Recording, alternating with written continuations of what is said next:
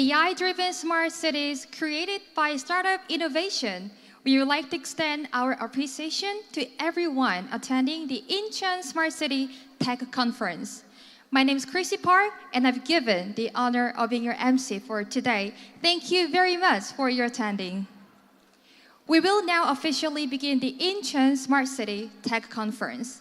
First, let us come together for the Pledge of Allegiance. Please all rise at your seats.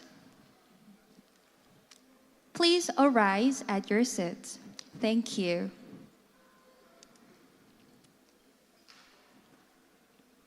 Thank you, everyone. Salute to the national flag.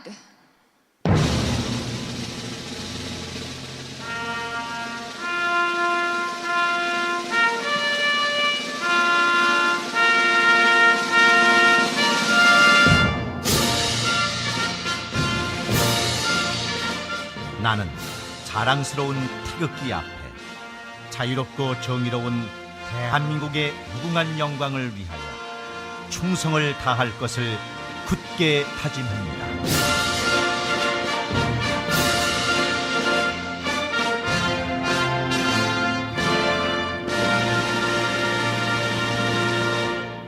Please be seated. Today's conference is centered on the theme, AI-driven smart cities created by startup innovation, and we feature insights on the latest AI applications across growth stages, alongside an agreement signing ceremony for a collaboration programs aimed at supporting startup development and technology enhancement. Over 80 distinguished guests from 14 cities across 8 countries are joining us for this event. Let me now introduce the honorable guests who are attending for this conference. First of all, Dr. Yoon Won-seok, Commissioner of the Incheon Free Economic Zone Authority.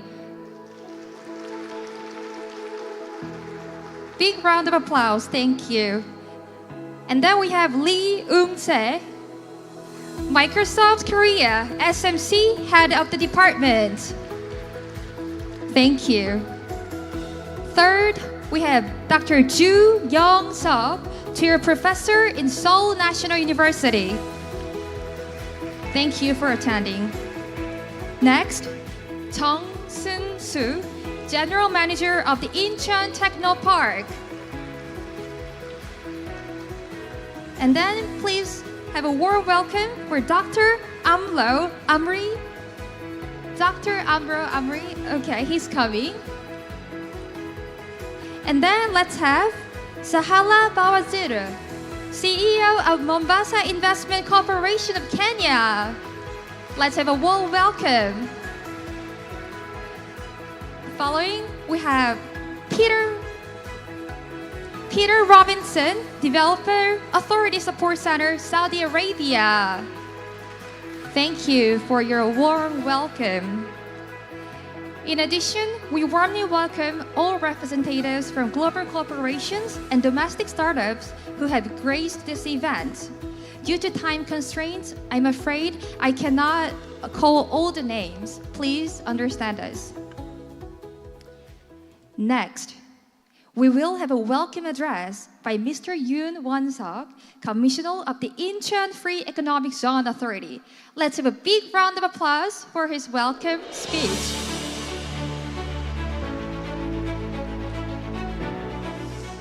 Good morning, everyone. I'm the Won-seok Yoon, the Commissioner of IFES, Incheon Free Economic Zone.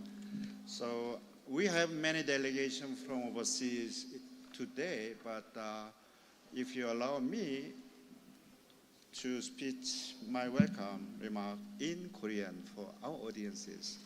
So, 존경하는 내 기분 여러분, 오늘 굉장히 중요한 날이죠. 또 날씨도 되게 좋은 것 같습니다. 저희 IFES에서 오늘 스마트시티 테크컨퍼런스를 열었는데 이렇게 많은 분들이 참가해 주셔서 진심으로 감사드립니다. 특히 저희가 어제 인천 스마트시티 서밋을 했는데요. 저희 해외에서 특히 저희 아프리카에서도 많이 와주시고요. 케냐, 잠비아 또 몇 군데 오셨고요. 그다음에 그 영국 또 우리 그 사우디아라비아에서도 상당히 많은 이 관심을 갖고 참가를 해주셨습니다. 이렇게 참가한 것은 아시겠지만 저희 이 인천경제자역 특히 여기 송도가 20년 전에 스마트시티를 기반으로 신도시를 저희가 건설을 했습니다. 그래서 모든 그 나라들이 저희 송도를 귀감으로 삼아서 많이 방문하고 있는데요.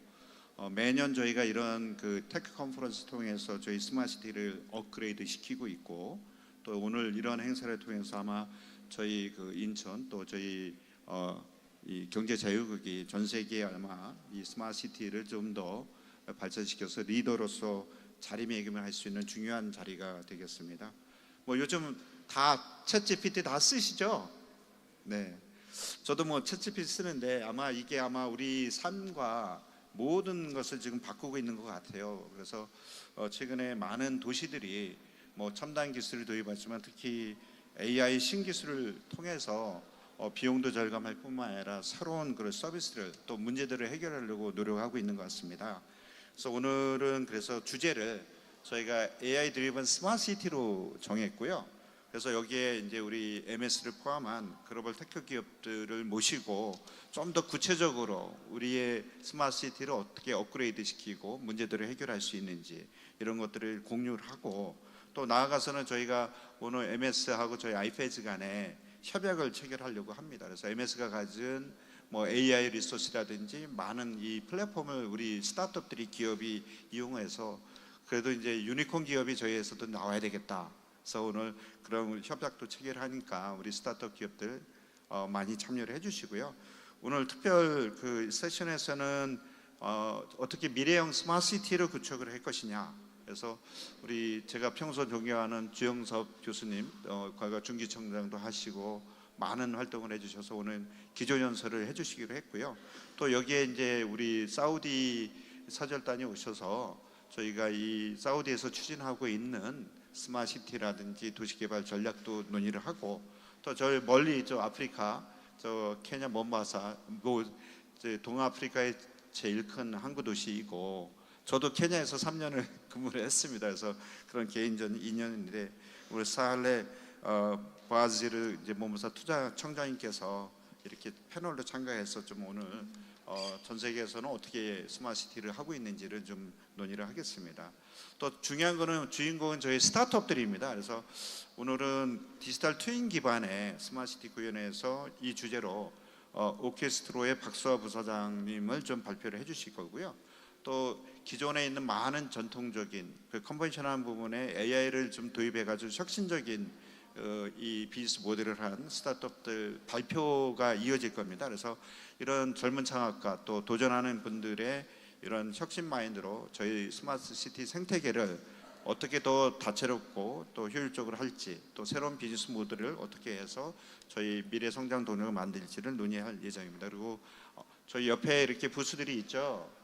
내년 CES 2025에 저희가 참가할 또 많은 우리 인천 기업들이 CES 혁신상을 받았는데 이분들이 좀 IR을 해서 저희가 어떤 혁신의 모델을 보여주고 또 투자가들한테는 또 투자할 수 있는 좋은 기회가 됐으면 합니다.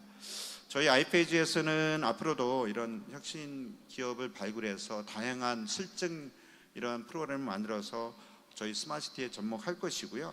그래서 저희 문제뿐만 아니라 전 세계 문제를 좀 해결도 해서 앞으로 저희가 실리콘밸리 또 창업 국가라 하는 이스라엘 같은 창업 어떤 생태계를 좀 만들겠다 하는 그 아주 도전적인 그 이 발걸음을 가지고 나갈 예정입니다.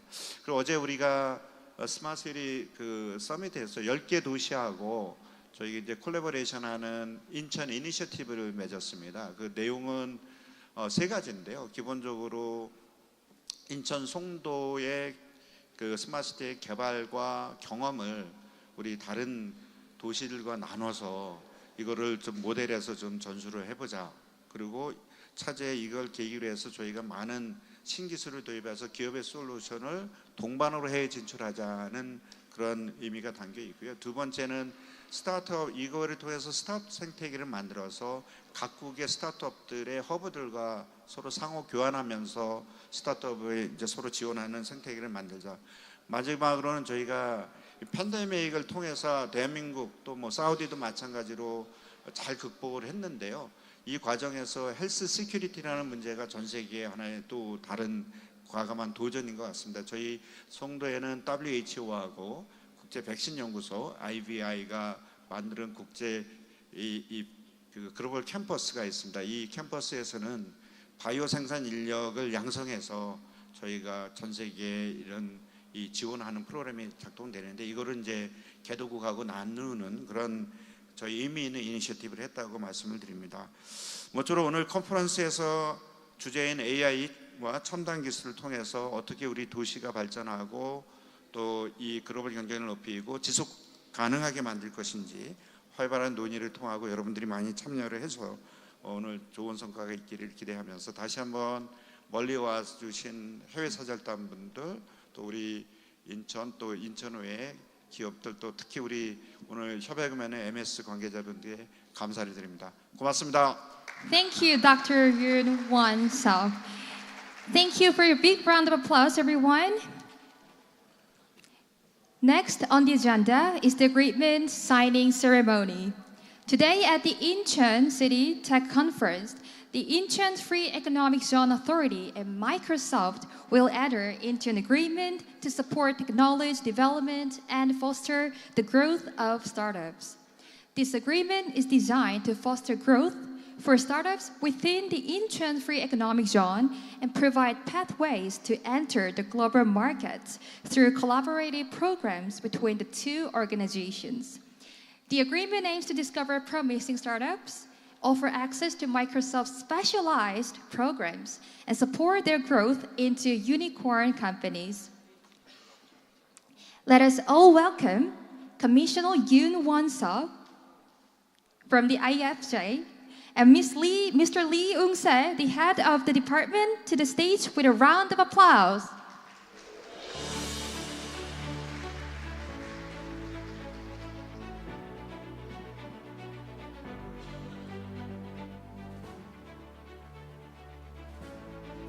Now, please sign the agreement in front of you.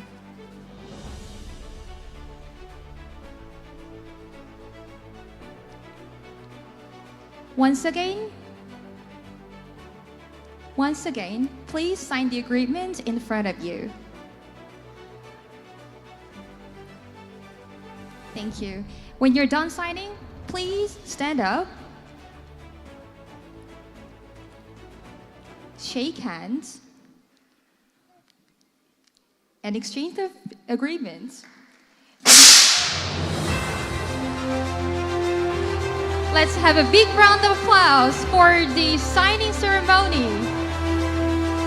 We're gonna have commemorative photographies. Congratulations, it's a very meaningful day today. Shaking hands, commemorative photo. It's done. Thank you for both of you.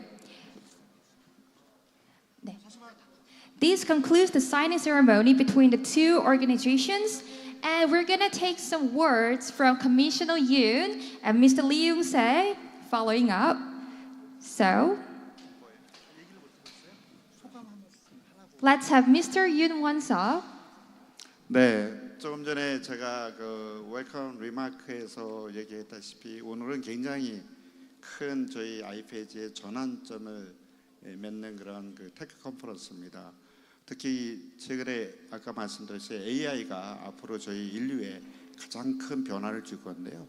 뭐 전 세계적으로 오픈 AI MS가 협력해서 MS가 리딩하고 있지 않습니까? 그래서 저희 인천의 스마트시티 시티와 또 우리 스타트업들하고 MS 손을 잡고 여러분들이 비즈니스를 좀 더 글로벌 경쟁력이 높게 하면서 저희 도시가 갖고 있는 다양한 문제도 해결하고 또 이를 기반을 해서 전 세계로 진출할 수 있는 이런 의미를 가졌다는 면에서 저희 경제 청장으로서도 매우 기쁘고 앞으로 MS하고 협력해서 반드시 저희가 유니콘 기업을 이뤄내겠다 그래서 다시 한번 우리 MS에 감사드리고요. 우리 스타트업 힘내십시오. Thank you, Dr. Yoon. And then we have Mr. Lee Yoon-se for his speech. 네, 안녕하십니까. 마이크로소프트 기업사업 부문을 맡고 있는 이용세입니다. 사실 좀 이런 자리가 굉장히 영광스럽고 뜻깊긴 하고 또 어떤 인사말을 할까 굉장히 고민되는데 사실 좀 와서 이렇게 몇 개 부스를 보면서 굉장히 좀 의미 있는 부스들을 좀 많이 봤어요. 그래서 저희가 아마 5년 뒤에 10년 뒤에 여기에 부스에 나와 있는 우리 스타트업 기업들의 모습은 어떨까, 아마 청장님께서 말씀하셨던 그런 유니콘 기업 중에 한두 개가 꼭 나오지 않을까, 그런 희망을 갖고 있습니다.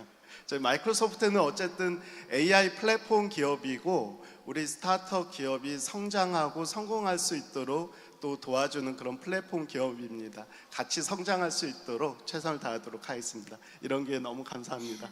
네, 고맙습니다. Thank you for both of us. Thank you. Thank you. Yes. Yeah, that's it for the speech. And I'm sure and we are very confident that this agreement will be instrumental in advancing technology for smart cities, in supporting the growth of innovative technology startups, paving the way for many more opportunities in the near future. Thank you, everyone. This concludes the formal opening ceremony, and we'll now commence the Global Tech Company session. The presentation will be delivered by Director Choi Joo-yeol of Microsoft Korea on the topic of global strategies for AI-driven smart cities. Please join me in welcoming Mr. Choi again to the stage with a round of applause.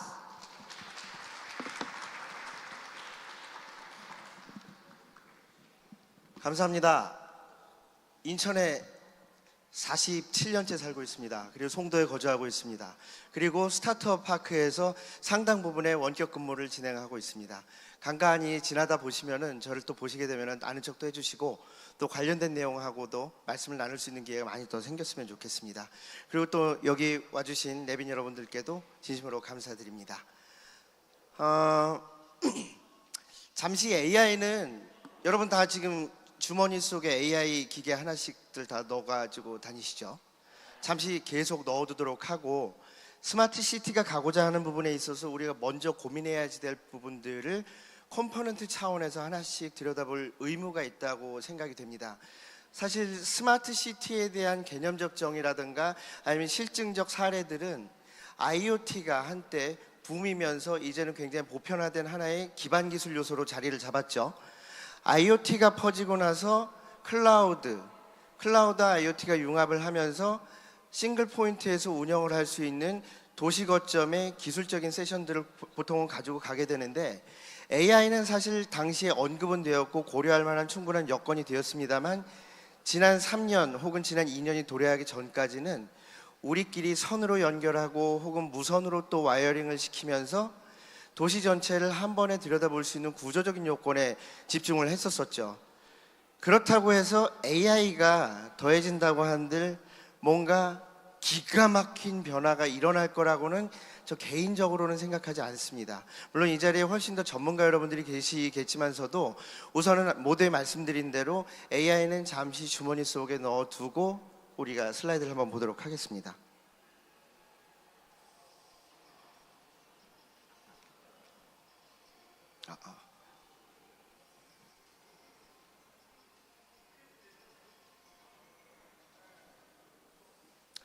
자, 보시는 바와 같이 초록색으로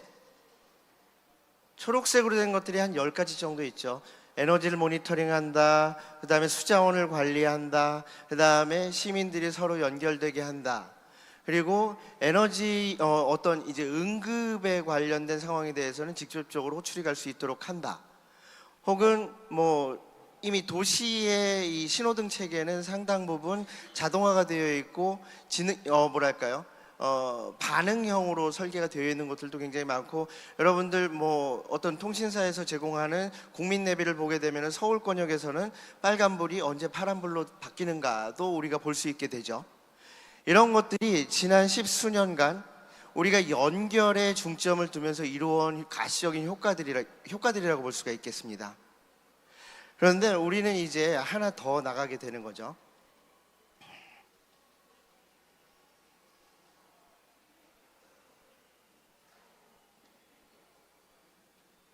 자, 앞서 10가지 초록색으로 봤던 부분들을 좀 더 구체적으로 세분화, 특히 공항, 국제공항을 동북아의 허브공항 역할을 하고 있는 인천 같은 경우에는 에어크래프트에서부터 도심으로 접근하는 교통, 퍼블릭 교통 수단까지 포함을 하고, 그 다음에 그에 따른 물류, 그 다음에 지선으로 연결하는 모든 것까지를 고려한다면, 그리고 근린 생활권으로 오게 되면은 또 우리가 들여다봐야 될 것들, 뭐랄까요, 뭐 공원 요건이라든가 아니면은 우리들이 이제 배움을 갖고 가는 학교 단지라든가 이런 요건까지도 확장을 하게 된다면은 우리가 고려해야 될 것들은 AI보다는 우선 이런 것들, 우리가 생활 속에서 필수로 가지고 가는, 우리가 실제 생활에서 도모할 수 있는 여러 가지 구조적인 요건들, 도움을 주는 요건들과 반드시 연결이 돼야지 된다라는 거거든요.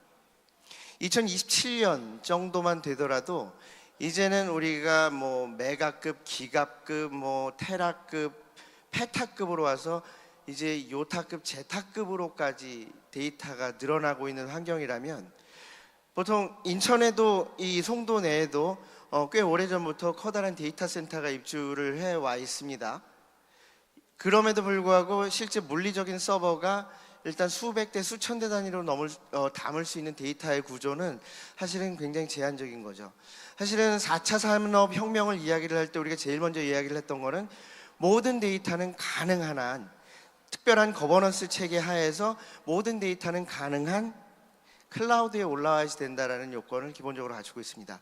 중앙에 몰려 있어야 연결하고 다운받고 업로드하고 하는 구조가 싱글 포인트에서 모두 이루어질 수 있는 개연성이 상당히 높기 때문이죠. 물론 저희가 어떤 기관별로 분화되어 있는 보안성을 굉장히 강조하는 데이터들은 어떤 특별한 경계구역 내에 있어야 되겠지만, 보편적 데이터 측면에 있어서는 클라우드에 올라가 있는 것이 가장 우선된 업무이고, 그 이후에 우리가 생활에서 겪는 모든 이러한 구조적인 기관 혹은 시설들과도 연결이 돼야 된다는 것, 그래야만 결국은 도시 전체가 하나로 융합된 환경으로 한 군데에서 혹은 시민 개개인이 모두 관리하면서 모니터링하면서 그 혜택을 누릴 수 있는 구조가 되죠.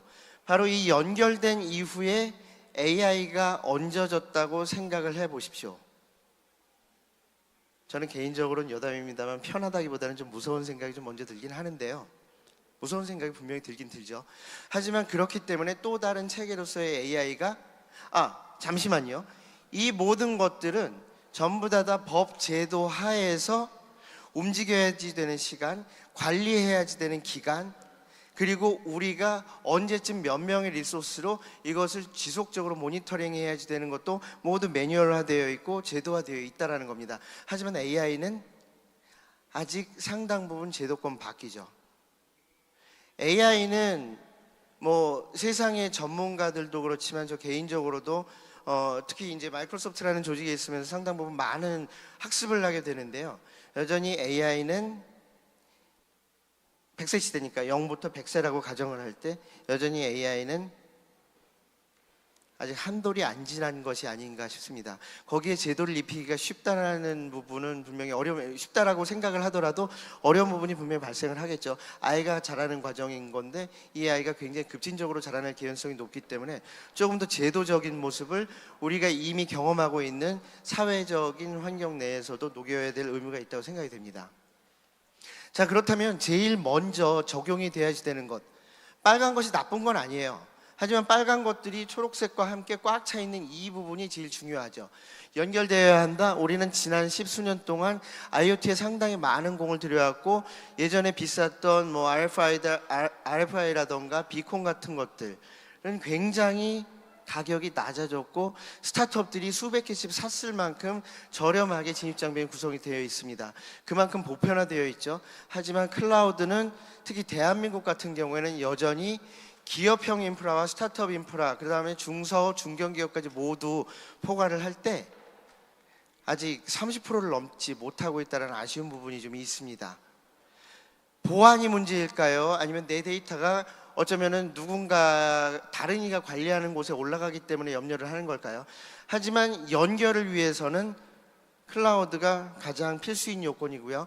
클라우드에서도 결국은 거버넌스를 위한 거버넌스 서비스, 통합된 시티즌에 대한, 그러니까 우리 시민들이 함께 공유할 수 있는 공간들, 그다음에 오퍼레이션에 대한 투명성이라든가, 그다음에 우리가 관계하는 모든 이 퍼실리티들, 건물 포함, 기관 포함, 그다음에 우리가 이 시 안에서, 이 도시 안에서 훨씬 더 건강하고 건전한 생활을 영위할 수 있는 모니터링 구조 시스템, 모든 정보들은 분명하게 클라우드로 통합이 되어야 하고 기연결되어 있는 IoT와 연동을 해야지 된다는 거죠.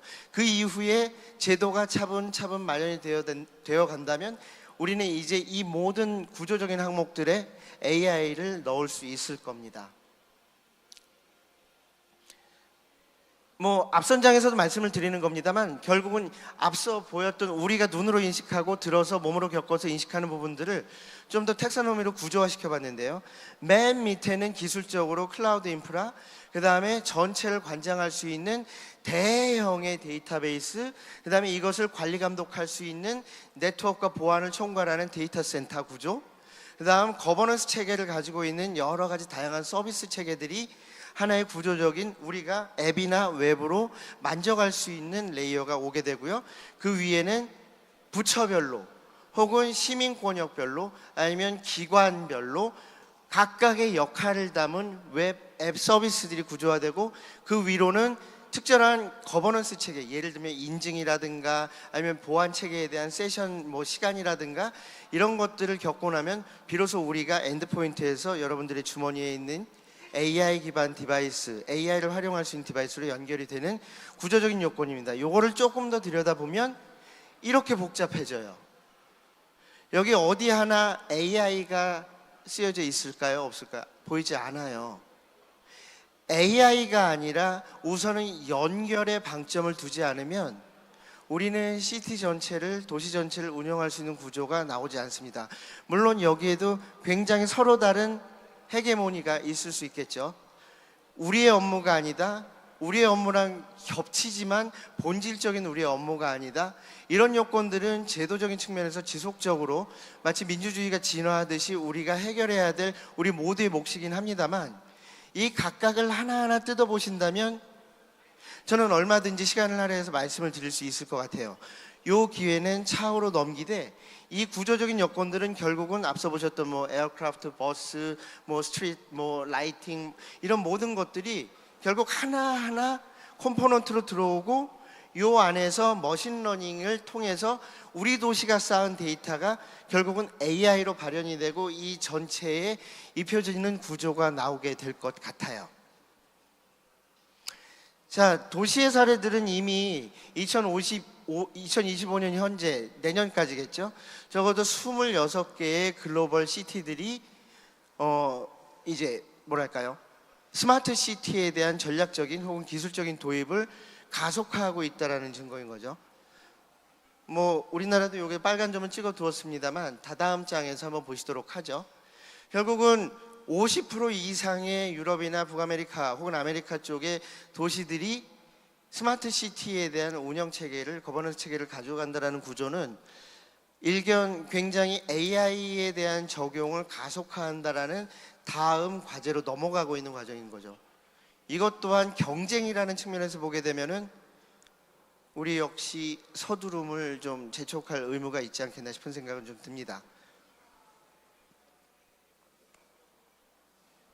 저 안 넘어가는 시간도 빼주시지 마시고 안 넘어가는 시간도 꼭 넣어주세요.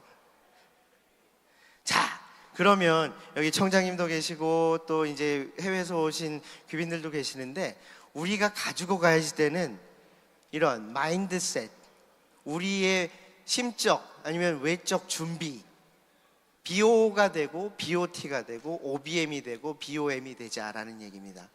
주체는, 도시는 시민이 형성하고 시민이 모든 것을 이끌어가고, 기관은 그것을 지원하고 또 함께 고민하는 구조체로 간다라는 철학이 이 네 가지 용어에 들어있다고 생각이 됩니다. Build own your operate를 하고 Build operate transfer 하고 Build business model, open business model을 갖고 가면서 전 세계와 공유할 수 있는 통합형 플랫폼, 연결된 플랫폼을 구축할 수 있는 구조도 나오게 되고요. Build operate manage, 그래서 우리가 함께 할 수 있는 관리 체계 포인트도 역시 시민의 목소리가 기본이 되고 관이 함께 포괄을 할 수 있는 구조적인 요건들이 상당히 많이 이야기가 되어야 될 것 같아요. 모두의 거듭거듭 말씀드린 대로 연결이 제일 중요하다고 말씀을 드렸죠. IoT는 이미 십수년간을 통해서 비용이 낮아지면서 우리가 있는 이 공간 내에도 많은 장비들이 이미 포팅이 되어 있습니다. 이런 것들이 결국은 우리의 의견으로 AI와 함께 또 정부와 함께 그 다음에 지방정부와 함께 이야기를 하는 구조가 나와야만 비로소 우리 모두가 만족할 수 있는, 모두가 100% 만족하기는 어렵겠죠. 하지만 점진적으로 개선할 수 있는 구조는 우리 스스로의 모델을 찾아가는 겁니다. 연결의 표준은 이미 산업 표준으로도 정해져 있고 IT 표준으로도 정해져 있어요.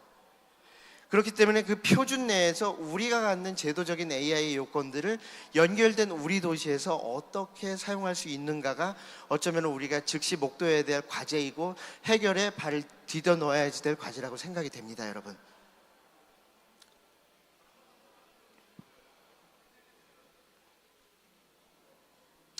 자, 제도를 말씀드렸는데요.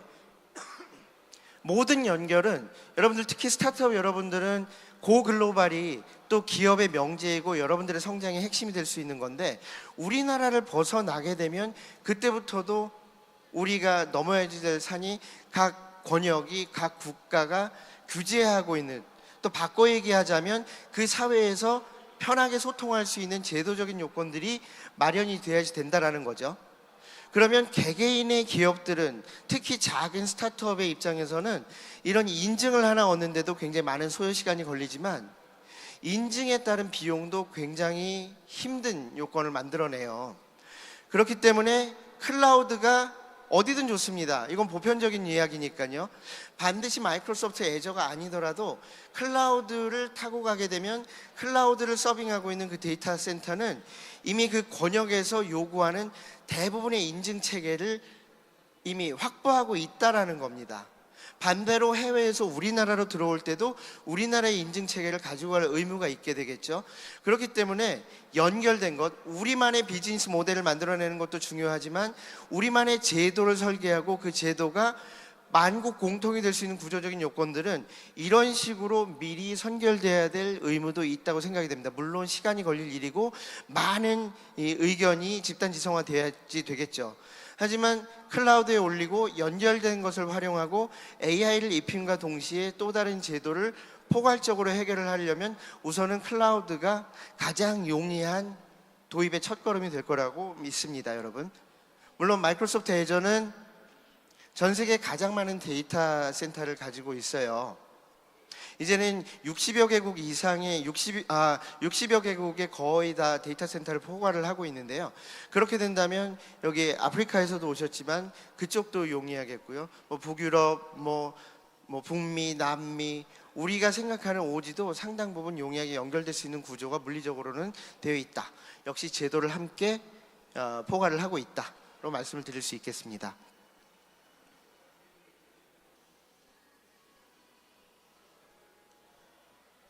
자, 앞서 보셨던 전 세계 이제 북유럽이나 유럽이나 북미 쪽, 아메리카 쪽은 50% 이상의 도시들이 이미 이렇게 도입을 하고 있다라는 건데요. 이 자료는 여러분들께 남겨드리고 갈 겁니다. 많은 글자들이 쓰여져 있지만 가장 핵심은 보시죠. Integrate. 이것에서부터 따르고 Cloud Based Application. 결국은 이 안에서 통합되어 있고 클라우드 베이스이고 그 다음에 프레딕티브, 예측 가능한 분석을 하면서 이것을 제도와 공존할 수 있게 하는 구조는 결국은 이 도시들은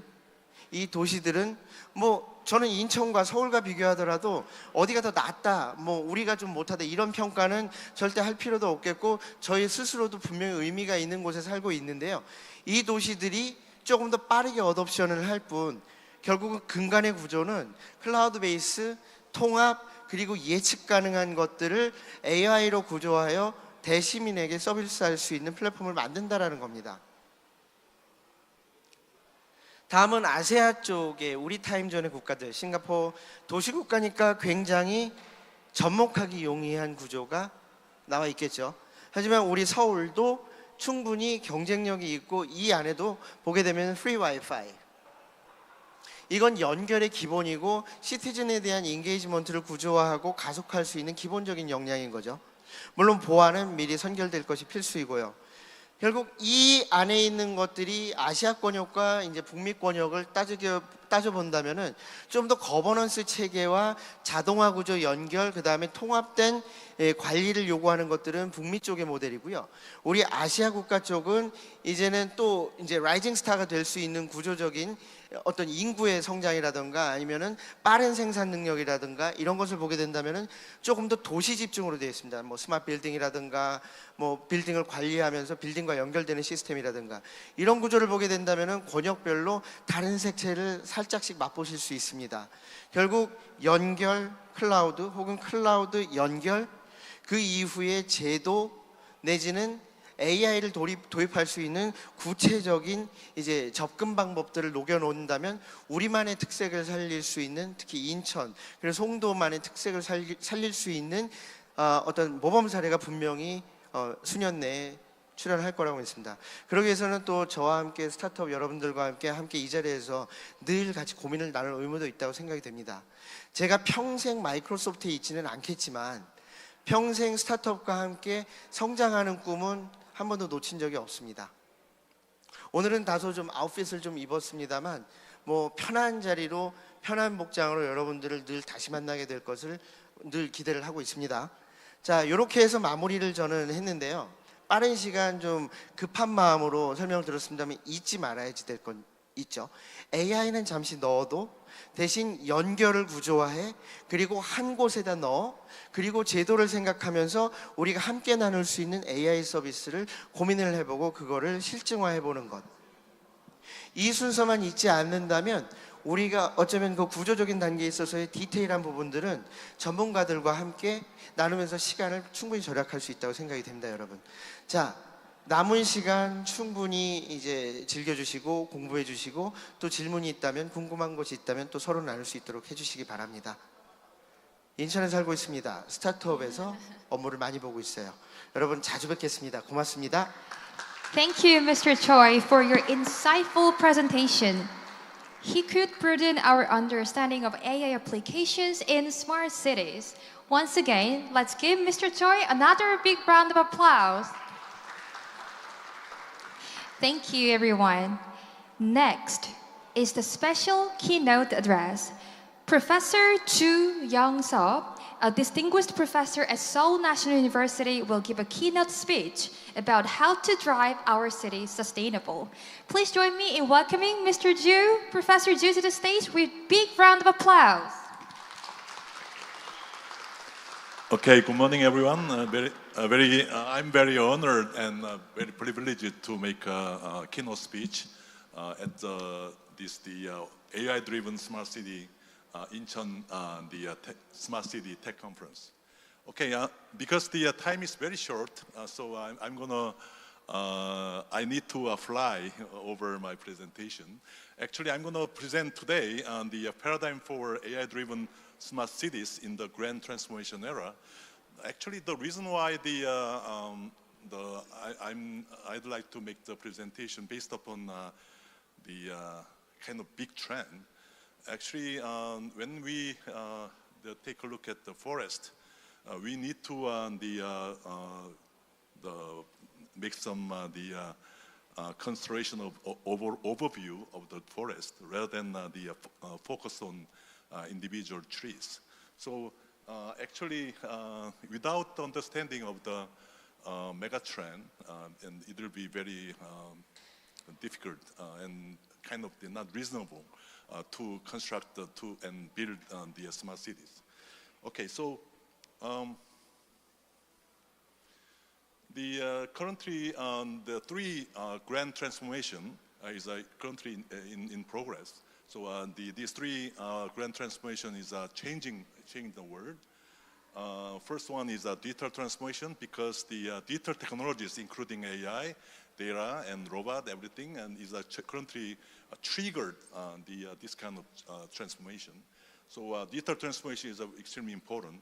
And then the second transformation is a green transformation, actually also triggered by the climate crisis. Every country would like to achieve and committed to the net zero, in other words, the carbon neutrality. Korea also is committed to net zero by year 2050, as the case with other countries. And then another one is civilization is a country transforming completely. So if I summarize these three the grand transformation into two keywords, I'd like to pick up the digitalization and the sustainability. So sustainability is a kind of the purpose or eventual goal of the human beings, and the digitalization could be a kind of a method how to achieve that. So, in other words, the kind of, I can say that global keywords is to achieve the sustainability using the digitalization. So that is very important, and there must be a keyword for AI-driven the smart cities.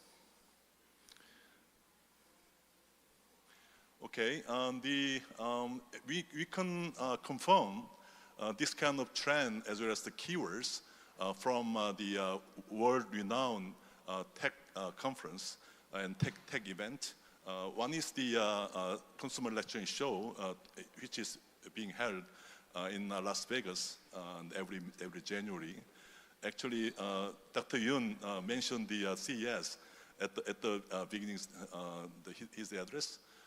The Incheon, many startup companies from Incheon city, and as well as the Korea as well, participating in the CES the next year. And the CES also shows these two keywords very clearly.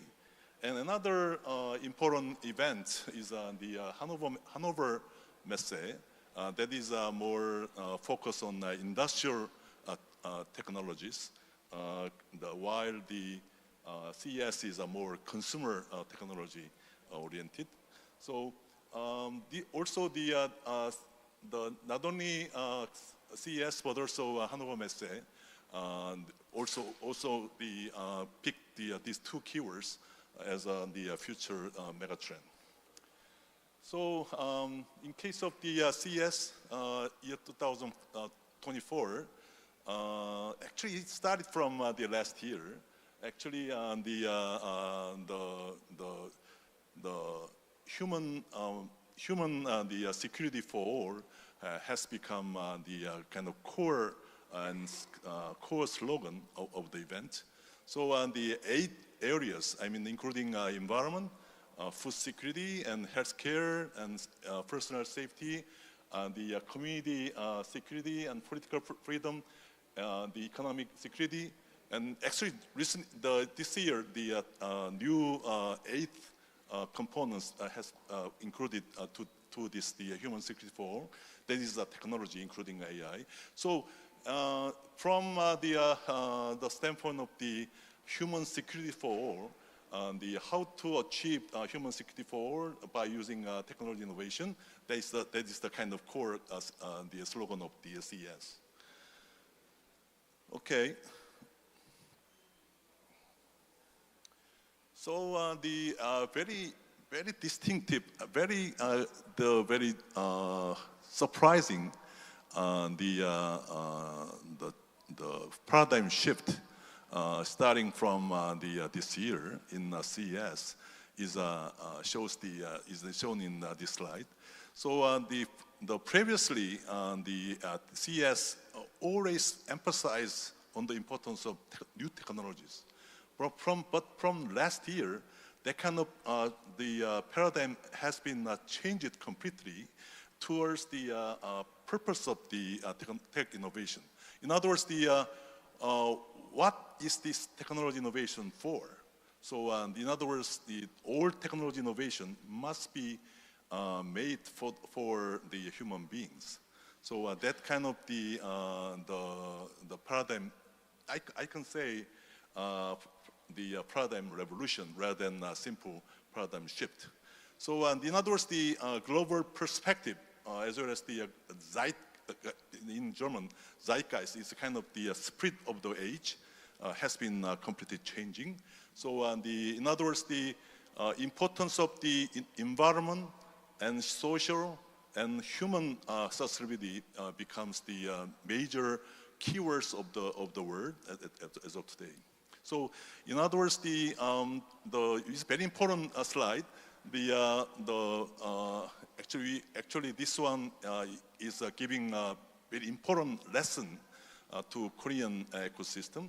Actually, all business model or all the kind of the profession, definition of profession is currently changing from the technology oriented or product oriented to the purpose oriented and then mission oriented. So this kind of change is very extremely important.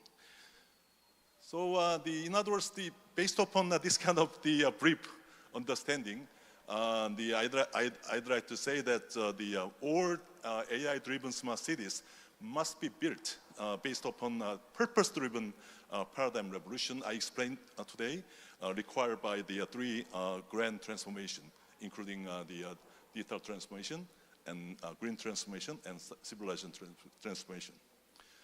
Okay, so based upon this understanding, I will briefly elaborate more about the smart cities. So as I emphasized today, this human security for all is one of the clear purpose of this kind of paradigm. So it must be based upon the human sustainability. What did I explain?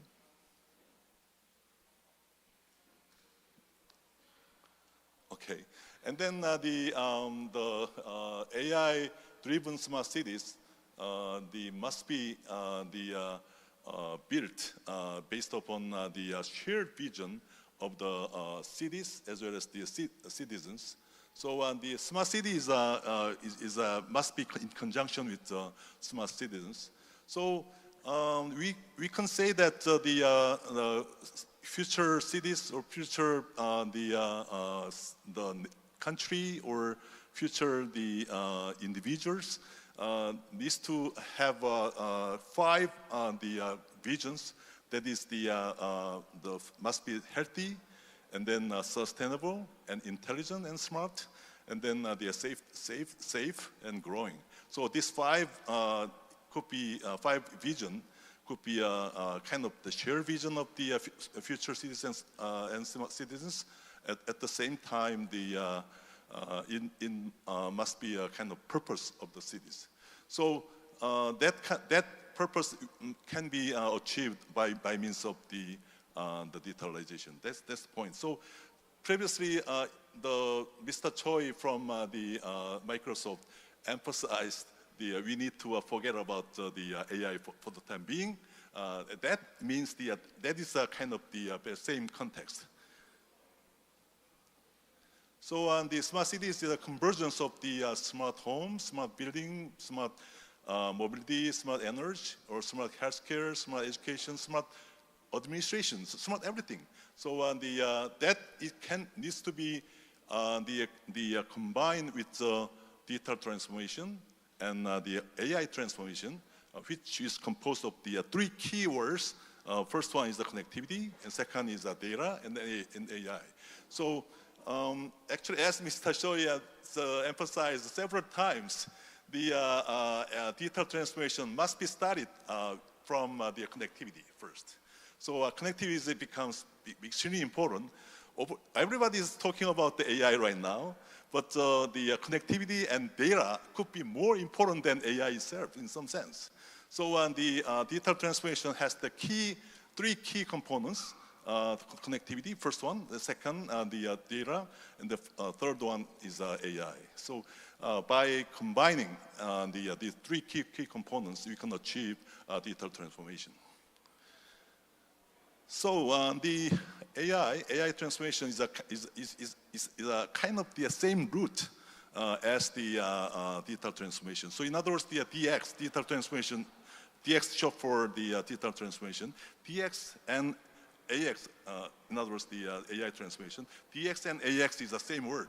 It's the same root in some sense. So I do not, I don't like the expression AX beyond DX. That is, I don't like that. So AX and DX is a kind of same root, same word. So we need to introduce and employ the AI on top of the connectivity and data,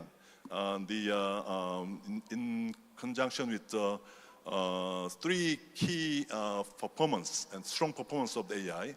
First one is the generation, and second is the prediction. AI can predict very well, and then the AI can classify the objects, good or bad, or the cancer or non-cancer, something like that. So basically, this AI, the introduction to everything can be done by using two ways. First one is as Mr. Choi emphasized, the cloud is very important. Another one we need to focus, and even many startup companies must develop the products and technologies using on-device AI. So on-device AI is another very important trend. Okay. And don't forget data. Actually, without data ecosystem, actually impossible to achieve the AI-driven smart cities. So we need to develop the nationwide data ecosystem in order to secure data sovereignty, very important, and then AI sovereignty, and as well as develop the new digital economy. Okay, so kind of the managing by means of the managing life cycle city data from generation, collection, processing, analysis, and disposal. So in order to make it happen, we need to standardize data structure, data model, and also we need to develop the new use cases. So this kind of use case approach is extremely important. Rather than starting from the data, actually we need to define what is the purpose of the data collection. Without that kind of understanding, just collecting data is meaningless. So that's the point. Another data space. Data space is another very important concept, because in order to achieve the data sovereignty, the kind of the responsibility belongs to an individual data holder, data owner. So how to make the data being transaction, so how to buy and sell their data using a data space. Okay, so digital twin, time is up, so I need to summarize. Digital twin is another very important concept as the cyber physical system. So the old smart cities can be represented using the digital twin. So by using a digital twin, we can model the cities and we can simulate the cities. We can predict and we can resolve the problems from the beginning. So and then the future direction of the AI-driven smart cities will be it must be very responsive, very responsive to the changes, especially after COVID-19 the crisis. This kind of responsiveness becomes the very important feature, important characteristic of the smart cities. And also, smart cities must be resilient. Resilience becomes another very important point, and must be flexible. And don't forget the customization. So smart cities, AI-driven smart cities must be customized to the needs of the individual, the smart citizens. That's very important.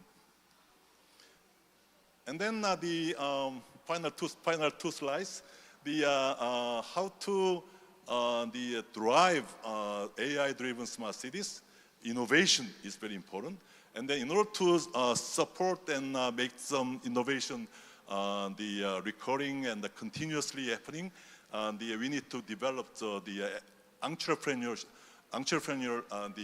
ecosystem. So these two ecosystem, entrepreneurial ecosystem and innovation ecosystem, must be combined together. So in order to achieve the entrepreneurial ecosystem, for example, the Korean government is making a lot of efforts to develop this entrepreneurial ecosystem.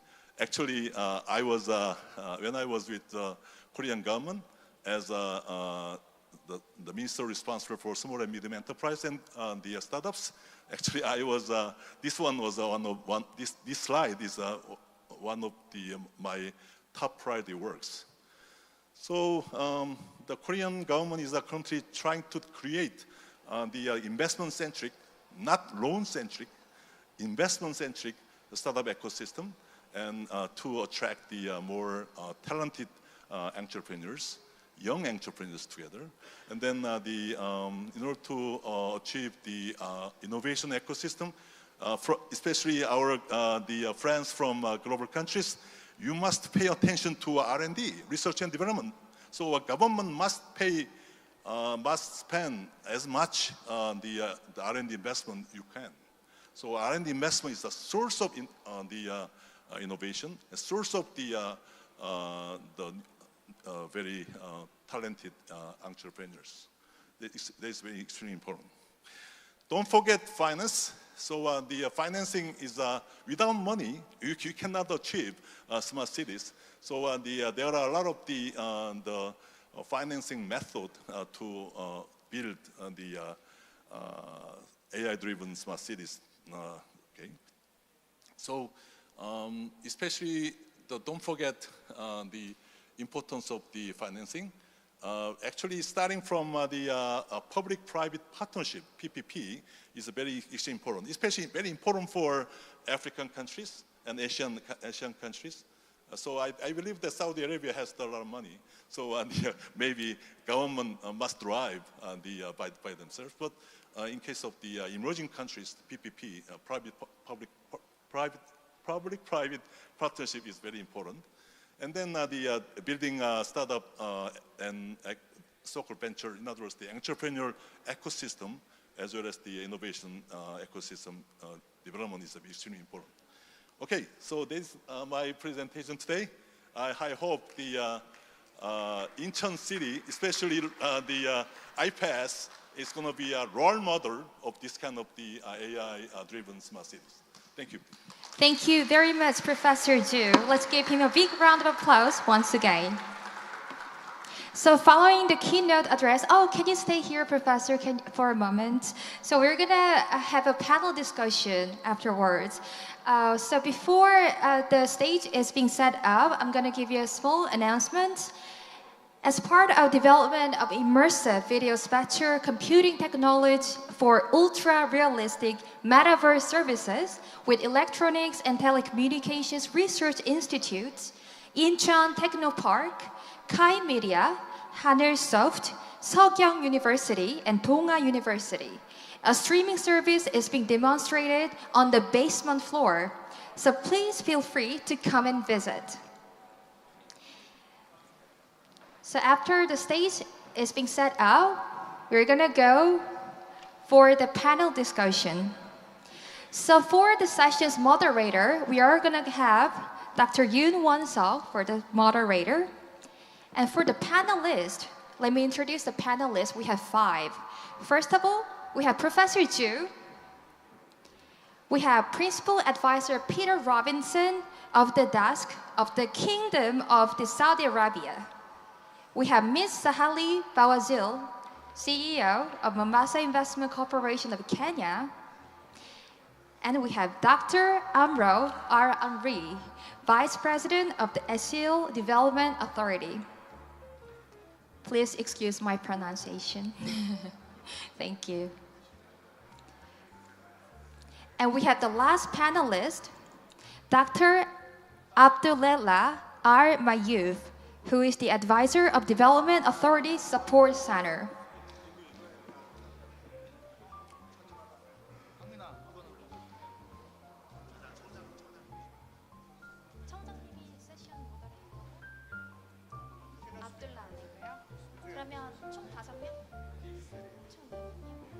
And Peter?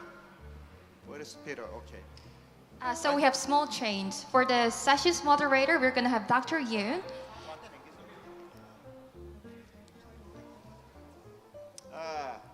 Moderate always end of. Okay. So once again, I'm back on the stage. So I'm the commissioner of IFAS, and I'm gonna be a moderator for this session. So first of all, thank you so much for keynote speeches, Dr. Zhu, and he gave us a lot of the insight. We are facing a lot of the unexpected and the era of that challenges and threats and risks in the world. So he indicated three mega trends. That is that the DX, digital transformation, including we are saying also AX. So and also second issue is that also critical. That is that climate change and the green transformation, including not only energy and environments, every sectors of our lives. So, and third one is that I didn't recognize this, transformation, the civilization transaction, CX. I think maybe HX as well, human transformation. Based on the fourth revolution, the revolutions means, I think, human-based changes. So I'm going to add one more, transformation, which is my specialty. So global trade system transformation is critical, because that up to now, based on WHO, we enjoy the globalization, but not anymore, as you know. We are facing globalization and big change of supply chain. So that's why I think, the MS suggested like Azure is like a virtual and digital economy era. There is no border that much, but anyway, another regulation I think in place. Anyway, so thank you so much again. So I'm gonna start with Sahale. She came all the way from Mombasa, Kenya. She is the CEO of the Invest Mombasa Corporation. So why don't you introduce yourself and your organization? And also I'm going to ask you, what is that strategy for smart city in your city and your country, Kenya?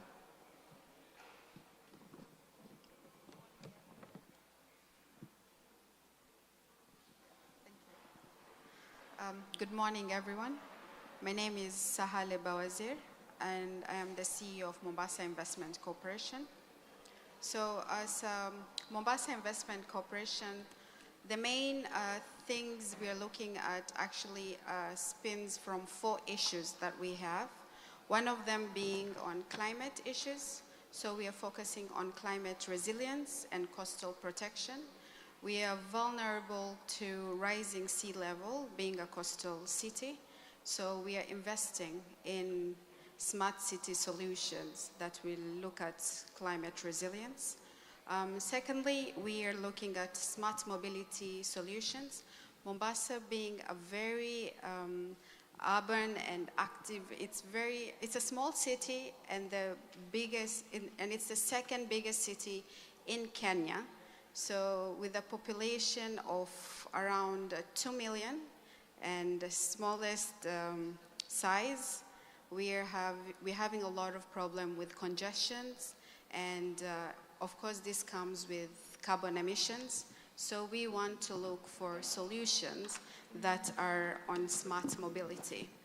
Thirdly, on digital transformation and e-governance, of course we want to reach grassroots level with our citizens. We want to ensure that we have transparency, accessibility to services. So of course we look at e-governance.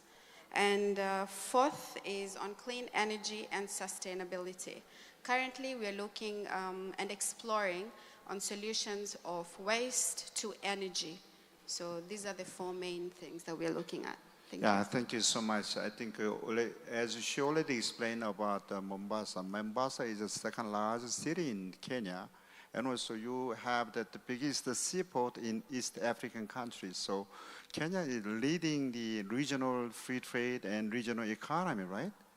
So when I was in the Nairobi, Kenya, and I've been to Mombasa, it's beautiful, beautiful beaches. A lot of Europeans are visiting there, enjoying themselves, and you are preparing the smart cities. Also, I think Korean governments with the Kenyan government started Konja Technopolis, which is a great smart city project.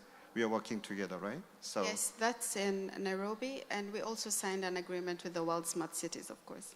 Yeah. that's great. So we have the second panel. He came from all the way from the Saudi Arabia, and Dr. Amri, why don't you introduce yourself and also ASDA?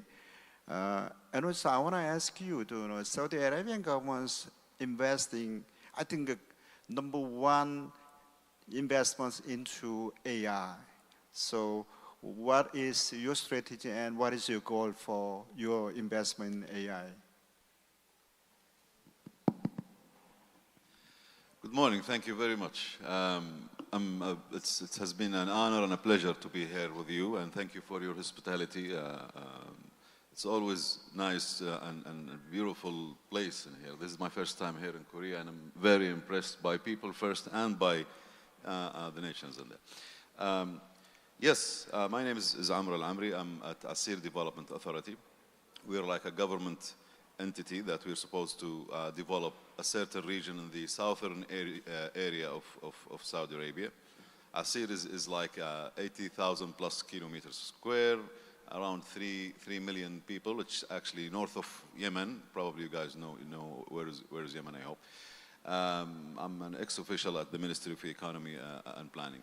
And yes, we have this ambitious Vision 2030 that has been announced by the Crown Prince in 2017. Of course, an important part of that is how to sustain our country by moving from being an oil-based economy to like a diverse economy. We're going through that. In 1990, 85% of the Saudi income was purely from oil. Today, it's around 60%, so we have like 40% of non-oil revenue business happening, and we're moving toward there. One of the things that we're also trying to do is, as Dr. previously said, that it's not only about data and connectivity, and it's important to focus on R&D, right? So we have recently established what we call a Research and Development and Innovation Authority that is responsible for R&D and innovation in Saudi Arabia.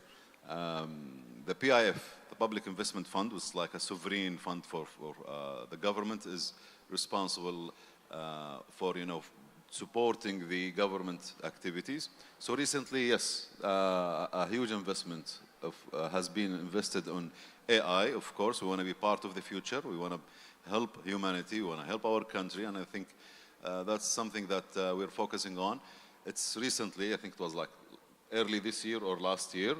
I hope we will see some results of that very soon. Thank you. Okay, thank you so much. I think there will be big changes. I didn't realize that non-oil sector's contribution to your economy comes to 40%. So I think your Vision 2030 is on the right track. So previously, I definitely involved in the Vision 2030 between Korea and Saudi Arabia back to 2017, as I mentioned yesterday. And Saudi Arabia has big visions to be a leaders and also how to diversify their industries. That's why the many Korean companies also working in Saudi. And also the smart city was another target for you too. You have many, the smart city projects, including NEOM and many others, Medina and so on. So in that regard, I think there is a lot of opportunity for Korea and our startups to working together there.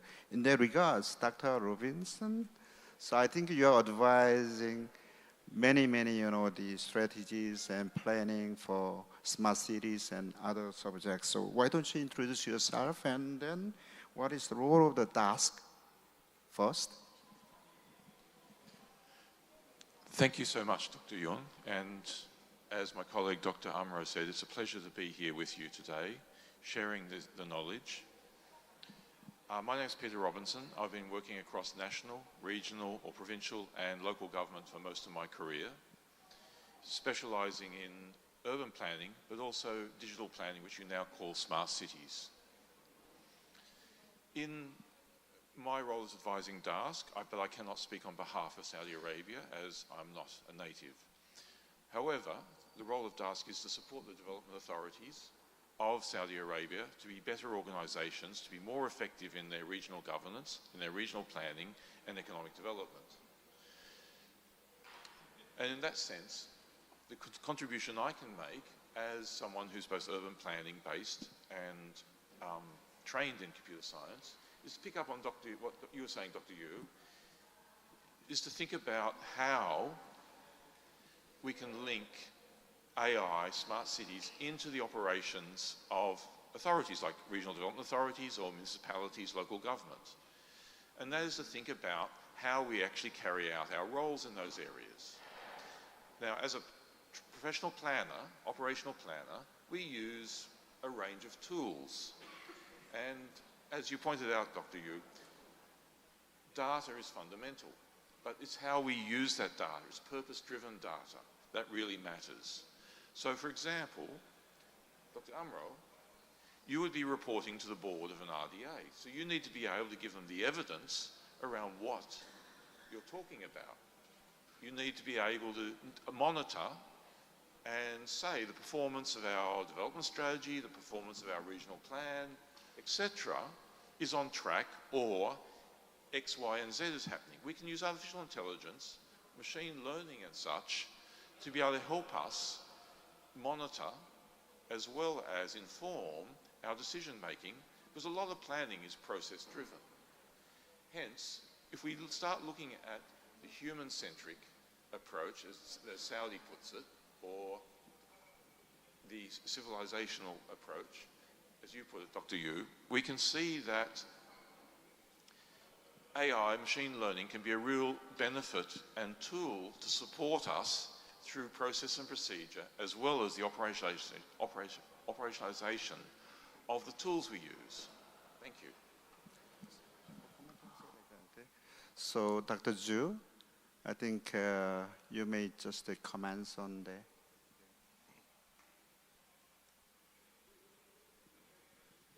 Actually, I visited the Riyadh a couple of weeks ago.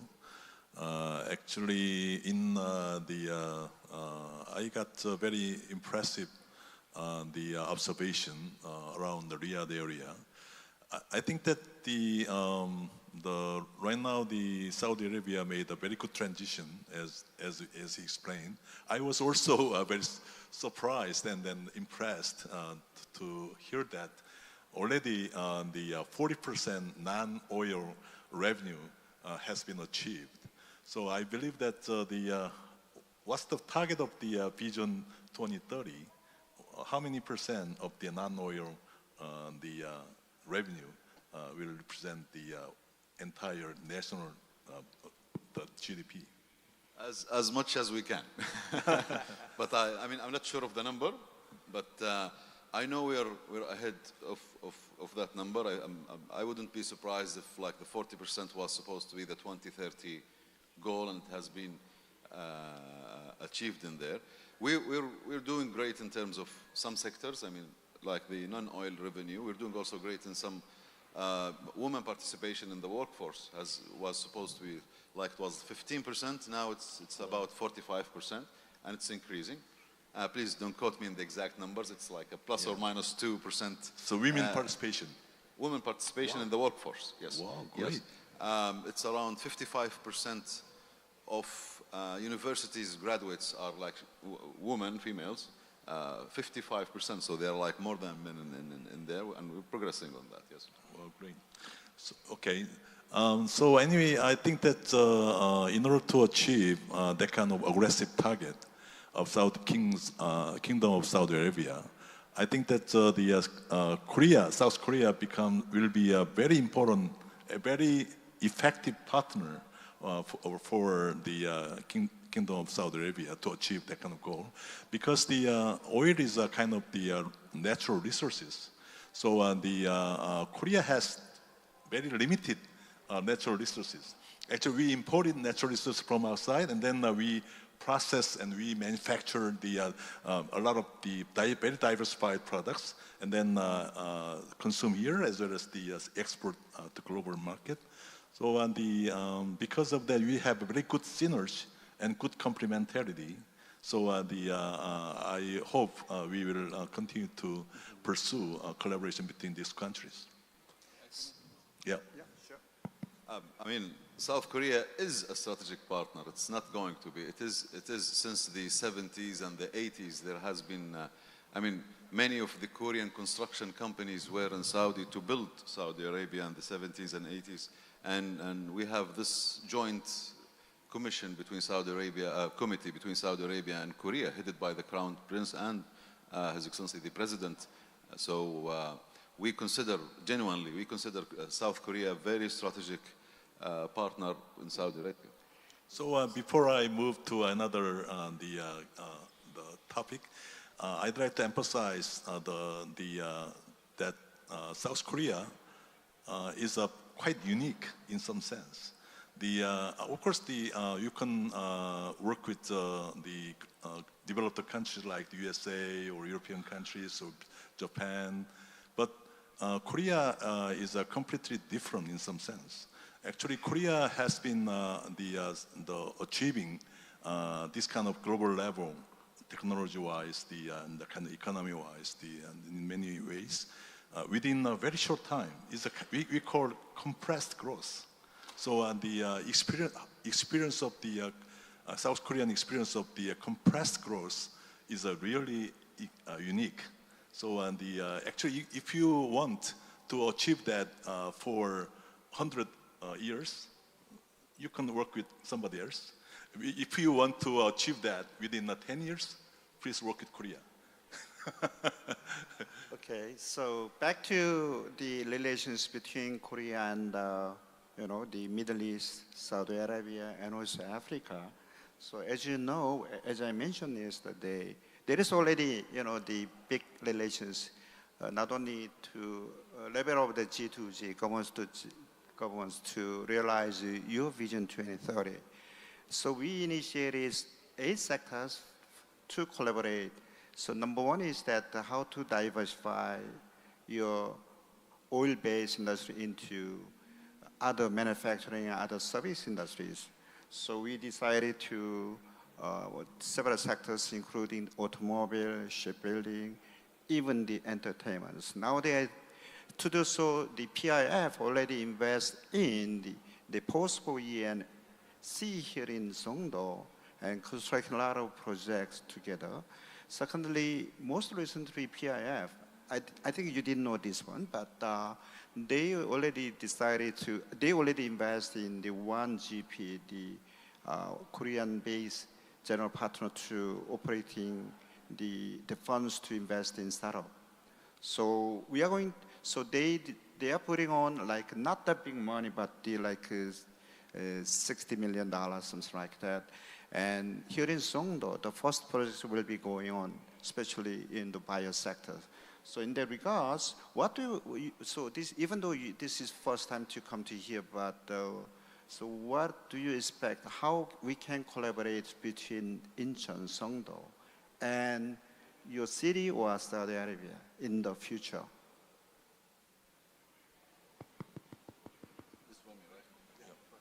I mean, there are a lot of knowledge that we can learn from Korea and specifically from Incheon. In terms of smart cities, Saudi Arabia has 7 new economic zones that are under establishment. One of them is, of course, NEOM, right, which we are taking risk on that, and I'm sure we will make it happen.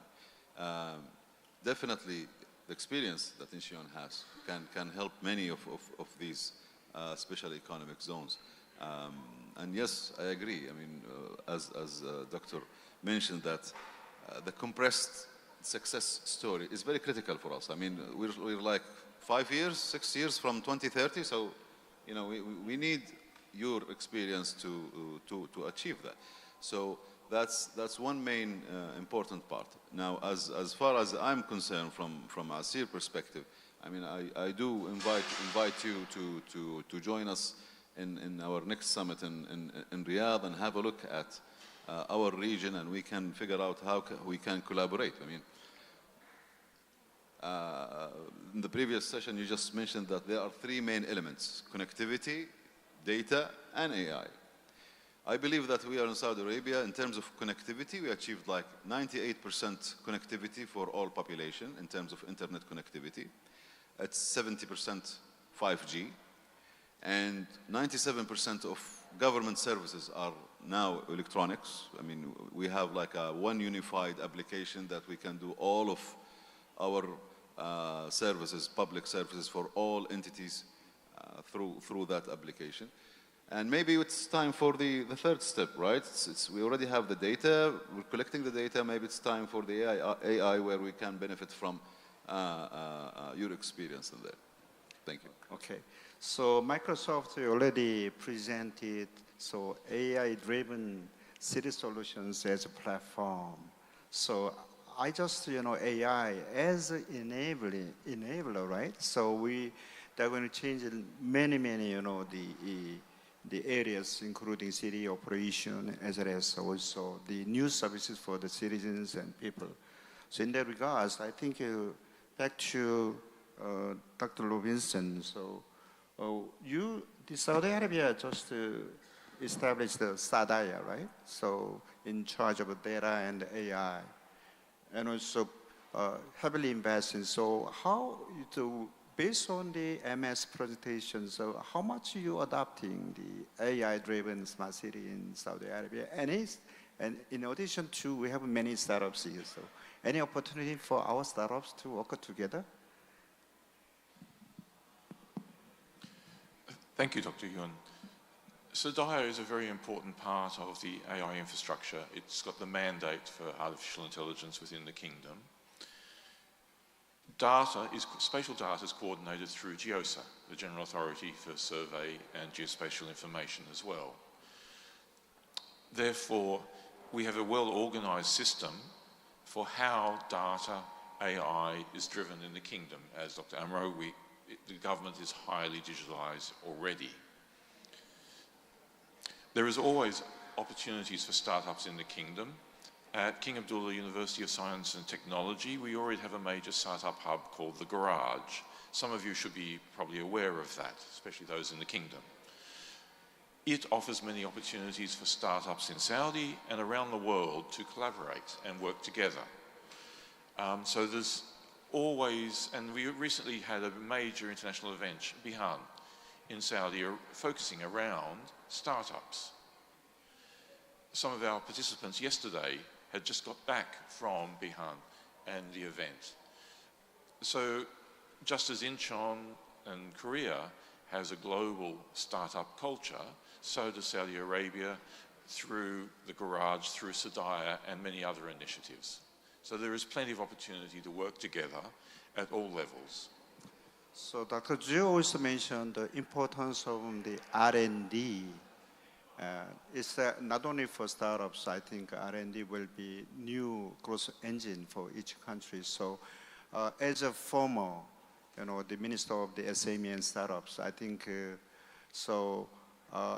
that time or now, how our ministry is putting on a lot of the budget and strategies for R&D sectors, how to collaborate internationally nowadays. and possibility working with Africa and Middle East countries in that regard? Okay. Actually, I used to be with, I'm from the private sector. I spent the 30 years with the industry.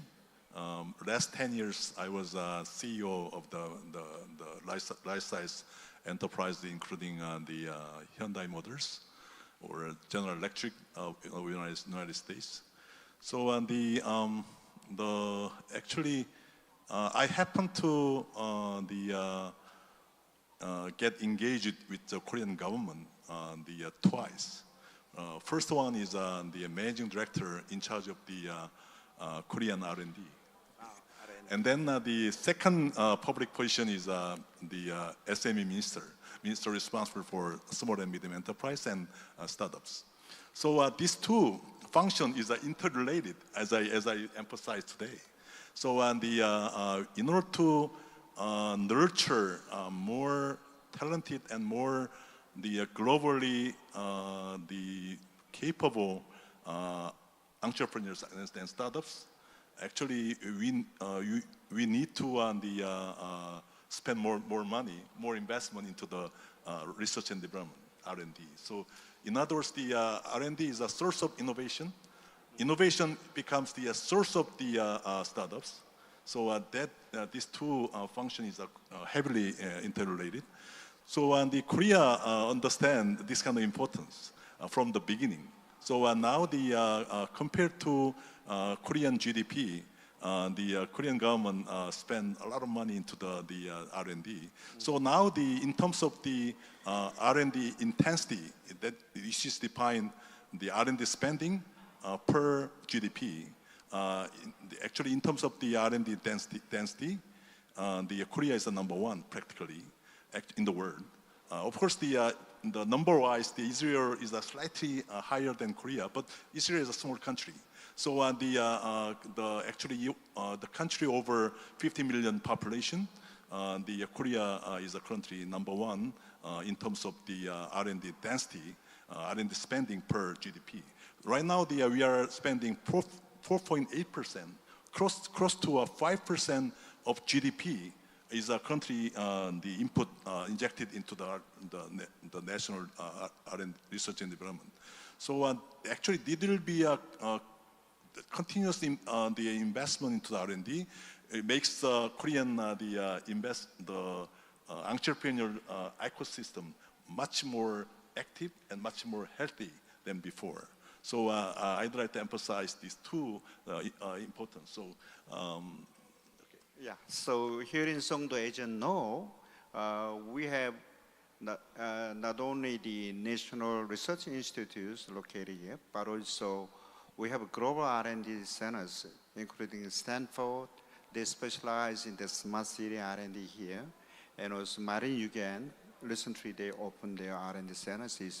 We are going to attract more, global R&D centers here.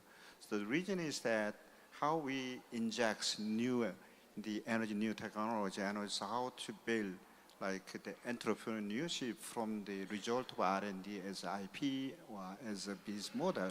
So that is very essential. What is your strategies for R&D, and so especially the global, the bilateral or the global R&D collaboration strategies for your countries?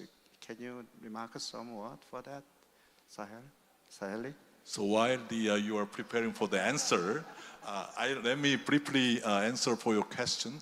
Very important. Actually, Korean government. Very important. Yeah, I know. Korean government is currently driving global collaboration. Especially Korean President Yoon made a lot of emphasis on the importance of the global collaboration in not only in R&D but also everywhere. So.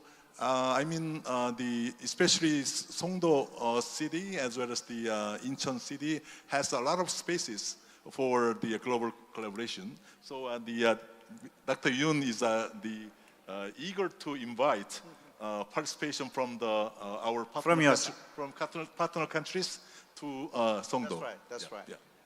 Please, I gave you time. He's a professor, so we know he does this out of habit. So yeah, with R&D, I'll speak generally about Africa. I know we're not very active with R&D, and mostly because they will say general public is you're putting money in R&D when we have really pressing solution in poverty and all these things. But what we want to do as Mombasa Investment Corporation, now I'll wear my hat. I'll say we're spearheading public-private partnerships. And this is something also Professor mentioned earlier and pinpointed developing countries. This is what you should look at. His Excellency decided the best way to go about things like this, especially R&D, innovative solutions, is to have an investment corporation that will just be looking at public-private partnerships and see how we can solve and look forward on what problems we have as Mombasa. So as Mombasa Investment Corporation, we are not only attracting and promoting investments into the country, into the county, but we are also looking at how we can partner with private sector, with universities, institutions, and how we can look at different solutions, of course R&D being one of the things. Okay, thank you. So the reason I asked you regarding the R&D collaboration, so as I told you, here in the Songdo, we have the Marine Yugen. They specialize in the ocean bio sectors. They're conducting some researches in Kenya. So what is that is, they are finding new materials from the ocean resources. Here in Songdo, we have many mud fields and oceans, many undiscovered resources from the ocean. So that's why we invited Marine Yugen to be located here, how to find out new materials, not only for the pharmaceutical raw materials, but also food and beauty, cosmetics, and so on. That's why we are very keen to work together between two countries. Back to Saudi Arabia, I'm sorry. So I think there are many, the R&D collaboration, not only the several industrial sectors, especially hydrogen. So I think between two countries, we are moving on for hydrogen sectors. You can create, green hydrogen and transport it here. We can apply the hydrogen into power generation, mobilities, and so on. So anyway, how do you expect, what is your R&D strategies, how we can collaborate? Excellent. Well, the R&D percentage of the Saudi budget was less than 1%, right? And Saudi Arabia, part of the Vision 2030 review, did figure that, with the help actually with the KDI and the Korean organizations. And we centralized our funds. It has been scattered along different places. Today it has been centralized. We have this R&D and Innovation Authority that is responsible for controlling all the funds and distribute it according to performance. And it's reshaping the ecosystem of R&D in Saudi Arabia. And the amount has increased to, I'm not sure what is the number, but it's definitely more than 3%. I know it is. Oh, okay. As of say 2%, I believe that sooner or later, 3%. Okay, yes.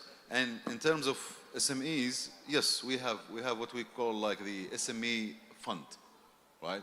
It's a big fund that supports all SMEs. We have two scopes. The first scope is what is something new that you can to Saudi, you can add to Saudi. So it's like an existing thing that's around the world, but we would like to have it in Saudi, and that's part one.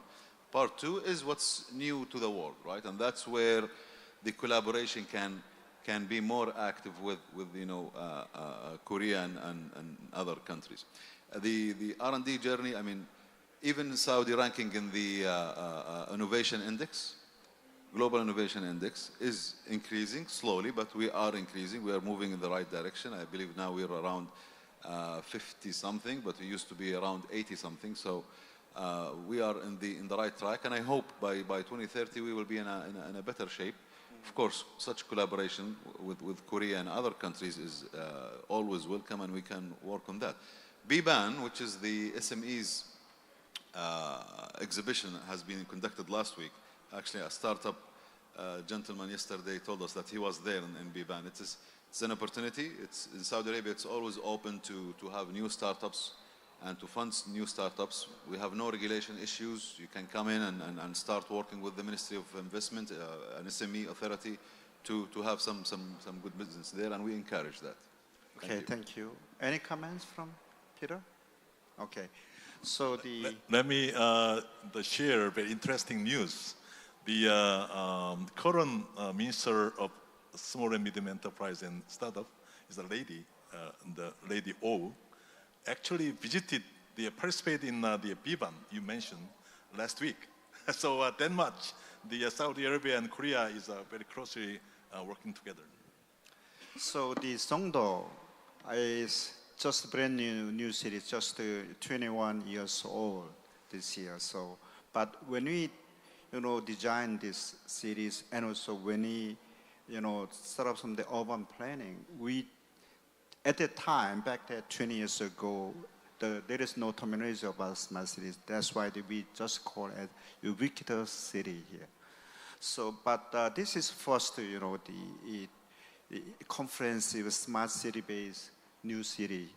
But MS just indicated as among the global cities, there is only Seoul in Korea, not in Incheon. But before I joined here, at the private sectors, I was the president for the global business for Hangul과 Computer Group, Hong Kong Group, which was that consortium leader for Seoul APIA, which is the Seoul Smart City. We just, established, set up the digital mayor office, which is that the monitoring and managing the whole cities. So, so what I want to say, so we would like, share our knowledge and experience. Of course, that we have the live, active, the planner or the players and even regulations and also foreign direct investment strategies. So we love to share our model with all the other cities in the world. So finally, I want to get some of the floor questions to our keynote speakers and any panels. So over there. Yeah, would you introduce yourself and ask the question, please? So, Mike, why don't you come out, please? Sorry to. 저 마이크 좀 갖다 주세요.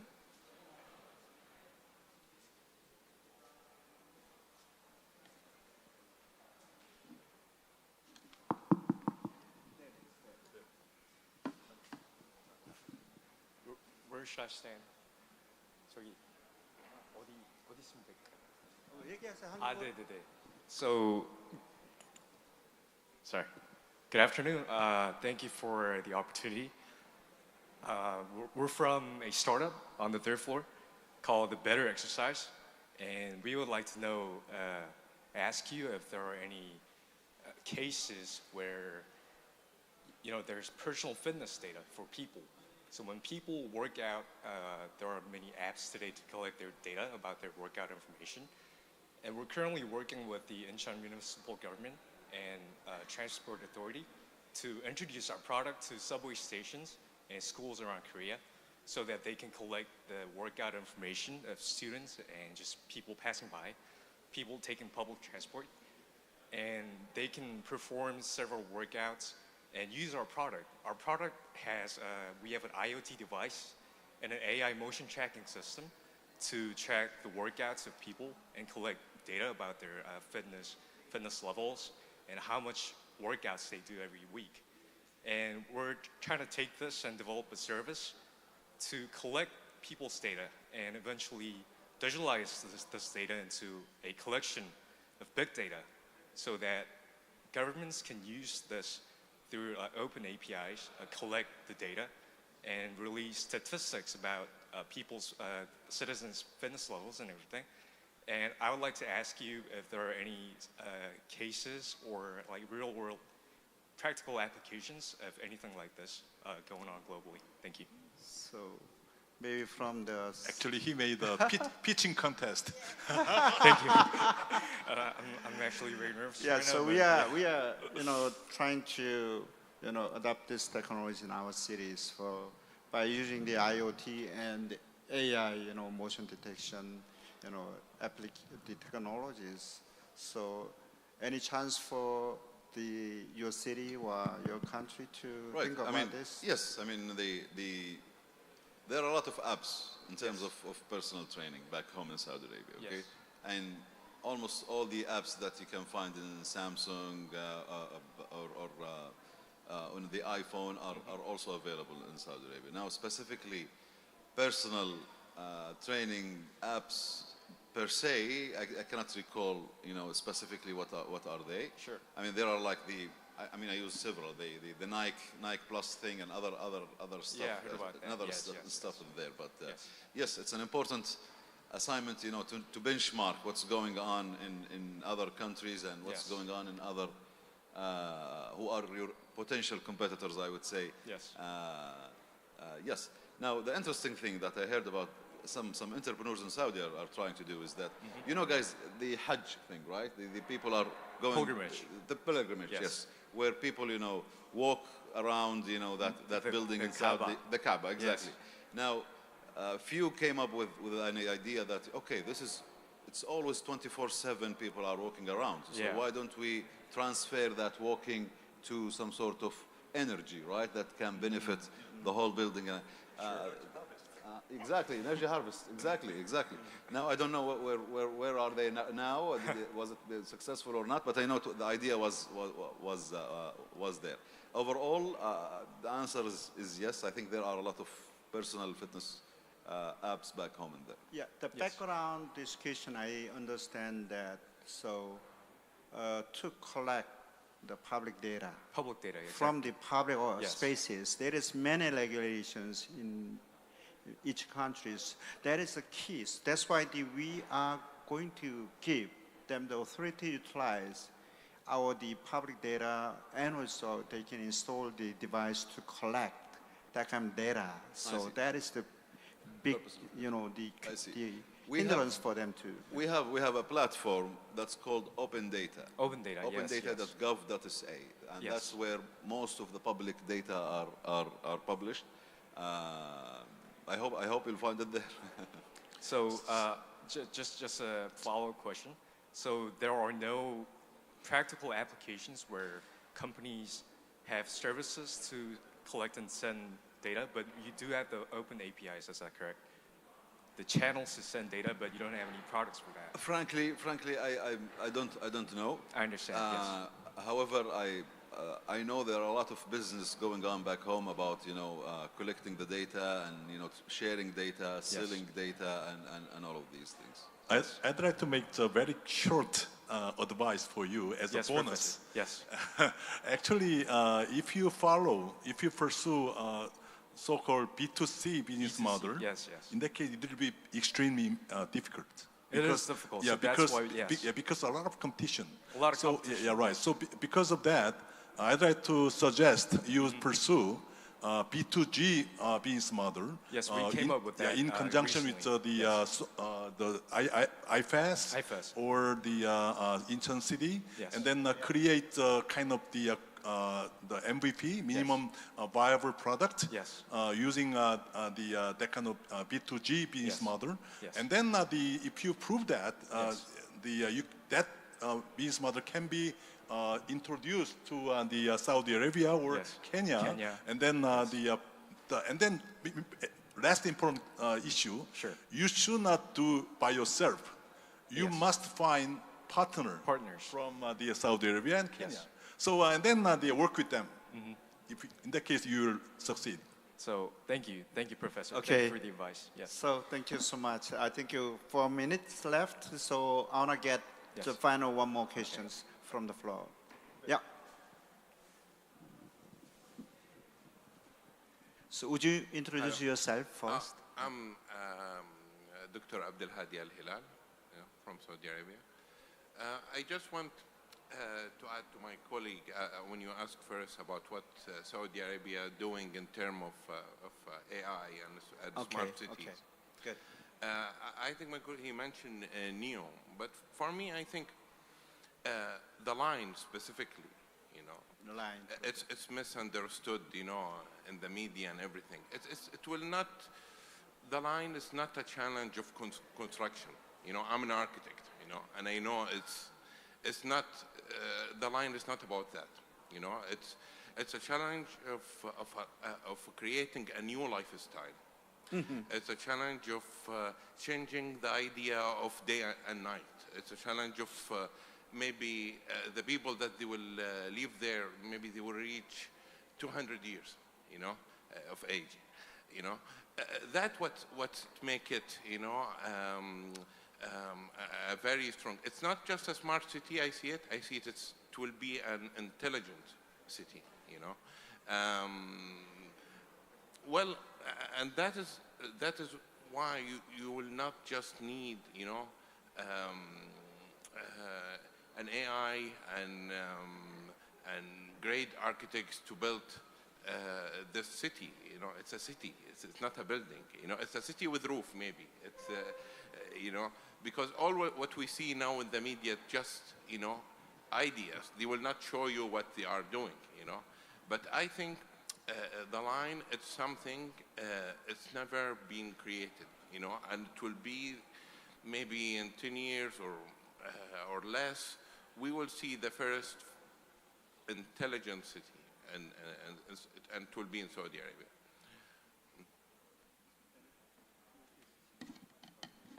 Yeah, thank you for your very comment. The Neom city is supposed to be most intelligent city in the world, and then based upon completely new lifestyle. I like that comment. Anyway, right now the time is up, so I'd like to start the final comment, one by one. I Please, suggest please. that. So actually, we discussed about the AI-driven smart cities today. There's no universal solution for smart cities as well as the AI-driven smart cities. Actually, smart cities must be built based upon each different condition or environments of each countries. So the Kenyan smart city must be different from Korean smart cities, and must be different from Saudi Arabian smart cities. But the kind of core stone could be common, but eventual the outcome or deliverables could be different. So but today I emphasize the importance. What is the purpose of that smart city? That's the same. So I'd like to suggest all together cooperate each other to achieve that kind of eventual purpose, eventual goal together. So, in conclusion, I think today's theme is that AI-driven smart cities is not only to resolve the current existing problem, and also it also trying to provide new lifestyle, new experience which never experienced so far. So I hope that today's the seminar and keynote speeches give us the insight how we find a solution, and also how we cooperate each other globally. So thank you so much again, and also thank you so much for your keynote speeches, and also all the panels. 그리고 우리 또 참가해 주신 모든 이 참석자분들께 감사합니다. Also thank you so much for participants today. Thank you, Dr. Yoon. It was very insightful. So I'm pretty sure, so slowly but surely, throughout this discussion, we can have smart cities in near future. Let's give them another big round of applause.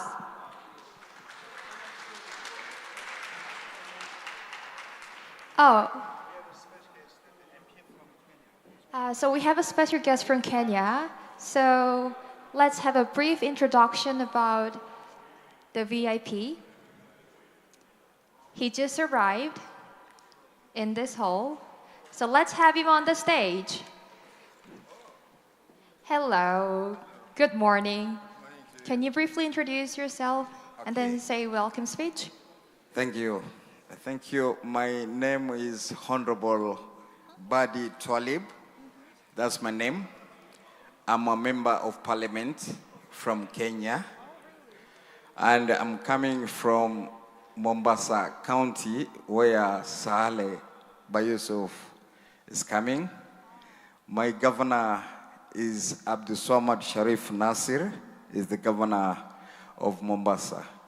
So without much ado, I have somehow come late. It's my great pleasure to be given this opportunity to introduce myself to this forum.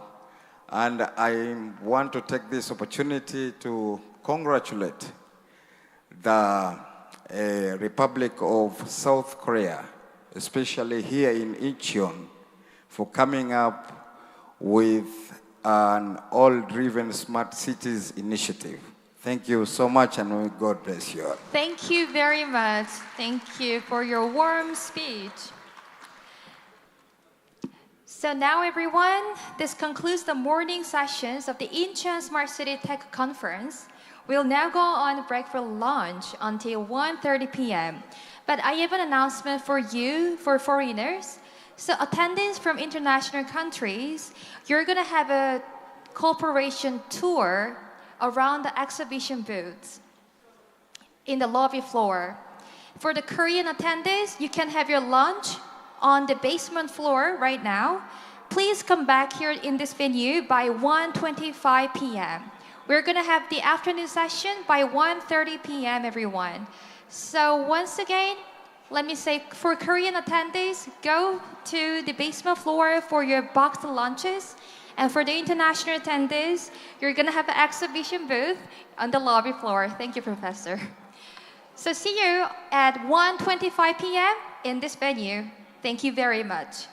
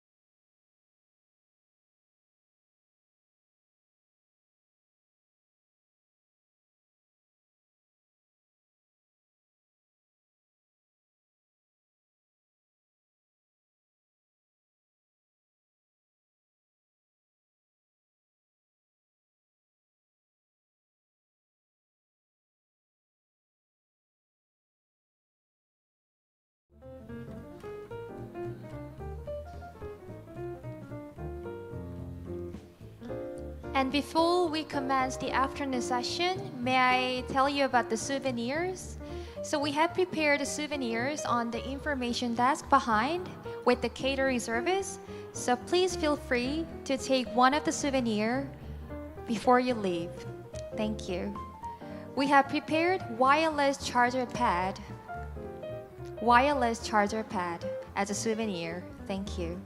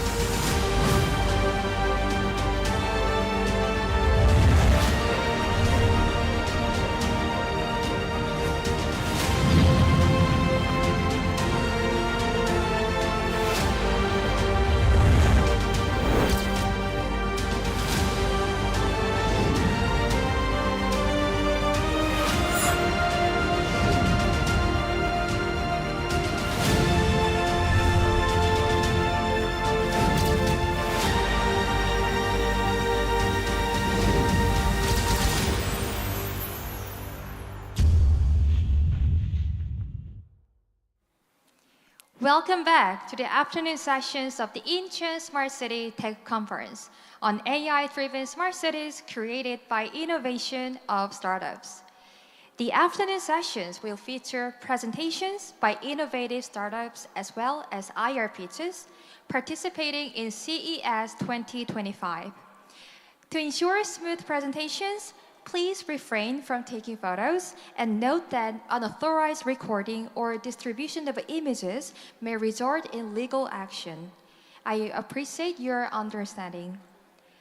First, we welcome Vice President Park So-ah of Orchestro, who will present on the topic implementing cloud-based digital twins in smart cities. Please welcome Vice President Park So-ah with a round of applause.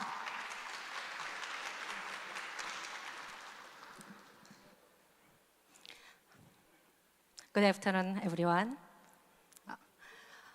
점심 시간을 끝나고 바로 시작하는 그 시간이 굉장히 졸린 시간인데요. 아무튼 끝까지 자리에 남아 있어 준 거에 대해서 굉장히 저는 기쁘게 생각을 하고 짧은 발표지만 15분간의 시간에 걸쳐서 간단하게 우리나라의 디지털 트윈에 대한 정책 그리고 그런 부분들이 어떻게 적용이 되고 우리는 어떻게 나아가야 되는지에 대해서 설명을 드리도록 하겠습니다. 오늘 제가 발표할 내용은 클라우드 환경을 기반으로 한 디지털 트윈 스마트시티 구현에 대한 내용이고요. 전체 발표 순서는 다음과 같이 진행하도록 하겠습니다. 우리나라의 디지털 플랫폼 정부가 지난 2년에 어떤 임기를 진행을 하면서 새로운 정책들이 시작이 됐고요. 디지털 플랫폼 정부라고 하는 것은 기본적으로 인공지능 그리고 데이터 기반의 과학적 운영을 하겠다는 것이 매우 중요한 아젠다입니다. 특히 이 과정에서 인공지능과 데이터가 어떻게 대한민국의 새로운 정부화 전략을 끌고 갈 것인지 이런 부분에 대해서 굉장히 큰 고민을 하고 거대한 정책을 내놓게 됐고요. 오른쪽에 보이시는 것처럼 디지털 심화 그리고 변화의 혁신 그리고 그 안에 기회와 성장을 가져가는 매우 중요한 정부화 전략이라고 할 수가 있습니다. 전체적으로 4개의 큰 전략이 있고요. 그중에서 오늘 저희가 디지털 트윈에 대해서 얘기할 부분에 대해서는 세 번째, 민관이 함께하는 성장 플랫폼 전략에 그 전략들이 있다고 보시면 될 것 같습니다. 민간이 함께하는 성장 플랫폼 안에는 AI 데이터를 국가 전략사로 육성하는 부분에 초연결 디지털 트윈 확산이라고 하는 큰 아젠다가 있고요. 그리고 디지털 플랫폼 정부 혁신 역량을 지역으로 확산하면서 거기 안에 디지털 트윈을 구축하는 부분이 들어가 있습니다. 그래서 전체 23년에 준비 과정을 마치고 25년이 되면 전체 디지털 트윈에 대한 부분들이 획기적으로 확산이 될 것으로 보고 있고요. 이런 부분들이 크게 올해 7월 16일입니다. 24년 7월 16일에 디지털 트윈 코리아라고 하는 디지털 트윈에 대한 정책의 기조가 발표가 되었습니다. 그 안에 핵심 내용들은 하단에 나와 있는 것처럼 제일 중요한 부분은 전체 국민 체감형의 디지털 트윈이 진행이 되어야 된다라고 하는 부분이 있고요. 두 번째는 산업과 결합된 디지털 트윈 그리고 마지막으로는 이 모든 것들이 기술을 선도하는 어떤 전문 스타트업들과 함께하는 디지털 트윈의 성장을 돕겠다라고 하는 큰 아젠다가 있습니다. 좀 더 세부적으로는 이 디지털 트윈을 진행하는 데 있어서 민간과 협업할 수 있는 모델로 민간 클라우드 기반의 DPG 허브라고 하는 플랫폼이 중심에 있고요. 특히 디지털 트윈에 관련된 부분에 있어서는 위치 기반의 서비스의 제공을 골조로 하는 신규 데이터의 공간 정보를 제대로 받을 수 있는 구조를 만드는 것이 이 DPG 허브의 굉장히 중요한 포인트라고 할 수가 있습니다. 특히 DPG 허브는 최근 발주가 돼서 사업자가 선정이 됐고요. 국내 대기업들이 적극적으로 참여를 해서 열심히 구축을 하고 있습니다. 이러한 기반으로 해서 우리가 앞으로 디지털 트윈을 어떤 식으로 더 확대해 나갈 건지 경험과 그리고 사례를 통해 잠깐 보도록 하겠습니다. 디지털 트윈은 이미 아시고 계시겠지만 우리가 이해를 할 때는 내비게이션의 얘기를 많이 합니다. 여러분들이 오늘 다시 돌아가게 되실 거라고 알고 있는데 집으로 아니면 공항으로 어떻게 해서 가실까요? 이미 길을 알고 있는 분들도 있겠지만 최적의 길을 찾기 위해선 내비게이션을 많이 이용을 하고 계십니다. 우리가 이해하는 여러 가지 디지털 트윈의 컨셉이 있지만 제일 중요한 건 나도 알고 우리 모두가 알지만 지금 이 상황에 어떤 최적의 경로를 제가 알고 운행을 할지 이런 부분을 빗대어 본다 그러면 디지털 트윈은 혹시나 AI 내비게이션과 같지 않을까요? 그래서 단순하게 디지털 트윈을 쌍둥이다 아니면은 복제 그리고 뭔가 그 가상의 공간에서 무엇을 한다라고 이해하지 말고 우리가 직접적으로 연결하는 내비게이션을 생각을 하신다 그러면 모든 어떤 속성과 데이터들 그리고 의사결정 과정에 개입을 하는 것을 이미 생활에서 하고 있다는 것을 알게 될 겁니다. 그리고 이 모든 것들이 스마트시티와 만났을 때는 우리가 가지고 있는 어떤 그 가상의 세계에 어떤 데이터들이 계속 스레드화해서 동결을 할 것이냐 이 부분이 굉장히 중요한 포인트라고 할 수가 있고요. 특히 이 부분에 있어서는 어떤 규모 그리고 도시의 사이즈 이런 부분들이 굉장히 중요하다고 볼 수가 있습니다. 그래서 디지털 트윈 구조의 가장 기본적인 컨셉인데요.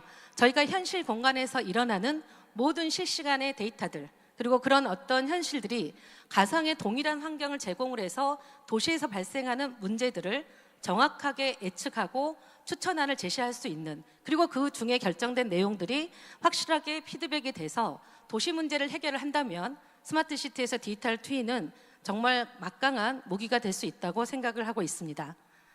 그래서 핵심 기술에 저희가 M&S라는 얘기들을 많이 하는데요. 이미 디지털 트윈을 하신 분들에게 이 M&S 모델이 굉장히 익숙하실 겁니다. 기본적으로 저희가 리얼월드에서 발생한 굉장히 많은 프로블럼, 이 문제들을 어떻게 가상의 모델링화를 하고 최적화 과정을 거쳐서 현실에 피드백을 할 것이냐 이 과정을 잘하는 것이 디지털 트윈의 가장 효과를 볼 수 있는 문제라고 보는 건데요.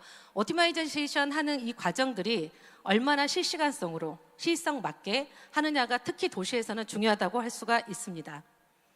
그래서 저는 다른 여러 가지 모델들이 있지만 디지털 트윈에서는 기본적으로 공간 우리가 지금 있는 이 공간과 그리고 다양한 문제들을 일으키는 사회적인 변화 요인들 그리고 그 안에서 발생할 수 있는 시간과 어떤 사람들의 상호작용들 이런 부분들이 디지털 트윈으로서 문제를 해결할 수 있는 가장 중요한 컨셉이라고 생각을 해서 이 부분에 대한 천지인 모델에 대한 부분들을 꼭 말씀을 드리고 싶고요. 이 부분은 우리가 비헤이버라고 하는 어떤 그 행동이나 이런 그 추적할 수 있는 과정들을 거치면서 점점점 디테일하게 정확하게 피드백을 받을 수 있다고 생각을 하고 있습니다. 지금 말씀드린 순서들이 전체 뭐 글로벌 동향이나 관련된 기술들에 대해서는 이미 알고 계신 분들이 많을 거라 생각을 해서 일단 간단하게 페이퍼로 보시면서 넘어가도록 하겠습니다. 그런데 이제 오셨으니까 국내 동향을 잠깐 말씀을 드리면 앞서 제가 말씀드린 것처럼 신규 정부가 출범을 하면서 디지털 플랫폼 정부 안에 디지털 트윈은 굉장히 중요한 정책 아젠다로 출범 때부터 이미 어젠다가 나와 있었고요. 디플정이라고 하는 실현 계획에도 17개 과제 중에 가장 핵심 과제로 선도 과제로 선정이 됐습니다. 그리고 최근에는 이상 징후 특히 이제 기후재난 관련된 부분으로 디지털 트윈을 지역적 그리고 글로벌하게 확산하는 전략들을 가지고 있고요. 특히 이런 부분들을 정부 주도적으로 하는 정책뿐만 아니라 다양한 세부 정책들로도 확대돼서 세부화가 돼가고 있습니다. 이게 지금 현재 저희가 정부가 주도적으로 하고 있고 또 일부는 민간이 같이 참여를 하고 있는 디지털 트윈에 관련된 전 지역의 내용들이라고 보시면 될 것 같고요. 이 부분의 대부분들이 재난 중심으로 많이 되어 있기는 하지만 기본 베이스는 스마트시티 안에서 이루어진다고 보시면 될 것 같습니다. 관련된 연구들도 잠깐 제가 설명을 드릴 건데요. 이거는 제가 직접 참여한 R&D 과제들 중심으로만 잠깐 말씀을 드리겠지만 우리나라에서 가장 디지털 트윈의 도시 중심으로 한 데가 국가 시범도시인 세종과 부산입니다. 특히 세종과 부산에서는 디지털 트윈의 마스터 플랜을 수립을 하고 LH라고 하는 기관과 LX 공사가 각각의 기관 산하에 있는 디지털 트윈을 굉장히 공격적으로 작업들을 하고 계시고요. 특히 여기에서 전체 공간에 대한 구축 가이드를 만들어서 전 LH의 디지털 트윈 사업에 모두 적용을 하고 있습니다. 여기에 적용되고 있는 모델은 OGC에서 표준으로 제시하는 시티즈ML을 사용을 하고 있고요. 이런 부분들이 글로벌하게 저희가 수출을 하는데 굉장히 큰 기여를 할 거라고 생각을 하고 있습니다. 그 외에도 지하 공동구에 발생하는 복합재난 그리고 기상 연구용으로 디지털 트윈이 만들어져서 기후변화에 관련된 부분들도 이미 실증이 끝나서 아마도 내년에는 이 결과들을 가지고 기상 관련된 부분에 적용을 할 걸로 보이고요. 해양공간 디지털 트윈도 지금 4년차가 진행이 되고 있는데 해양에서 발생하는 다양한 해양 이슈들을 디지털 트윈으로 풀어내는 플랫폼들을 만들어내고 있습니다. 그 외에도 앞에 보시는 것처럼 수많은 지자체들과 협력을 해서 지역형 디지털 트윈들이 구축이 되어가고 있고요. 또한 저희가 중요하고 했던 옆에 인천 계양도 포함이 돼 있지만 상계 신도시에도 디지털 트윈이 구축이 돼서 실제로 가상도시 체험이라고 하는 거를 저희가 22년 1월부터 일단 온라인에서 참여를 할 수 있습니다. 여기는 큰 내용으로는 기존의 어떤 2D 기반의 어떤 사전 청약의 의사결정들을 디지털 트윈 환경 안에서 의사결정을 지원하는 구조로 되어 있고요. 특히 안에 보시면 도시 조망이라든가 경관, 그리고 실내 경관 같은 경우에 본인들이 실제 들어가서 본인들의 의사결정 지원할 수 있는 정보를 토대로 실제 의사결정을 지원해 줄 수 있도록 구조가 되어 있고요. 가장 중요한 거는 저희가 거리뷰, 실제로 워크스루까지 모든 부분들에 대해서 가상체험까지 가능하도록 실제로 기술이 발전되어 있습니다. 그래서 이렇게 다양한 서비스들이 당장 옆 동네에도 구현이 되어 있는 상태고요. 특히 이 부분은 제가 LX공사, 우리 청장님께서도 LX공사와 전주시를 중심으로 해가지고 다양한 디지털 트윈을 체험하셨는데요. 그 부분에 이 핵심 플랫폼인 LX공사라고 하는 우리 정부의 국토부의 산하기관입니다. 그 산하기관의 디지털 트윈 플랫폼이 가지고 있고 여기에서는 전체 클라우드 기반으로 디지털 트윈 서비스를 운영을 하고 있는데요. 우리나라 특징을 한 가지 좀 이 대목에서 말씀을 드리면 행정망이라고 해서 폐쇄망에서 서비스라는 정부 서비스가 있고요. 일단 퍼블릭망이라고 해서 대민에게 나가는 2가지 망이 있는데 이 LX공사는 행정망 안에서도 서비스를 할 수 있는 체계가 되어 있습니다. 그래서 이 부분에 있어서 다양한 분야의 하천 모니터링, 통합 재난, 특히 재난 분야로 해서 LX공사가 주도적으로 디지털 트윈을 이끌어가고 있고요. 실제 12개 정도의 지자체에 해당 모델들이 적용이 되고 앞으로도 확산이 될 예정입니다. 전체 이런 내용들을 토대로 해서 저는 오늘 몇 가지 논거를 던지고자 합니다.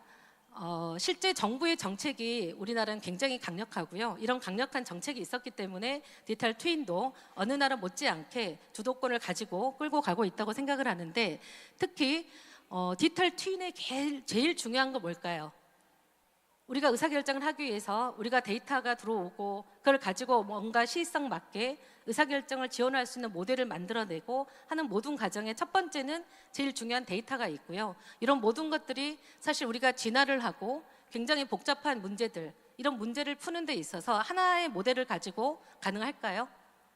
어렵습니다. 그래서 저는 디지털 트윈은 목적 지향적이어야 된다라고 생각을 하고 있고요. 특히 개방을 베이스로 반드시 진행이 돼야 된다고 생각을 하고 있습니다. 그래서 디지털 트윈은 목적 지향적이면서 개방적인 시스템으로 가기 위해서는 스마트시티에서 전체를 어우르는 데 있어서 통합적인 문제 해결의 방안을 제시를 할 수 있어야 된다라고 생각을 하고요. 또 여러 가지 문제들을 각각의 디지털 트윈 모델들을 잘 융합을 해서 가져가야 되는 목적 지향적 그리고 개방적 어떤 형태로 디지털 트윈이 구축되어야 된다라고 정의를 하면 결국은 저희는 스마트시티라고 하는 공간 안에 각각의 어떤 A 모델, B 모델 이런 다양한 모델들을 크로스 오버 체인을 가져갈 수 있는 그런 형태들로 디지털 트윈이 확대 발전이 돼야 된다라고 저는 의견을 드리고 싶습니다. 특히 오늘 제가 IPG에 나타나서 이 설명을 드리면서 느끼는 거는 이 정도의 규모, 20만이 살고 있는 우리 IPG가 이런 모든 부분들에 대해서 실증을 하고 검증을 할 수 있다라고 한다 그러면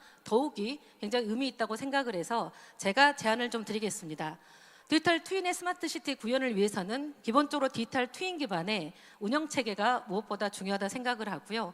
특히 이 과정에는 여러 가지가 있지만 오른쪽 하단에 나와 있는 것처럼 스타트업이라든가 기업들이 적극적으로 참여할 수 있는 개방형 시스템 체제 안에 디지털 트윈을 제언을 드립니다. 그리고 그 안에서 청장님이 여기 계시지만 약속을 해주셔야 될 것 같습니다. 이런 다양한 부분에 국내의 기업들을 지원을 하시고 또 그 안에 민간의 참여를 유도할 수 있고 그 모든 것들이 전체적으로 시민과 함께 한다라고 하면 국내뿐만 아니라 해외까지 BP 사례로 충분히 저는 확대가 될 걸로 보고 있고요. 이런 부분들을 지금 특히 IPG가 생각하고 있는 주변 그 도시들과의 연계를 저런 클라우드 형태대로 잘 구성을 한다 그러면 이 모델을 그대로 해외에 같이 가져가셔서 써도 무방하지 않을까요? 오전에 패널 토론에서 이미 논의도 하셨겠지만 디지털 트윈은 이제는 선택이라기보다도 우리가 앞으로 함께 나아가야 될 굉장히 중요한 아젠다라고 생각을 하고 있습니다. 그래서 이런 부분들이 저희가 단순한 관제가 아니라 초고대 AI라고 하는 그 AI 바람 때문에 굉장히 고민들을 많이 하고 계실 텐데 이게 스마트시티의 디지털 트윈과 어떻게 접목을 할지 저는 감히 말씀드리지만 디지털 트윈은 AI라고 생각을 하고 있습니다. 이런 디지털 트윈에 AI가 접목된 어떤 스마트 시티가 이루어진다라고 한다 그러면 사실 앞으로가 아니라 지금부터 앞으로 쭉 발전을 시켜 나가야 될 아젠다로 보고 큰 그림을 그려야 되지 않을까 생각을 하고요. 당사가 가지고 있는 가장 중요한 아키텍처 핵심을 말씀을 드리면 실제로 저희가 오케스트로라고 하는 회사가 디지털 트윈 플랫폼을 가지고 있지만 거기에 제일 중요한 부분은 실제 정책을 결정을 하는 공무원들의 적극적인 참여 그리고 사용을 하는 유저들의 적극적인 참여 이 모든 부분들의 콜라보가 가장 중요한 패턴이라고 생각을 하고 그 베이스에 저희가 클라우드에 관련된 다양한 기술들을 집어넣는 것이 디지털 트윈의 성공이라고 생각을 하고 있습니다. 그래서 저희가 4가지 도메인의 어떤 솔루션들을 각각을 가지고 있지만 이 부분은 저희가 가지고 있는 솔루션 하나로 끝나는 게 아니고요. 다양한 회사들 앞서 지금 MS도 발표를 하셨지만 MS가 가지고 있는 디지털 트윈의 모델들을 저희가 가지고 있는 가시어와 그리고 저희가 가지고 있는 분석 체계에 같이 콜라보도 가능합니다. 그래서 이런 확장성 있는 클라우드 기반의 디지털 트윈을 여러분들과 경험할 수 있다라고 한다 그러면 어떤 테스트베드로 같이 협력을 해서 가보면 어떨까 하는 생각을 좀 해봤고요.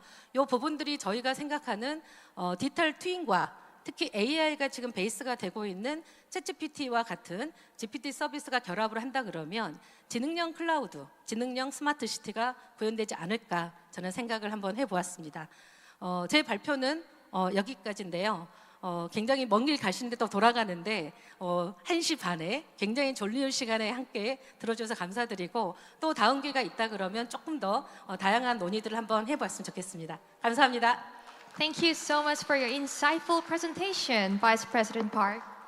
Okay, so we have so many different informative presentations ready for you. So let me introduce. Next, we have a series of presentations by young entrepreneurs who have revolutionized traditional industries with AI. Please join me in welcoming Mr. Kwak Ho-jae, CEO of AO Farm, Mr. Shin In-jun, CEO of SITIES, and Mr. Ji Kwang-chul of Next Payments to the stage. Please give him a big round of applause.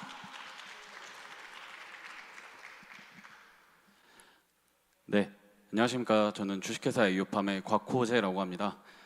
네, 먼저 이런 좀 좋은 자리에 초대를 해주셔서 너무 감사드리고 또 영광스럽게 생각을 하고 있습니다.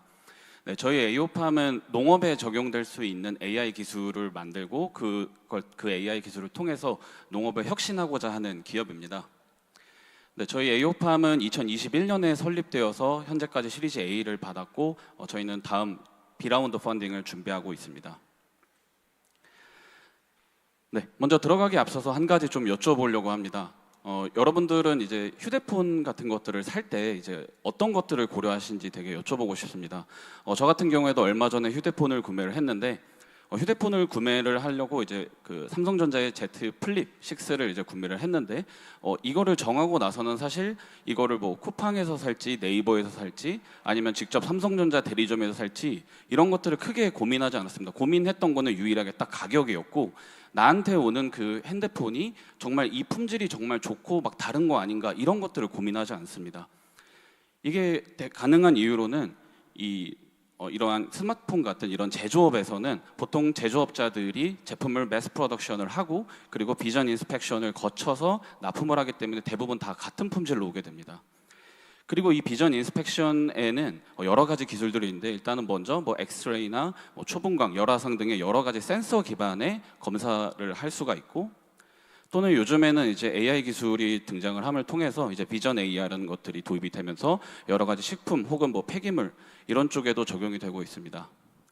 그렇다면 이제 농업에는 과연 어떻게 기술이 적용되고 있느냐는 건데, 농업도 사실 제조업입니다. 농업도 제조업이고 똑같이 매스 프로덕션을 하고 여기에 대한 비전 인스펙션을 하는데, 농업에 대해서는 아직까지 사람이 진행을 하고 있습니다. 그러다 보니 제조업에서는 제조업자들이 제조를 하고 비전 인스펙션을 거쳐서 납품이 되는 반면에, 농업 같은 경우에는 제조업자가 검사를 하고 그리고 중간중간 유통업자, 도매상들이나 중도매인들 또는 소매상들도 다 검사를 합니다. 심지어는 농산물 같은 경우에는 소비자도 검사를 합니다. 여러분 마트 가서 과일을 구매하실 때 전혀 눈 가리고 구매를 하시진 않죠. 예를 들어 수박을 우리가 구매한다고 쳐도 수박을 두드려 보고 구매를 합니다. 그것처럼 농산물의 경우에 이런 특징이 있는데, 바로 이 특징이 있는 이유는 농산물은 이런 4가지 크게 특징이 있습니다.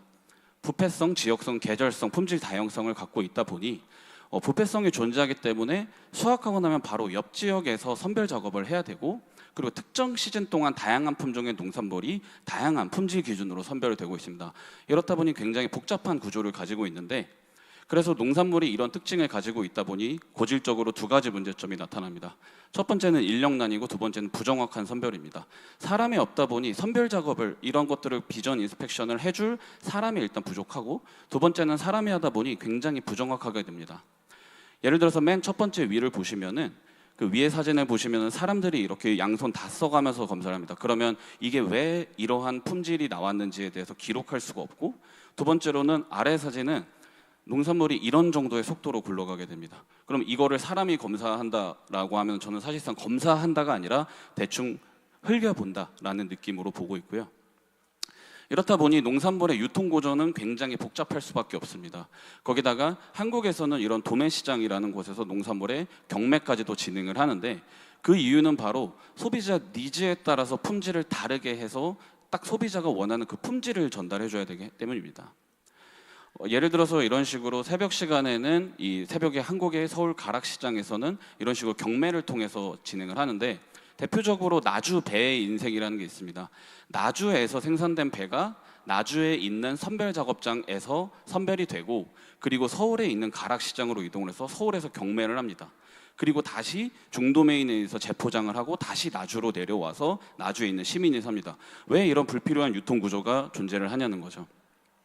그러다 보니 농산물 같은 경우에는 이 농식품부에서도 이런 대책이 필요하다 보니 로컬푸드 직매장을 만들어서, 로컬푸드 직매장에서는 나주에서 난 배는 나주 시민이 소비할 수 있도록 만들고, 또 온라인 도매 시장을 통해서도 산지와 소비자가 직접 거래할 수 있게 하자라는 게 목표였는데, 사실 로컬푸드 직매장은 나주에서 난 배를 나주 시민만 먹진 않죠. 서울 사람도 먹고 뭐 경상도 사람, 강원도 사람, 전라도 사람 다들 먹습니다.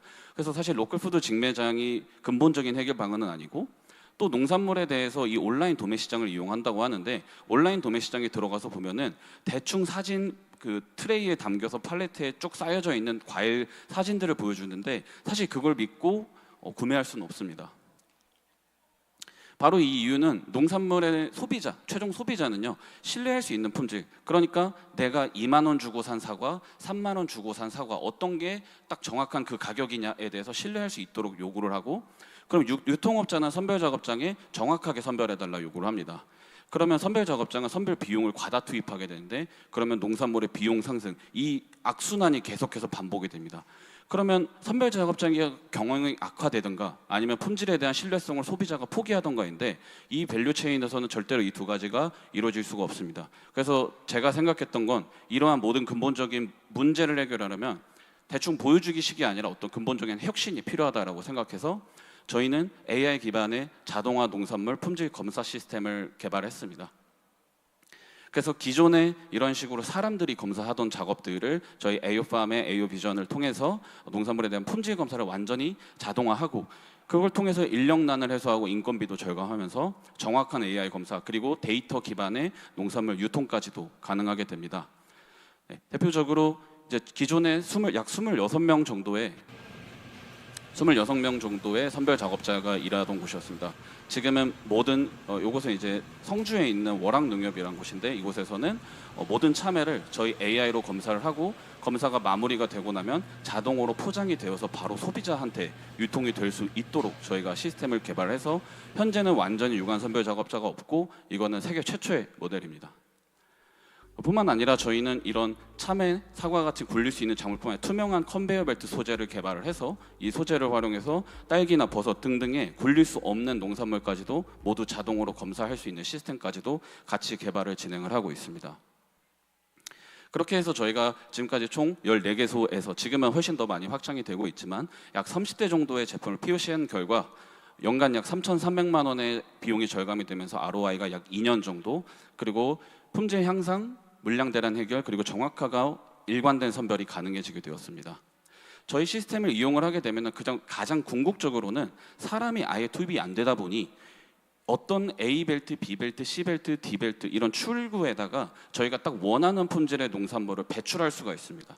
그럼 그걸 배출하게 되면은 예를 들어 이거는 뭐 백화점용이다, 마트용이다, 가공용이다, 뭐 주스용이다, 폐기용이다 이런 것들을 해서 저희가 다양하게 직접 바로 분류를 할 수가 있는데, 이렇게 분류를 하게 되면은 각 등급별로 그 상자에 어떤 사과들이, 어떤 참외들이, 어떤 농산물들이 담겨 있는지를 정보를 알 수가 있습니다. 그럼 저 상자에 있는 바코드를 읽게 되면은 저 상자에는 어떠한 종류들의 사과들이 담겨 있고 그 맛은 어떤지, 외부 상태는 어떤지, 내부 결함은 있는지 없는지에 대한 정보까지도 모두가 다 데이터화가 가능합니다. 그럼 데이터화가 가능하게 되면요, 예를 들어 저희가 쿠팡을 예시로 드리겠습니다. 그러면은 모든 각 전국에서 나는 선별 작업장들에서의 데이터를 저희 중앙 서버로 옮게 되고, 그 서버에서의 데이터를요 쿠팡이든 뭐 컬리가 됐든 네이버가 됐든 이런 신선식품 유통업체들에게 데이터를 주면은 소비자가 나 제일 최근에 구매했었던 사과가 요거였는데 요거 아주 맛있고 좋았다라고 하면요 그걸 자동으로 추천까지 하고 딱 그 원하는 것들을 받을 수가 있습니다. 제가 이 사업 모델에 대해서 저희가 아직 진행하고 있는 건 아니지만 저희의 미래 목표이고, 저는 이 사업이 언제 그 소비자가 정말로 이거를 신뢰할 수 있다라고 보이는 게 대표적인 예시로 어떤 뭐 감귤에 하트 모양 무늬가 있는 거예요. 그래서 하트 모양, 어떻게 하트 모양 무늬가 있지, 되게 신기하다고 샀는데 그걸 구매했더니 정확하게 그게 내 집에 배송이 와서 그걸 눈으로 확인하는 순간부터는 저는 더 이상 오프라인 마켓으로 갈 필요 없이 모든 농산물들이 다 온라인 베이스, 디지털 데이터베이스의 유통이 가능해진다고 보고 있습니다. 그래서 저희가 이 앱을 갖다가 지금 현재 개발 중에 있고요. 이런 식으로 농산물을 직접 3D 리컨스트럭션 기술을 활용을 해서 농산물을 회전하면서 외부 결함이나 상태들을 판단하고 저 맛이 내가 최근에 먹은 맛과 가장 유사한지 어떤 상태인지에 대해서 판단할 수 있도록 또 시스템을 구성을 하고 있습니다. 그래서 저희가 현재 이제 보여드리자면 이런 식으로 들어가서 농산물에 대한 현재 외부 품질 상태를 확인을 하고, 아직 이곳에 추가는 안 됐지만 여기에 이제 농산물에 대한 맛이나 뭐 품질 이런 여러 가지 정보들도 이제 탑재를 하는 그런 비즈니스 모델도 저희가 가려고 합니다. 네, 왜 이런 것들을 하냐라고 했을 때는 사실 농업인들이 농사를 잘 짓고 농사를 잘 짐으로 통해서 농업인들이 저는 돈을 많이 벌어야 된다 생각해요. 근데 지금 있는 현재의 구조에서는 굉장히 많은 단계들이 존재하게 되고 유통 단계들이 존재하게 되고 이런 걸로 인해서 농업인들에게 그 농사를 잘 지은 것에 대한 소득이 돌아가지가 않습니다. 그래서 농업인들을 위해서 저희가 이런 데이터 기반의 품질 유통을 하려고 하는 거고, 또 소비자들도 내가 딱 먹고 싶은 그 과일을 온라인으로 충분히 살 수 있고, 그리고 중간 유통 단계가 줄어들다 보니 소비자도 상대적으로 저렴한 농산물을 구매할 수 있도록 만들고 싶습니다. 그리고 그 둘의 관계에 대해서는 저는 신뢰할 수 있는 품질 기반의 데이터 유통이 필요하다고 생각을 해서 저희는 가장 먼저 일단은 완전 무인의 자동화 검사 솔루션을 먼저 현재 개발하고 있고, 이거를 국내뿐만 아니라 전 세계로 수출을 하고 그 다음에 여기서 획득되는 데이터, 농산물의 품질 데이터를 활용을 해 한 유통까지도 확장하고자 합니다. 네, 저희 회사의 슬로건이고요. 저는 현재 이제 약 3년 정도 된 스타트업인데 지금까지 이렇게 올 수 있었던 거는 일단은 먼저 도전을 하고 그 도전을 하다 보면은 변화들이 여러 가지가 생기더라고요. 처음부터 이 데이터 유통을 하자라고 저는 계속 생각을 하고 있었고, 예전에는 사실 이 내용을 얘기할 수가 없었어요. 왜냐하면 아까 말씀드렸듯이 저희는 일단 자동화 검사를 만드는 게 우선이고 그 다음이 유통이기 때문에 자동화 검사를 일단은 보여주자라는 게 첫 번째 목표였고, 지금은 그걸 어느 정도 보여드렸기 때문에 이제 농산물 유통까지 가능한 건데, 그래서 일단 먼저 도전했습니다. 궁극적으로는 데이터 기반 유통을 원했지만 먼저 해야 될 것은 자동화 검사이기 때문에 그쪽을 먼저 진행을 하고 있습니다. 네, 저희는 현재 판교에 있는 스타트업이고 네, 농업의 혁신을 이루고자 노력하고 있습니다. 네, 감사합니다.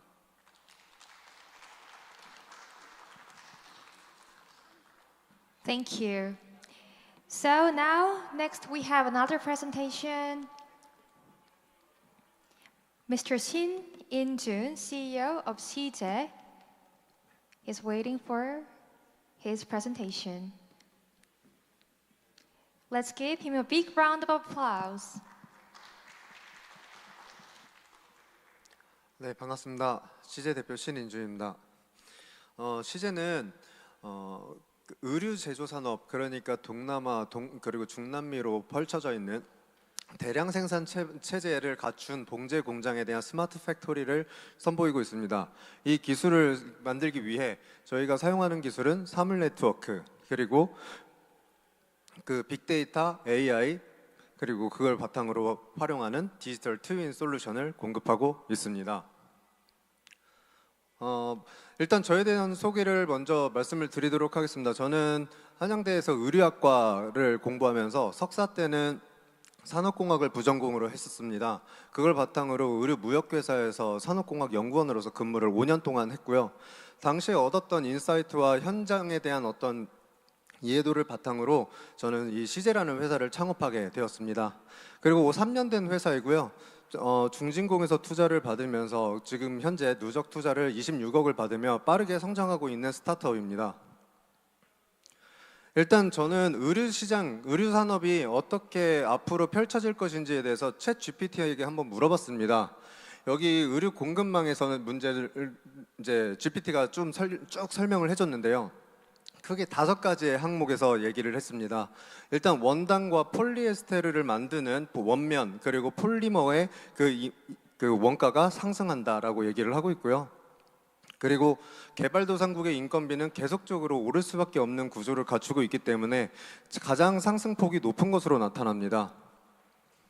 이로 인해서 의류 제품의 물가 상승률도 똑같이 상승할 수밖에 없게 되는데요. 최근에 다품종 소량 생산이라고 해서 굉장히 똑같은 옷을 요즘에는 소비하지 않죠. 그러다 보니까 다품종 소량 생산 오더가 늘어나면서 대량 생산 체제를 갖추고 있는 공장들이 생산 시스템을 갖추기가 굉장히 어려워졌습니다. 그런데 이것을 대응하기 위한 스마트 팩토리 비율은 아직도 굉장히 현저한 실정입니다. 이 문제를 해결하기 위해 저는 원단이 갖고 있는 물성에 대해서 다시 한 번 더 생각을 하게 됐는데요. 집에 있는 집 청소를 하실 때, 정리를 하실 때 옷은 청소하는 게 굉장히 까다로우셨을 겁니다. 왜냐하면 개야 된다라는 공정이 추가가 됩니다. 이것은 제조 산업에서 특히 결정적인 스마트 팩토리를 저해하는 일로 연결이 됩니다. 왜냐하면 노동자들이 직접 손으로 사람의 감각으로 작업을 해야 되기 때문이죠. 근데 올해 초에 테슬라의 테슬라 로봇이 있죠. 이 친구가 이 로봇이 원단을 접는, 원단을 개고 있는 그 영상이 공개가 되었었습니다. 저는 이 영상을 보면서 다른 사람들은 참 느리다 이러면서 얘기는 하지만 저는 굉장히 놀랐습니다. 10년 뒤에 혹은 15년 뒤에는 노동자를 기계가 대체할 수도 있겠구나. 그때 그러면 사람 중심으로 되어 있는 생산 공장의 체계를 어떻게 하면 디지털화를 할 수 있을까에 대한 고민을 시작하게 되었고요. 여기는 스마트 팩토리의 5단계입니다. 스마트 팩토리를 공부하신 분들이라면 여기 이 5가지의 단계는 다들 알고 계실 거라고 생각하는데요. 맨 밑에 있는 레벨 1에 해당하는 그 부분은 재봉틀이 있고 재단기가 있어서 실제 제조 현장을 얘기하고 있습니다. 그리고 위층에 레벨 4와 레벨 5는요, 우리가 흔히들 쓰고 있는 소프트웨어, MES, 그리고 ERP 영역이 여기 위에 있습니다. 근데 봉제 산업은요, 여기 가운데 2층과 3층에 해당하는 디지털 신경망이라고 부르는 이 영역을 사람이 직접 이렇게 와서 정보를 수집하고 정리하고 있습니다. 문제는 여기에 있는 포지션별로 본인들의 이기적인 마음 또는 자신들의 문제를 면피하고 싶은 이유 때문에 정보가 정확하게 입력이 되지 않는다는 겁니다. 그리고 생산 현장에서 어떤 문제가 발생해도 빨라야 48시간 뒤에 알 수가 있게 되고요. 결국에는 항상 소잃고 외양간을 고치는 일이 계속적으로 발생할 수밖에 없습니다. 그래서 시제는요, 제조 현장에서 생산 데이터를 실시간으로 수집하는 디바이스 하드웨어와 그리고 그걸 바탕으로 빅데이터를 정리하고 그걸 AI로 구현하는 사스 모델인 소프트웨어를 만들었습니다. 먼저 하드웨어인 모노로그라는 이 디바이스에 대해서 한번 설명을 드리도록 하겠습니다. 우리가 흔히들 이제 재봉틀을 보면은 이렇게 상상을 하고 계실 겁니다. 공업용 재봉틀을 가져왔는데요. 여기에는 디바이스가 바로 3개가 들어가게 됩니다. 제일 먼저 그 스마트 계수기라고 하는 이 디바이스는요, 가운데 중앙에 큰 버튼이 하나가 있고요. 봉제기기에서 발생하는 진동 데이터를 1초에 30개씩 수집을 하게 됩니다. 그리고 페달에는요, 압력 센서가 달려있는 스티커 패드를 붙임으로써 노동자가 실제로 밟는 행위와 그걸 바탕으로 진동이 발생하는 그거에 대한 동기화를 통해 데이터를 아주 정확하게 수집합니다. 이걸 바탕으로 생산이 잘하고 있는지 못하고 있는지 자동차로 치면은 계기판과 같은 안돈 시스템 램프를 다룸으로써 노동자가 어떻게 자기 자신이 얼마나 잘하고 있는지 못하고 있는지를 상대적으로 이해할 수 있는 그런 그 시스템입니다. 이 영상을 한번 보시면요, 노동자가 이렇게 페달을 밟습니다. 그러면 페달에 대한 데이터가 위로 올라가게 되고요. 그리고 바늘은 계속 바닥을 두들기면서 진동이 발생하게 됩니다. 이 데이터를 실시간으로 계속 수집하게 됩니다. 이러면요, 생산 라인은 보통 한 공장에서 1000명 내지는 3000명 정도가 일을 하고 있는데, 이 데이터가 쌓이게 되면 하루에 3억 개씩의 데이터를 수집하게 됩니다. 이렇게 수집된 데이터를 통해서 저는 정량화를 시키는 그 어노테이팅이 들어가게 되고요. 이걸 바탕으로 가장 최적의 데이터를 뽑아내는 일을 매일매일마다 수행하는 서버를 개발하게 되었습니다. 그리고 여기 있는 램프 시스템은요, 실시간으로 수집된 데이터들을 바탕으로 바로 처리를 해서 잘하고 있는 공정, 그리고 문제가 있는 공정, 심각한 공정들을 아주 정확하게 보여줘서 노동자가 또는 생산 관리자가 이거를 보고 직접 문제를 해결할 수 있도록 만들어 놨습니다.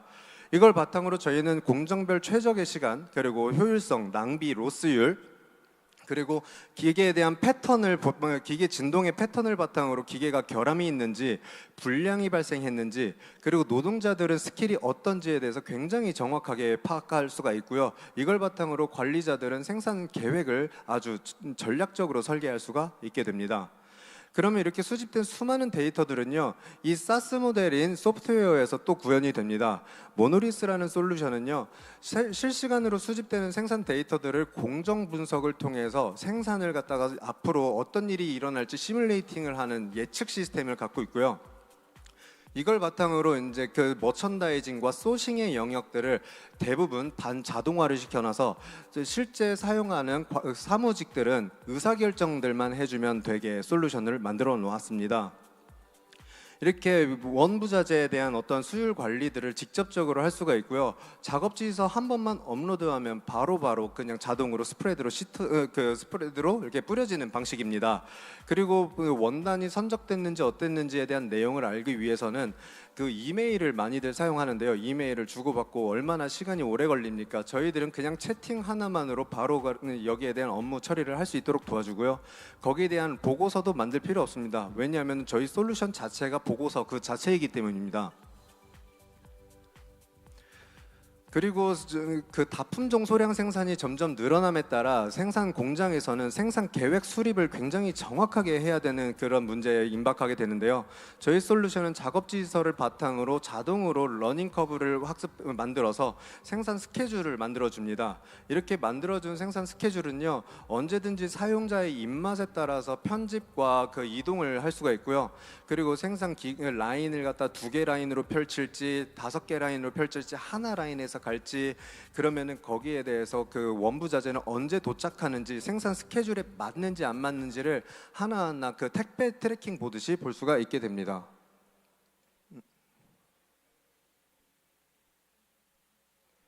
여기가 꺼진 것 같습니다.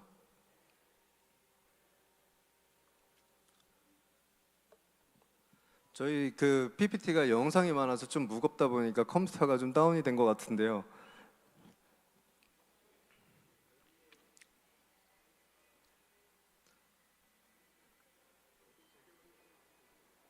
네, 지금 영업무역이라고 노스페이스 생산으로 유명한 공장에서 사용하고 있습니다. 그 영상에서는 다 보여드리지 못해서 조금 아쉽긴 한데 유튜브에서 저희 시제라는 회사를 검색해 주시거나 모노리스를 검색하시면은 제가 이걸 다 올려놨으니까 한번 보시면 좋겠고요. 그걸 바탕으로 작업 지시서 그리고 원부 자재에 대한 하청 발주 관리를 다 자동으로 하고 있고요. 무역 원가도 다 설계를 완전 자동화를 해놨습니다. 또한 저희가 가지고 있는 가장 큰 강점은 생산을 예측할 수 있다는 건데요.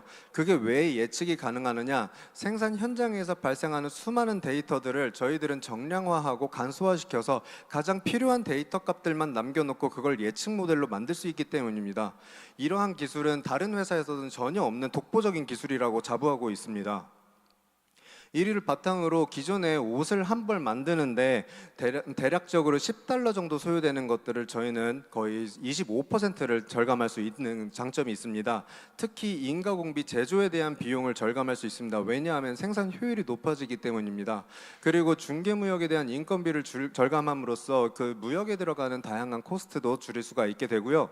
그리고 업무 시간이 압도적으로 단축됩니다. 왜냐하면 이메일을 보내지 않아도 되고 엑셀로 보고서를 만들지 않아도 되기 때문입니다.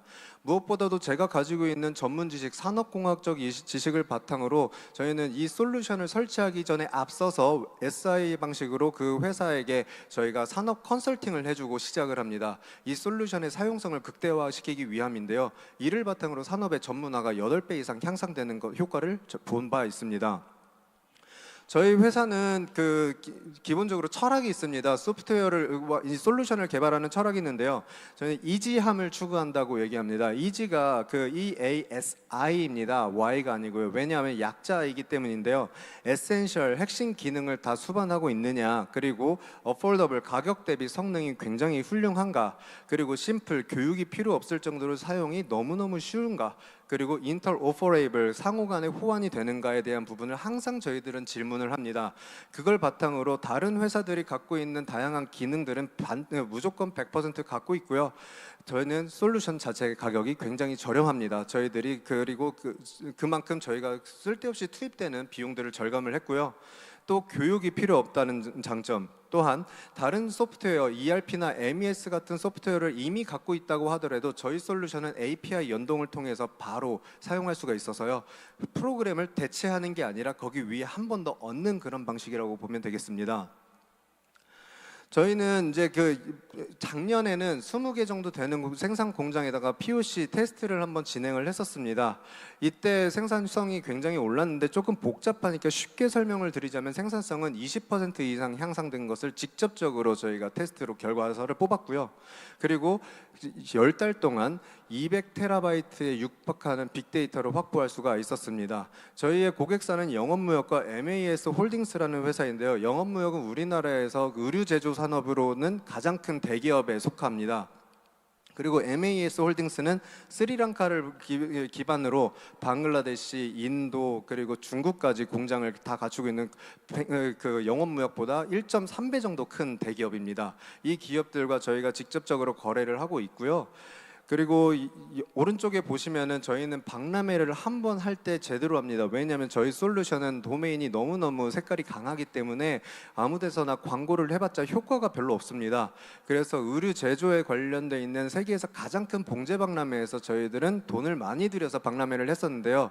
지금 타임랩스 영상을 보시는 것처럼 고객사가 한 발걸음 끊기지 않을 정도로 저희가 인기가 엄청나게 많았던 것을 확인할 수 있습니다.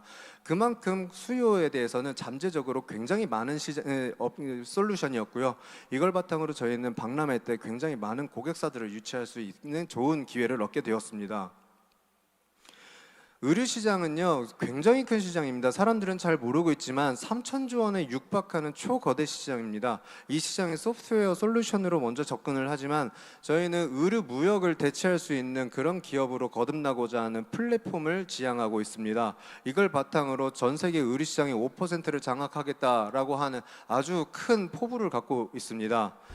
저는 굉장히 그 하나의 또 송도에서 지금 이 행사가 열어지고 있으니까 하나의 제 꿈을 말씀을 드리고 싶은데요. 지금 3D로 만들어 놓은 이 공장의 영상은 제가 송도에다가 꼭 만들고 싶은 공장의 형태입니다.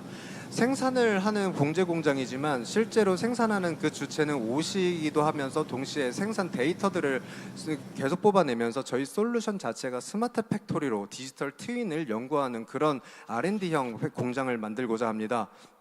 이렇게 만들어 놓으면 이제는 방글라데시 또는 베트남, 인도네시아 같은 공장에 한국인 비싼 공장장을 두르지 않아도 됩니다. 그냥 한국 본사에서, 스리랑카 본사에서 그냥 컴퓨터로 클릭해서 공장을 게임하듯이 직접 보고 생산 공장에 대한 봉제 노동자들을 관리할 수 있는 그런 시스템을 만들어서 디지털 트윈으로 통해 우리는 전 세계의 의류 산업 시장이 훨씬 더 한 번 더 진보할 수 있는 그런 회사를 만들려고 하고 있습니다.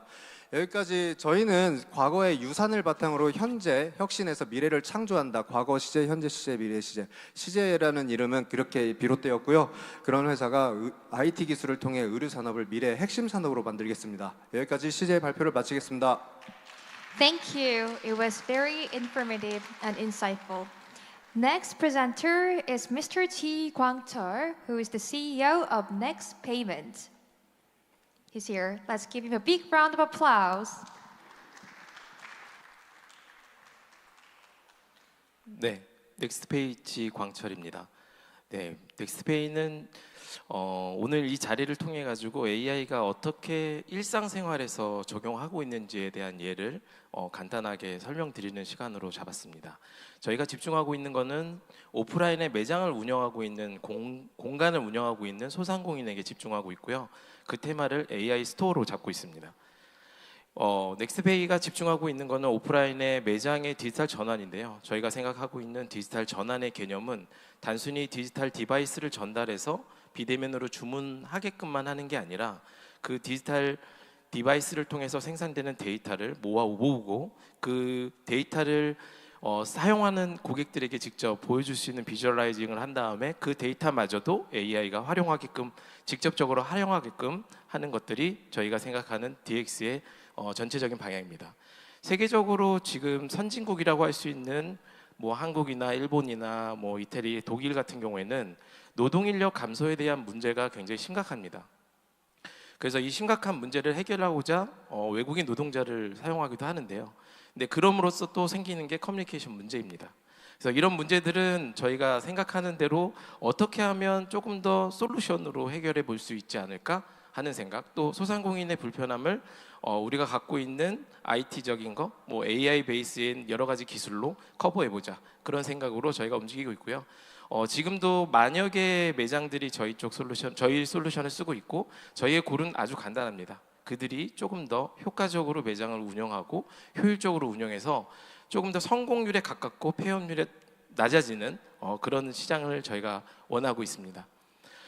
스마트 리테일 마켓 사이즈는 여기 보시듯이 92빌리언 정도 되는 시장을 갖고 있고요. 생각보다 큰 시장입니다. 앞으로는 노동자들을 쓰지 않고 또는 적게 쓰면서 우리가 이 솔루션을 주면서 노동자들을 일자리를 뺏는 게 아니라요. 우리는 점점 일할 수 있는 분들이 줄어들기 때문에 그 공백을 기술로 채우자라는 얘기입니다. 그래서 저희 솔루션은 그래서 일하시는 분들 또 스토어를 매니징하는 부분에서 집중하고 있습니다. 이 넥스트의 스마트 리테일 솔루션을 사용하게 되면 고객의 고객인 사용자들에게 웨이팅할 수 있는 시간들을 좀 더 줄여드리고, 그 다음에 세일즈는 높여드리고, 그 다음에 우리가 인건비는 줄여드리고, 그럼으로써 생산 원가는 우리가 얻게 되는 프로핏은 높여드리는 그런 일들을 하고 있습니다. 넥스트페이의 솔루션들은 크게 보면 4가지인데요. 하나는 주문을 하게끔 하는 솔루션, 또 주문도 요즘 한국 포함해서 여러 나라에서 뭐 배달에서 들어오는 거, 홀에서 들어오는 여러 주문들을 이렇게 넘쳐나는 주문들을 잘 정리해서 보여드리는 거, 그 다음에 사이니지를 통해서 타겟 맞춤 광고를 해주는 거, 그 다음에 이제는 생산과 서브를 로봇과 AI가 하게끔 해드리는 겁니다. 그래서 이 모든 환경들은 원 클라우드에서 원 포인트 커넥팅이 가능하도록 설계가 되어 있고, 창업 초기부터 솔루된 프로그램이 아니라 클라우드 베이스로 만들다 보니 블록식으로 뭐 여러 가지 오픈 API 형태로 많은 클라이언트 앱과 디바이스에서 쉽게 연동할 수 있도록 되어 있어서 가게들의 환경에 맞춰서 빠르게 구조적으로 설계해서 적용할 수 있도록 또는 가게 주인이 직접 설계해서 적용할 수 있도록까지 설계가 돼서 운영하고 있습니다. 이게 이제 예시인데요. 삼성 스마트 스토어에서도 삼성 디바이스를 통해서 다른 OS, 다른 디바이스지만 하나의 솔루션으로 사용할 수 있도록 되어 있고 한국에서는 경험하고 있지만 세계에서는 더 많은 경험을 원하고 있습니다. 두 번째는 이런 디바이스를 통해서 고객들을 만나게 되는데 고객들을 만날 때 놓칠 수 있는 데이터가 굉장히 많습니다. 공간에서 사람을 찾고 사람에서 사람의 특성을 분석하는 일이 굉장히 중요합니다. 우리가 흔히들 가게에서 조금 더 앞선 분들 데이터를 기반대에 운영하시는 프랜차이즈나 여러 회사들을 보면 데이터가 통신 데이터나 아니면 결제 데이터를 중심으로 운영하는데 이 데이터가 30% 정도가 미스매칭이 나고 있습니다. 그거는 아빠 카드, 엄마 카드 같이 본인의 신용카드나 통신 장비로 쓰고 있지 않기 때문에 발생되는 일인데요. 이런 거를 AI 비전 기술이나 여러 가지 기술로 습득하면서 고객이 쓸 수 있는, 우리는 소상공인이 고객이니까 고객이 쓸 수 있는 기술과 가성비로 공급하다 보니까 지금 스타벅스 같이 엄청 큰 디지털로 앞서가고 있는 프랜차이즈 말고도 조그만 아주 작은 가게에서도 운영할 사이즈의 비용으로 서비스가 일어나고 있습니다. 그런 데이터들을 우리는 스토어 데이터 레이크에 모으고 있고 그 모은 데이터들은 생각보다 더 많고 그 데이터들을 이제는 이런 대시보드를 통해 가지고 아니면 모바일을 통해 가지고 운영하는 고객분들이 직접 활용할 수 있도록 해줍니다. 이런 데이터들을 이제는 직접 AI 기술, 생성형 AI 기술이 우리 상점만의 데이터를 가지고 활용하게끔 하는 겁니다. 저희가 지난 3월에 샘 알트먼을 만나보고 본사 이제 실리콘밸리 가가지고 오픈 AI 미팅을 하고 한국에서 오픈 AI 협력하는 기업으로 선정됐습니다. 그들의 기술력을 조금 더 애드해서 이제는 주문할 때도 대화용으로 주문하고 세계의 각 네이티브들이 와가지고 자기 나라로 언어로 주문했을 때 그 언어로 대답해주고 오더까지 직접 할 수 있도록 해드립니다. 이제는 뭐 단순히 TTS를 넘어서 생성형 AI의 여러 기술을 사용해서 대화용으로 주문이 가능하고요. 이런 대화용 주문을 떠나서 이제 모여졌던 모든 데이터들은 이제 가게 주인이 전략적으로 마케팅 차원으로나 이벤트 차원 또는 내가 얼마나 많은 고용을 해야 되는지, 얼마나 많은 재료를 써야 되는지, 줄여야 되는지, 그 다음에 우리의 매출은 얼마큼 될 건지에 대한 전략까지도 이제는 여기는 이제 어시스턴트 수준이지만 이제는 에이전트 수준으로 넘어가고 있다고 보시면 될 것 같습니다. 그래서 공간에서 이제 음원까지도 공간에 오는 취향에 맞는 고객들의 취향을 분석해서 제공하고 있습니다. 이런 분야들은 이제는 뭐 각 영역에서 서비스를 하고 있고요. 뭐 B2B 영역이나 B2G 영역이나 글로벌 영역까지도 이제 뛰어나가고 있습니다. 이제는 인천 뭐 국제 자유도시를 기반으로 또는 저희가 내세우고 있는 목표는 국내를 넘어서 이제는 북미와 일본 또 싱가포르를 중심으로 해외화시키는 일에 매진하고 있습니다. 그래서 글로벌 파트너십을 맺고 있고 각종 해외 파트너 또 AI 파트너 그다음에 결제 파트너들과 손잡고 일을 하고 있습니다. 그래서 샘 알트먼을 만났던 내용이고요. 그리고 지난 두바이에서 했던 행사 중에서도 저희가 수천 개의 스타트업과 경쟁을 해서 전 세계 3위에 할 만큼 저희의 비즈니스 모델이 인정받고 있다고 믿고 있고 모든 인원들이 최선을 다해서 서비스를 만들어가고 공급하고 있습니다. 지금은 만여 개의 이제 스토어에서 저희 서비스를 쓰고 있지만 내년에는 5만 개 이상의 스토어에서 쓸 수 있도록 최선을 다하도록 하겠습니다. 저희는 단순히 스마트 스토어를 만드는 게 아니라 세상을 조금 더 스마트하게 만들어가는 좋은 기업으로 성장시키도록 하겠습니다. 감사합니다.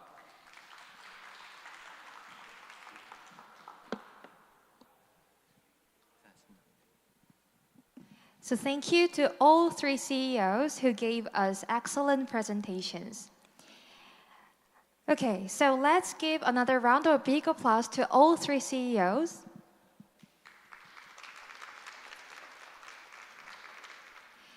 So far, we have covered a wide variety of topics since the first session from the Global Tech session to the special session and startup session. Up next, we have pre-CES IR session. Please take a moment to explore the pre-CES company exhibition located on both sides of the stage. We believe that visiting this exhibit will provide further context for the upcoming IR session. We'll take a short 10 minutes break before the next session begins. So may I ask what's the time now? May I ask you what's the time? Is it 24? 34. Then please come back here by 44. 44, yeah, after 10 minutes exactly. Thank you. See you in 10 minutes sharp.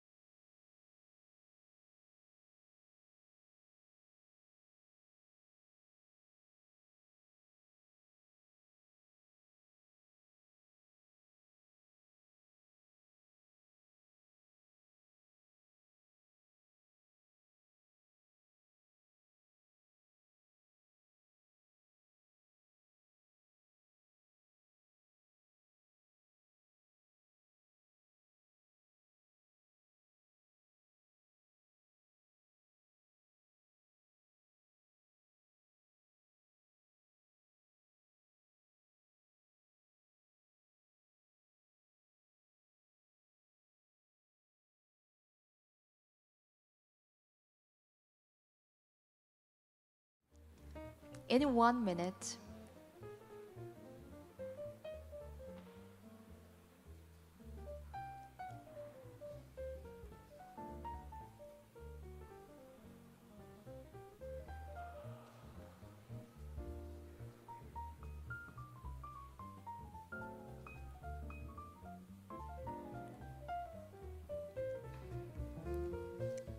Ladies and gentlemen, we have prepared souvenirs for you, which is wireless charger. So before you leave, please take one.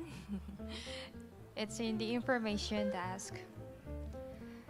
So as I told you earlier, we're going to begin the afternoon session for a pre-CES IR session right now. Please take your designated seats. So is everybody all settled? Let's begin the pre-CES IR session. The companies presenting in this session are set to participate in CES 2025. This session is a great opportunity to learn about the latest startup technology trends.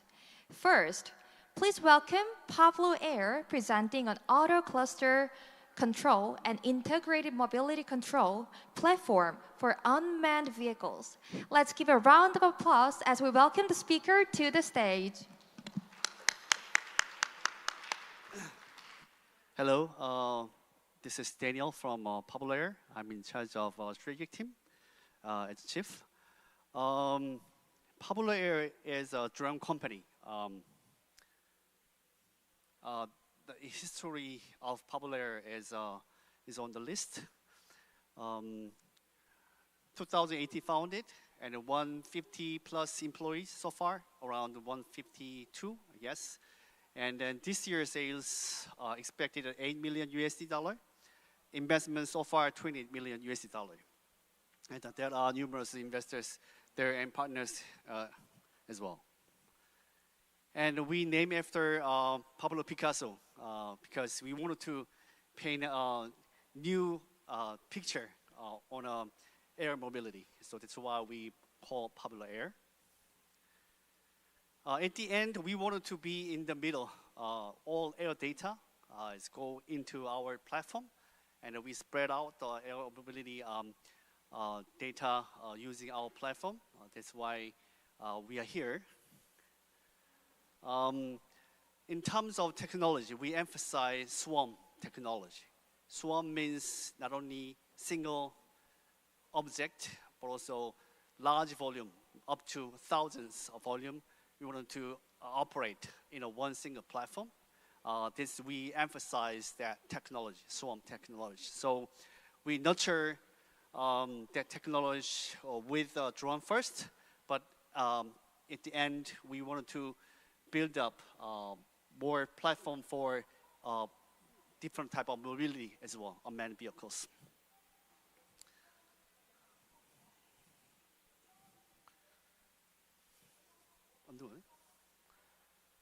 Okay. Next slide, please. Oh, I cannot move. Can you switch the slides to next page, please? Okay. So with the technologies, we actually tap on different type of business arms. First, we launched LED Air Show. The other, we develop for defense systems and other swarm solutions. I'm going to introduce more about it later pages. We actually launched in 2018 that type of LED drone shows in Korea with 100 drones. Now up to 1,000 drones we operate these days. The differentiation of our event is we use pyro plus LED. So we actually got Guinness World Record, the largest number of drone LED plus pyro shows. We got Guinness World Record last year, and this is the moment we got the Guinness World Record last year. So using Pablo Air brand logo. This is Songdo, near about here. So last year we performed more than 90 events. So revenue streaming from this part is around $6 billion per year. We actually started to sell our pyro drones to some companies in the U.S. At the same time in other countries in Middle East Asia. And then compared to the company in China, ours is cheaper and more effective and more accurate in terms of technology and operation knowledge as well. And we can combine with different type of show, offline show as well. We perform this type of things in Jeju Island and other area as well. And also we actually gain another entity in the US. We performed some events in Dodger stadiums and some festivals already. So there are very, these days it's booming, this type of things. And also US Federal Agency Association also approved our pyro drones. Before our pyro drones, it is banned with the pyro with drones for the air shows. But we actually got permission because we prove our strongness and then security and other things as well. So we manufacture our own drones, but the strength of our company is not, hardware. Hardware itself is very not big difference between other companies, but we actually combine our swarm technology with the swarm algorithm and also flight computer as well. We designed ourselves in-house. So we actually manufacture different type of drones, and we actually jump into defense system as well because of there are many unmanned vehicles they want to operate in a warfield. So we actually provide drones with our swarm algorithm. Like this trucks combined with 50 drones. Actually, we contracted with the South government, Korean defense system government. So we are going to provide these things next year. So in some point in South Korea, now we have a test with the staff of defense department. And also we actually provide our flight control system with swarm algorithm to AI's next one and Korean Air as well. So because of we have make our own swarm algorithm, we put algorithm on drone and which is enable drones can communicate with each other, not controlled by control, but autonomously they actually make their own formation by themselves. So yeah, we combined surveillance drone and then attack drone or defense drone in one single platform. So that's actually we are going to provide these things to Korean government soon. So this called kamikaze drones. Somehow we can utilize it. And also surveillance drone we actually manufacture by ourselves, and then we can cover 138.4 kilometer.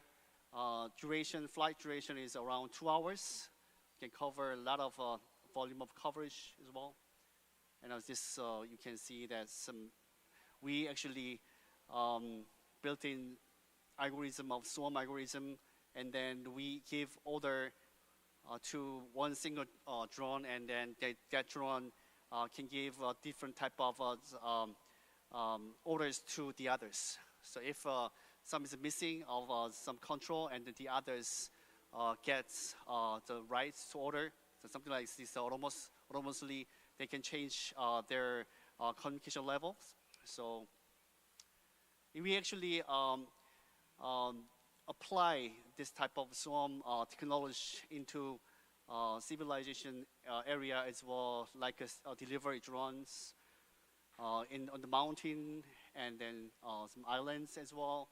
So there are many islands in Korea, South Korea. Actually, we actually deliver some grocery stuff to remote area using our drone.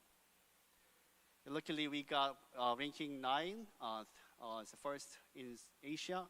so among some drone operator companies. Luckily, actually, because of GCS, ground control system to control drones, we actually developed our own software for controlling of drones. But these days, air taxi is booming. They ask us to develop traffic management system as well. So we combined one consortium with the other numerous conglomerates. So as startups, we are first company to join into that big project. Right, like this display, you can see traffic management system, and also there looks like an airport. We call it vertiport, small size of airport for UAM, urban air mobility. Actually, that is also they need some platform to control and monitor on the ground. So we have been developing two type of ground control system. Let's say traffic management system. Next year, $17 million we targeted as sales. This year, almost done, $8 million. So we actually target to going public as IPO, probably next October. So we targeted for that IPO next year. Okay, more than 50% are engineers, different type of parts engineers. They have been developing the different type of technology, inclusive swarm and hardware and platform as well. More than 100 patents already we got, and then numerous competition we get into, and then to show the ability of our technology. And there are our C levels. Right, yeah, nowadays we are stage of a pre-IPO funding stage. So if you are interested in, let me know. Thank you. Yeah. This is our drone, LED show drone. So yeah, if you have time and then visit to our booth. Thank you. Yes, we all should visit your exhibition booth to try the drone. Thank you for your presentation. And next we have Future Sense Wheel. The presenter will present on blockchain-based food traceability and inventory loss management service. So if she's ready, let's give her a big round of applause.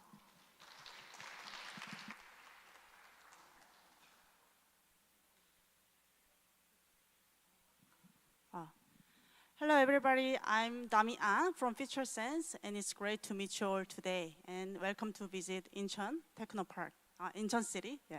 And I'm Dami An. Let me introduce our company. Future Sense provides digital transformation platform, Football Chain, which utilizes blockchain and AI and big data technology. Yeah. So let me tell you the problem. There are food safety, food hygiene issues happening quite frequently to threaten our health, right? And then in USA, the CDC announced that about 48 million USA people get food sickness every year, and 3,000 die every year. So obviously it's a very serious problem, right? So now the USA FDA and EU General Food Law issued food traceability mandatory rule from January 2026. Yeah. So this is the food supply chain from the very beginning, farm, to the end customer. So there are many problems existing from the farm stage. Many raw ingredients fail to sell at the right time, so there are many food waste, right? And then food manufacturers, you often fail to do the very effective purchase management, inventory and loss management, and also result in less profit and food waste. And our end customer, they are very concerned when food safety issue happen. This is very hard to provenance, right? So with this supply chain connected, effectively, will be food supply chain more traceability and trustability, also sustainable. And then blockchain technology is uniquely known as the best solution for managing traceability between supply chain stakeholders. So Future Sense provides Football Chain, which is a digital transformation platform for better food safety management and also better inventory and loss management. we utilize two core technologies. One is blockchain-based chain of custody data provenance system, and then the other one is AI-based loss management technology, NLNS algorithm for optimization for food processing. So with our blockchain-based food traceability management, the food history can be trustable, and then the end customers can scan the QR code to check the trustable food history and also participate in various events utilizing digital event and then digital marketing utilizing NFT. So this is the USA FDA food traceability rule, and these tomatoes, fresh food, and egg, many fresh food, fresh processed food even, is included. And then the USA FDA regulated KDE and CTE, which means harvest, and then initial packing after shipping, receiving, processing to the customers, 6 different steps. They say CTE, critical tracking event, and each CTE includes very complicated KDE. So these are the basically, data format the food manufacturers and food supply chain keep, and then they have to submit within 24 hours on request. So obviously it is very complicated. And then this electronic sortable document with blockchain, the data integrity, and then provenance is possible. So our food traceability system enables the latest FDA regulators and compliance requirements real time, and then collect, manage for the 46 different key data elements regulated by FDA. So K-food is very hot industry in Korea. Basically, you can regard our solution as the protection of K-food to be exporting in the global market, continuously. And FutureSense solution has the point-to-point data mapping system enable very accurate food traceability. And the second function is also about data, food manufacturer data, and then now it's inventory and loss management. So loss management, inventory management, document management, all in one solution.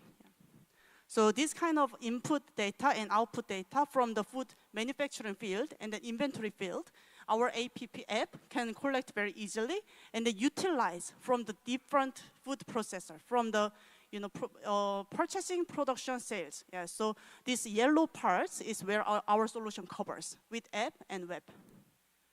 So from the work order, the site manager can tap the task button on the main mobile screen to enter today's task list, and then mobile inventory lookup for raw materials, and then produced goods. And then with the web version, the office staff and decision makers can easily check the inventory quantities and costs and do the better management throughout the dashboard. So we provide the business intelligence dashboard for better data-driven business decision. So for this data, we adopt loss inventory management NLNS algorithm, which is the optimization for the whole food production line, and then do the better loss management. So our competitive strategy is basically our own cost-effective and high-performance blockchain infrastructure, and we integrate AI to do real, provide business impact and global compliance at the same time. And we provide it through SaaS, so food vertical SaaS, which have the good aspects from the SaaS, but we are food-focused. So the continuous data integration and analysis and utilization from the food data, we provide the business value. So the food market is growing very huge, right? It's $8 billion globally, but very analog and not digitalized yet. But the food tech and agricultural food supply chain market using blockchain is growing very rapidly. Our business model is basically feature-based SaaS. We provide food traceability, inventory loss management, 2 functions, subscription-based, and also we have the API service to integrate, collaborate with external system. Currently, we are talking with SAP, China Gold Partner, and also Malaysia, SAP vendors to connect our blockchain traceability through API. So currently, we are working already with the fast-growing food manufacturers in Korea. Their pain points is simple: their revenue is growing, but their profit is decreasing. So they want to find the problem at field and also respond to global regulation. So far, we have do the successful technical POC. We did the very first blockchain, adopted Korean kimchi to make the better, safer kimchi traceable system in 2021, 2022. And then we worked with government agencies, so we could secure 14K food franchises, restaurants, potential clients. Yeah, and then we are working actively with B2G and B2B and global partners. Our market opportunity to lead the industry is here in the Incheon city. We signed the MOU with the Incheon Food Manufacturers Association. So in the Incheon city, there are about 2,000 food manufacturers. We will spread our solution, collaborating with them. And we are starting from 10 in November.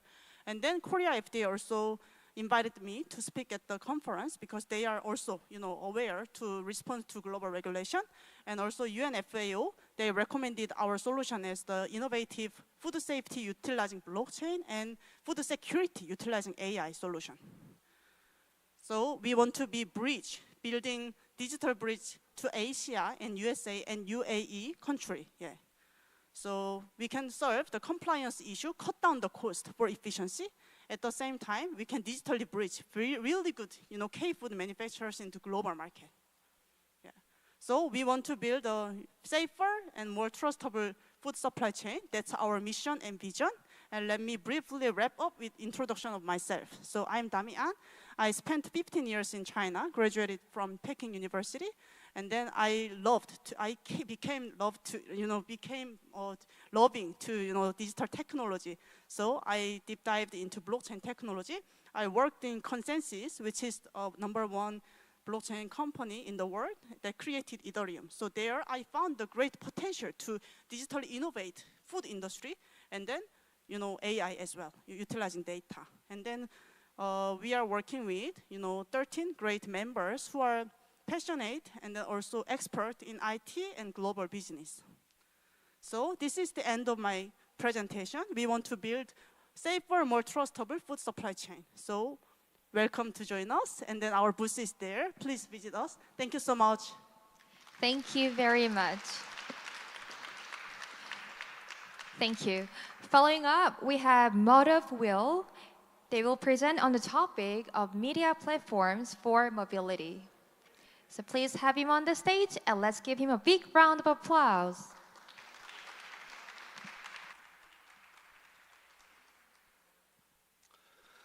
네, 안녕하십니까. 저는 모토브의 대표이사 이무혁입니다. 먼저 발표에 앞서 한 두 가지 양해를 구해야 될 것 같습니다. 먼저 첫 번째로 저희 지난주에 스마트시티 MWC 행사가 있었습니다. 그래서 저희 글로벌 팀 아직 현지에서 도착하지 못해 제가 대신 발표하러 나왔고요. 두 번째로 모토브는 이제 새로운 두 번째 페이지를 열어가고 있는데 첫 발표 피칭을 제가 여기 인천에 와서 하게 됐습니다. 그래서 기존의 모토브가 아닌 새롭게 변화하는 모토브를 발표하다 보니까 그 부분에 있어서 약간 제가 익숙하지 않은 점에 대해서 먼저 양해를 구하고 시작하겠습니다. 저희 모토브는 어번 테크컨퍼런스입니다. 그리고 모션 투 베이클의 약자입니다. 앞에 보시는 것처럼 택시 위에 차량 위에 이런 스크린을 가진 디바이스를 혹시 보셨을까요? 네, 대부분 많이 보셨을 것 같습니다. 저희는 이 스크린을 통해서 광고만 전달하는 게 아니라 도시의 다양한 데이터를 모으고 있습니다. 그래서 저희는 이 플랫폼을 가지고 광고로도 활용하고 있고 오른쪽에 보시는 것처럼 AI 데이터 플랫폼으로 활용하고 있습니다.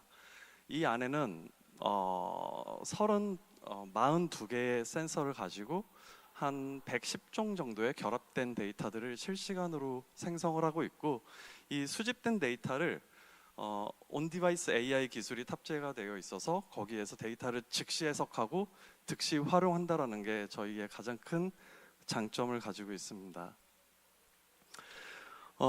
저희가 이 사업을 시작했던 그런 어떤 계기는 이렇습니다. 미래는 AI의 시대이고 AI가 뭐 하는 것을 대처할 것입니다. 하지만 사람들은 다 똑똑한 AI를 원합니다. 그런데 똑똑한 AI를 만들기 위해서는 가장 필요한 게 무엇일까요? 학습용 데이터겠죠. 똑똑하게 만들 수 있는 학습용 데이터입니다. 근데 이 학습용 데이터를 어마어마하게 많이 만들기 위해서는 기본적으로 데이터를 수집을 해야 되는데, 모토부가 집중하고 있는 거는 이 도시에서 발생할 수 있는 데이터를 가장 잘 효율적으로 모으고 가장 잘 효율적으로 학습할 수 있게끔 공급할 수 있는 그런 포지션을 저희가 해결하겠다라고 포지션을 가지고 사업을 진행을 하고 있습니다. 그렇게 된다라고 하면 새롭게 나타나고 있는 이런 다양한 자율주행이나 스마트시티나 인더스트리 4.0에서 저희 데이터를 활용해서 AI를 좀 더 똑똑하게 이렇게 발전시켜 나가게 될 것입니다. 여기에 문제점은 있습니다. 다양한 곳에서 AI를 사용하고 있습니다. 특히 비전 AI가 가장 각광을 받고 있는데, 그거를 활용하기 위해서 각 모든 매니팩처 회사들은 각각의 데이터를 만들고 각각의 그들이 필요한 학습용 모델을 더 고도화시키기 위해서 데이터를 만들고 돈을 쓰고 있습니다. 모토부는 이 부분을 저희가 옥 외환경, 이 아웃 오브 홈 환경에서는 그 부분을 저희가 다 해결을 하고자 하는 게 저희의 목표입니다. 보시는 바와 같이 밸류 체인은 이렇게 일단 자산을 설치하고 자산을 통해서 데이터를 모으고 그거를 네트워크나 네트워크와 시큐리티 기술을 통해서 서버를 가져오고 거기에서 데이터를 뭐 각종 분석을 해서 이거를 서비스에 활용하고 있습니다. 저희 모토부가 하고 있는 비즈니스가 정확히 똑같습니다. 저희의 자산이라고 하는 저희 무대 왼쪽에 보이는, 오른쪽에 보이는 저 디바이스 안에서 저 디바이스가 다양한 차량에 설치가 되고 차량들이 다니면서 데이터가 모아집니다. 그 모아진 거를 서버 사이드로 가져오는 것보다 온 디바이스, 즉 엣지단에서 바로 데이터화를 하고, 왜냐하면 엣지단에서 데이터를 했을 때 가장 중요한 좀 몇 가지가 있습니다. 일단 통신이 없겠죠. 그리고 이게 통신을 태워서 밖으로 안 나가다 보니까 보안의 이슈를 해결할 수가 있습니다. 그리고 코스트를 더 싸게 할 수 있습니다. 그러한 부분들을 이 온 디바이스 자체에서 해결한 후에 이제 정제된 그런 데이터들만을 보냄으로써 그거를 바로 활용할 수 있는 그런 체계를 만들어 놨다는 게 모토부의 장점이고, 이 플랫폼을 지금 7년째 운영하면서 오른쪽에 있는 데이터 애큐리시, 그리고 모델 커스터마이제이션, 그리고 리얼타임 모니터링을 현재 7년째 서비스하고 있습니다. 그래서 모토부가 만들려고 하는 우리의 플랫폼, 그리고 모토부의 비전은 다양한 비클과 다양한 디바이스에서 올라오는 데이터를 저희뿐만 아니라 이 데이터를 원하는 다양한 인더스트리에서 버티컬에서 자유롭게 가져가고 그 사업에 적용시킬 수 있는 이런 오픈 플랫폼을 만드는 게 저희가 지금 하고 있는 사업입니다. 한 예를 들어보겠습니다. 애플 대 인텔. 네, 과거에는 인텔이 한참 강세였는데 현재는 이제 애플이 좀 더 많이 앞서가고 있는 것 같습니다. 저희는 그 부분을 최적화라는 부분에서 포커스를 했습니다. 되게 다양한 AI 기술과 이런 하드웨어들이 나오고 있습니다. 그 하드웨어와 이 AI 소프트웨어 기술이 최적화되지 않는다라고 하면 그 경쟁력은 사라지는데요. 지금 오른쪽에 보이시는 저희가 이 화면에 돌아가고 있는데, 이 부분이 한국 돈으로 치면 한 20만 원에서 25만 원 정도의 컴퓨팅 파워를 가진 카메라 포함해서 그런 디바이스에서 돌아가는 이 디텍팅, 실시간으로 돌아가는 영상이라고 보시면 될 것 같습니다. 저희는 그 애플을 벤치마킹하면서 하드웨어와 소프트웨어가 최적화되는 그런 부분을 찾고 있다, 이렇게 보시면 되고요. 두 번째로 저희가 집중하는 부분은 이 데이터는 우리 게 아니고 이 데이터는 기존에 있는 것과 결합하고 빠르게 오픈해서 결합해서 실시간성과 커버리지를 빠르게 늘려가야 된다라는 전략을 가지고 있습니다. 그래서 모든 도시에는 고정형이 있고 차량이 있으니까 드라이브 바이가 있고 위성이나 항공에선 들어오는 데이터, 이 세 개를 컴바인해서 가장 빠르고 그 넓은 지역을 실시간으로 모니터링하게 만드는 체계를 만드는 게 저희가 하고 있는 사업입니다. 그래서 실제 모토부는 7년간 그 디지털 5개 광고라는 영역과 스마트시티라는 영역에서의 사업 실적을 보여왔고요. 광고 영역에서는 기존에는 그냥 지나가다 보면 많은 광고들이 그냥 지나쳤는데 내 주변에 있는 스크린과 내가 가지고 있는 폰이 일체화되는 그런 시스템을 통해서 좀 더 컨텐츠를 임팩트 있게 전달하는 부분을 저희가 가지고 있습니다. 그래서 기존에 있던 그냥 불특정 다수에게 노출되는 매체가 아닌 그런 매스 미디어도 타겟팅할 수 있는 거를 지금 현재 구현해서 운영하고 있고요. 지금 보시는 디바이스를 가지고서 본 사업을 진행하고 있습니다. 또한 저희는 데이터가 미래라는 그런 캐치프레이즈 하에 다양한 그 데이터의 가능성을 검증을 해왔습니다. 물론 인천에서 그 대부분의 검증을 많이 시작을 하였고요. 오른쪽에 보시는 것처럼 차가 그냥 기존의 차는 그냥 지나갔는데 지금 모토브를 가지고 있는 차는 지나가면서 데이터를 모으면서 그 부분에 대해서 어떤 길이 어떻게 막히고 있고 어떤 길에 어떤 포트홀이 생기고 있고 크랙이 있고 불법 부착물이 있고 이런 부분들을 모니터링하면서 가고 실시간으로 이거를 보내고 있다. 그리고 이렇게 다양한 디바이스로 가기 위해서 디스플레이 없는 디바이스를 가지고 확장하고 있습니다. 이 마지막에 있는 부분이 이제 우리 AI 대시캠이라고 하는 블랙박스 쪽으로도 들어가서 개인들 차량까지 들어갈 수 있는 라인업을 가지고 앞서 말씀드렸던 데이터 플랫폼 그리고 그 모아진 데이터를 다양한 분들 그리고 다양한 산업에 적용해서 그 도시에서의 변화 혜택을 그 도시와 이 도시에 생활하고 있는 시민들하고 같이 하고자 하는 게 저희 모토부의 진행점입니다. 저희 모토부는 서울, 인천, 대전, 포항 이렇게 4개 도시에서 지금 사업을 진행을 하고 있고요. 넥스트 스테이지로 저희는 이제 국내 사업을 좀 더 확대한 후에 이제 글로벌 마켓에 나가기 위해서 이런 인천에서 하는 이 CES를 통해서 해외 시장을 태핑을 하고 있습니다.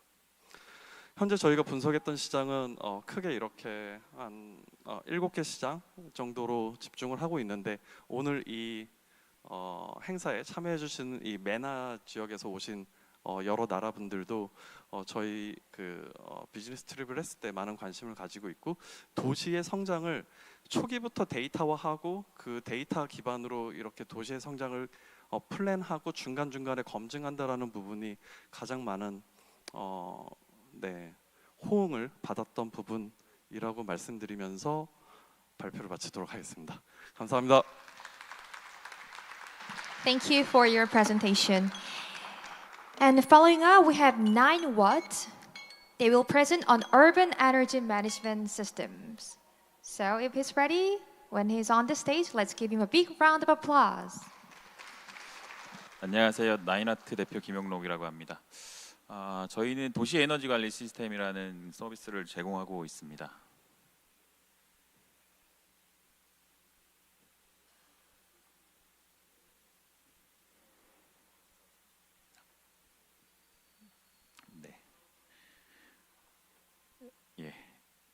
일단은 저희가 넷제로 타겟을 하고 있습니다. 그 문제는 이제 여기서 이제 탄소를 감축하는 포지셔닝에서 건물이 차지하는 부분이 약 38% 됩니다. 우리나라 기준으로 올해 기준으로 41% 정도 되고요. 전 세계 기준으로는 31% 정도 건물에서 매출되고 있습니다. 이 과정에서 에너지를 줄이지 않으면 탄소에 대한 문제를 해결할 수가 없다라는 게 저희의 이제 큰 대과제고요. 그 과정에서 이제 우리가 어떻게 할 거냐라고 물어보신다고 하면 이제 기본적으로 저희는 이제 시간과 돈과 공간에 대해서 이제 생각해 볼 필요가 있습니다.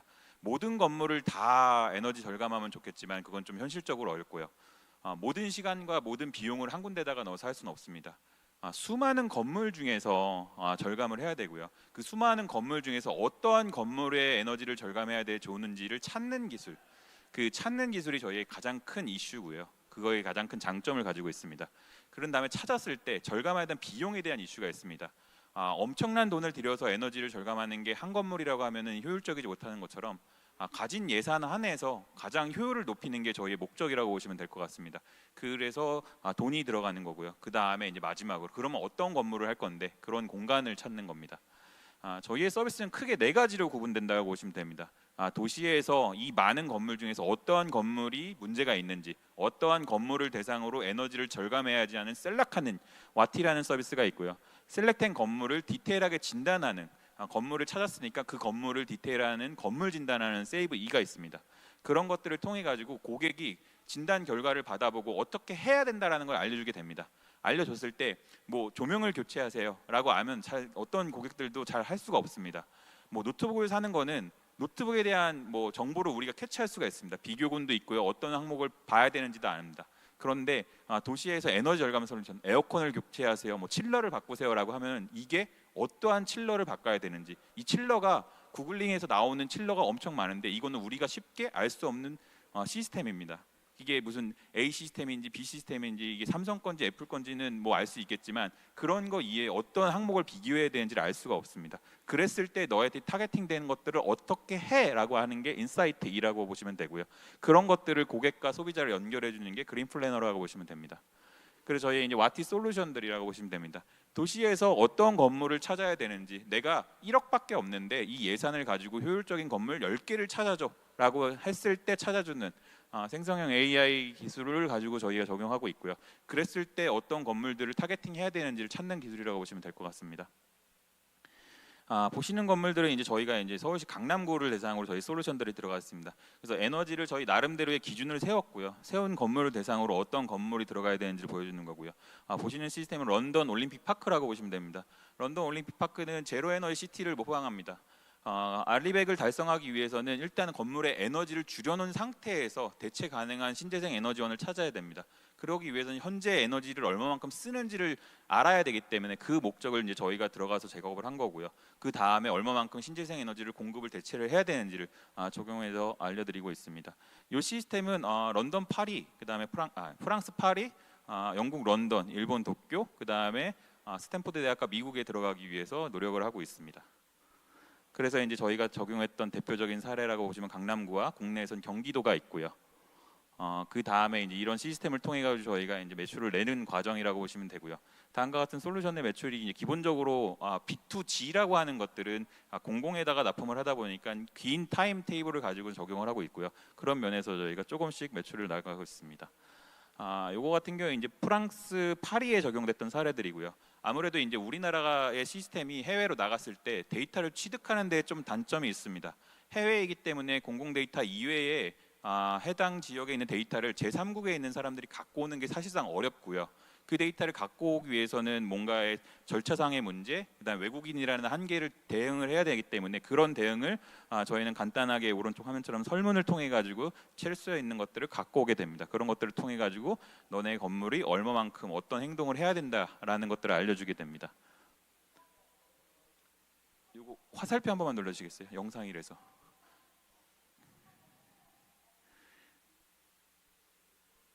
지금 보시는 화면에 이제 저희가 프랑스 파리에 적용했던 사례라고 보시면 되고요. 오른쪽 왼쪽 하단에 플레이 버튼이 있을 겁니다. 네, 이거 없는 것 같으니까 넘어가도록 하겠습니다. 그래서 이렇게 되고 있고요. 저희가 이제 요것들이 이제 오픈 AI랑도 같이 일을 하고 있습니다.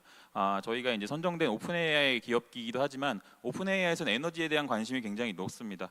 오픈 AI에서 말하는 것들은 GPT를 통해서 적용하는 것도 있지만 GPT를 쓰는 것 자체가 이제 몇 개의 명령을 보내는 거, 10개의 질문을 했을 때 에너지 사용량과 3개의 질문을 통해 가지고 답변을 받았을 때 에너지 사용량이 물론 다를 겁니다. 그렇기 때문에 최소한의 질문을 통해 가지고 최대한의 만족할 만한 답변을 찾을 수 있는 것들을 저희가 오픈 AI에서랑 같이 하고 있고요. 요거에 관련돼서는 이제 LS 일렉트릭이랑 국내 에너지 기업이랑 그다음에 한전이라는 이제 공급 사이드에서 발전사, 그다음에 현대 자동차 그룹과 같이 이제 이 프로젝트를 진행하고 있고요. 저희가 이제 대표적으로 이제 오픈 AI사랑 하는 것 중에서 가장 큰 장점은 지금 현재 이제 펑션으로서 저희의 솔루션이 하나에 패치가 돼서 들어가는 걸 목적으로 하고 있습니다. 그래서 이제 저희가 이제 궁극적으로 하는 것들은 GPT를 통해 가지고 질문을 줬을 때 소비자가 알만한 대응을 주는 거는 너무 불호도합니다. 이거에 대한 검증도 필요하지만 이거에 대한 확신을 줘야 되는 이유가 있습니다. 이 답변이 맞는지 틀린지는 검증이 필요하고요. 이것들이 해당 지역에서 수용 가능한지를 파악하는 걸 목적으로 하고 있고요. 그걸 먼저 국내에서 적용한다라고 보시면 될 것 같습니다. 그래서 리얼타임보다는 시장 검증을 통해 가지고 먼저 진행을 하고 있고요. 일반적으로 빌딩의 사이드에서 한 타입만 가지고 먼저 적용을 하고 있습니다. 그래서 이제 실질적으로 저희가 이제 적용했던 사례들이라고 보시면 되고요. 얼마만큼 효과가 있을 때 썼는지 이제 기본적으로 룰 베이스를 대입이 GPT 대비했을 때 얼마만큼 효과가 있는지를 보여주고 있습니다. 약 8.8% 정도 효과가 있다라고 보시면 될 것 같습니다. 그랬을 때 이제 기존의 머신러닝을 통한 방법과 뭐 생성형 방법을 통했을 때 장단점을 비교한 거고 일반적인 장점을 저희가 다 가져간다라고 보시면 될 것 같습니다. 그래서 이제 저희가 이제 다음과 같은 이제 방식의 이제 만들었던 이제 사례들이고요. 여기 자연어 기반으로 이제 질문을 주면 답변을 통해서 그 답변을 가지고선 에너지를 절감하는 방법론을 주게 되고요. 그것들을 실행하게 되는 겁니다. 그랬을 때 얼마만큼 비용이 절감되는지를 알려주게 되는 겁니다.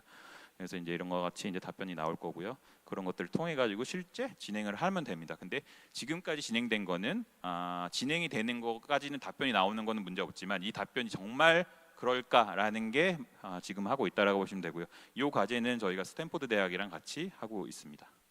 그래서 이렇게 진행이 되고 있고요. 저희 비즈니스 모델은 다음과 같고요. 기본적으로 저희는 B2B를 표방하는데요. 지금 현재로서는 B2G에서 일부 매출이 나오고 있고요. 부동산 이제 사이드에서 프롭테크 영역에서 있는 나온 매출과 그다음에 그걸 연결하는 매출, 공급 사이드에서 소비자랑 연결하는 매출들을 보고 있습니다.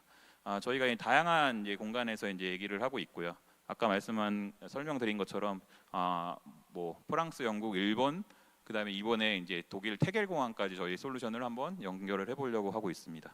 그래서 저희가 이제 프랑스 같은 경우는 해당 기업이랑 같이 하고 있고요. 지금 영국 같은 경우는 UCL 대학이랑 맨보털스라는 공간이랑 같이 진행을 하고 있습니다. 아직까지 이 부분들에 대한 이제 매출이 발생이 되지 않는다는 단점은 있는데 굉장히 우수한 글로벌한 연구소, 글로벌한 대학들과 같이 저희의 기술들을 계속 업데이트 쳐가고 있습니다. 그래서 곧 매출이 발생할 거라고 목적을 하고 있고요. 다행스럽게도 도쿄 지역에서는 올해는 도쿄가 아닌 일본 지역에서는 다수의 지자체들이 저희의 솔루션들에 대한 관심을 표방했고요. 올해부터는 일본 지역에서 매출이 조금씩 발생이 될 예정입니다. 그래서 저희는 다음과 같이 한 26명에서 24명 사이에 왔다 갔다 하는 인력들로 구성이 되어 있고요. 대다수는 석박사 인력으로 구성되어 있고요. 그 인력을 통해 가지고 R&D를 진행하고 있습니다. 여기까지 하겠습니다. Thank you. So we have Seko now for the next presenter, and Seko will give us a presentation about the automated water quality management system. So when she's ready, let's give her a big round of applause.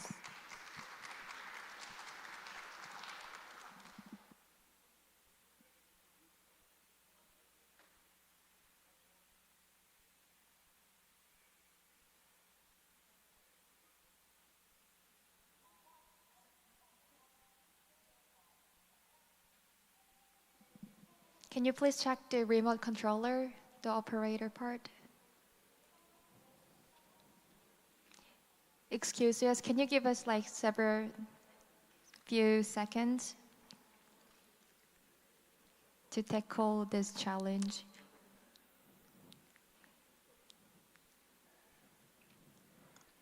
It will be okay. Very soon. Does it work? Okay, so please. Hello everyone, I'm very glad to have all here today. This is Choi Choi, a head of global sales at Sheco. So as shown in a picture, Sheco develops a marine cleaning robot to recover the pollutants on the surface of water in the form of liquid and dust. It's a quite unique model in the market. So this is a type of a robot vacuum cleaner in our room, transforming it into a marine and water environments. So Sheco is the 4-year startup established from 2019, and we are currently working as 19 people as a team. And as a slogan, sharing the clean environment of the current generation with the next generation, we're developing the technology for the human safety and then the environments. And also we were selected for the 100 innovative company from the Ministry of Oceans and Fisheries, and also the promising company for the Green New Deal project. Our major investor includes SK Innovation and Hyundai Motor Group. So we have a very outstanding history for the R&D and then the joint project for the marine sector, and also cooperating with the field experts. So our ocean is polluted a wide variety of the pollutants every day. But among those pollutants, SHECO focused on oil spill problem because the oil spill happens every day in Korea and 4,000 times more happening around in global sectors. So, but the recovery method is unsustainable. So, I'm sorry. In addition, because the oil spills happen every day, and you can imagine the manual labor is dangerous, expensive, and not efficient. And 90% of these spills are small scale near the ports and handled by the manual labor. So these pollution accidents are regulated by the strict international law. In addition, the regulation of the carbon emission from the ship fuel makes the viscosity a bit lower, which is the pollutant cannot be handled by the manual labor, also the traditional method using the heavy equipment. And then the automation is essential because the fuel use ships are changing due to the carbon neutrality policies, and these fuels are explosive and toxic. So we are aims to transform this outdated industry to the future industry with the AI and then the robotics technology. So in 3 years, we are going to seize the hegemony of the market through the unmanned cleaning robot system.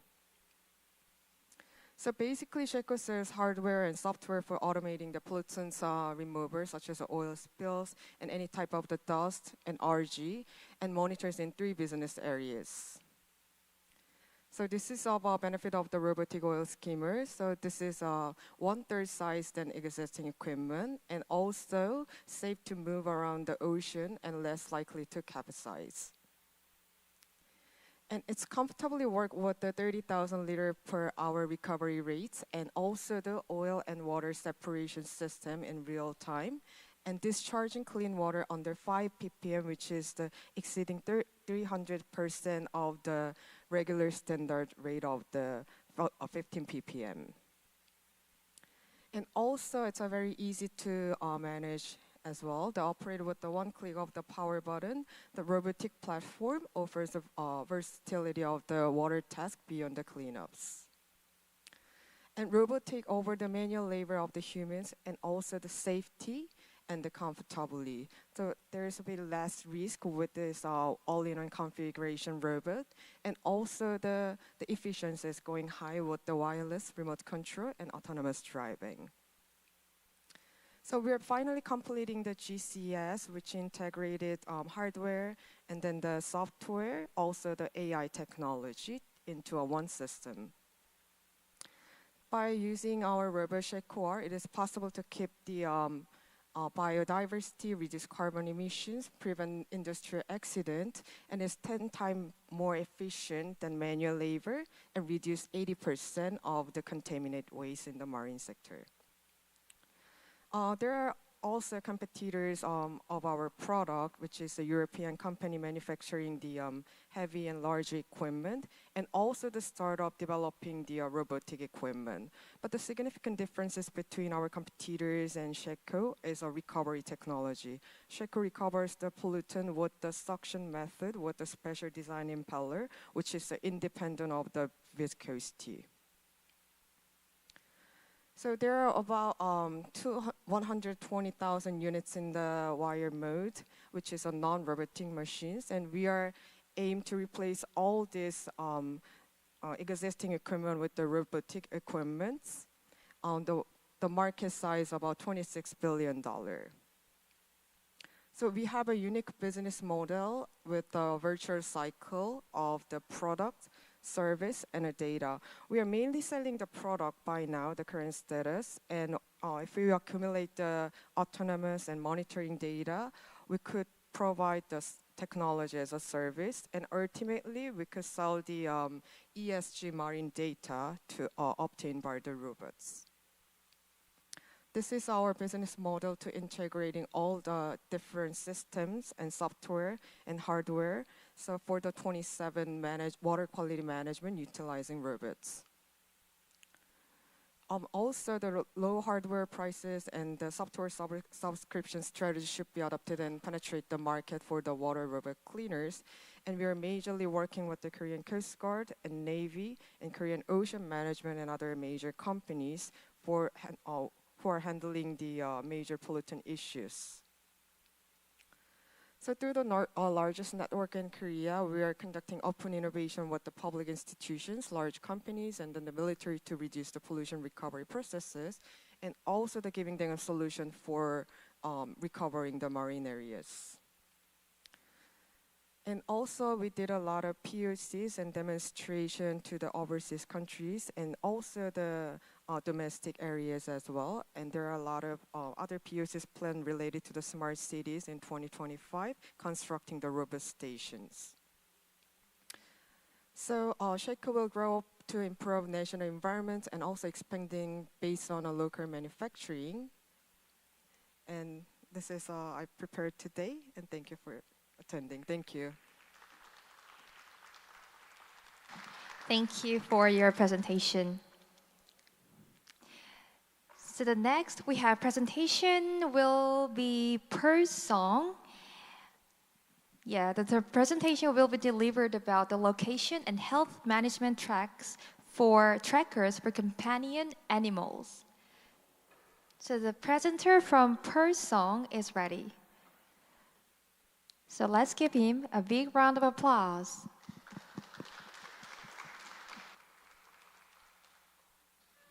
So good afternoon, everyone. Thank you for joining me today. I'm Jung from Per Song, and it's an honor for me to present our company and our latest innovation today at this amazing event. So I'll try to keep it short as it's been a long day, and I'll go straight to our company introduction. Our company is committed to revolutionizing pet care through smart technology, creating products that enhance the lives of pets and their owners. Today, we are excited to introduce LaviTag Pro, our latest innovation designed to make pet health tracking easier and more precise. So Per Song have started developing IoT devices for cats as they tend to hide their pain from their owners. As we have been dealing with cats since establishment, we are now planning to integrate LaviTag Pro for dogs as well. So these days, we have started to welcome pets as member of our family.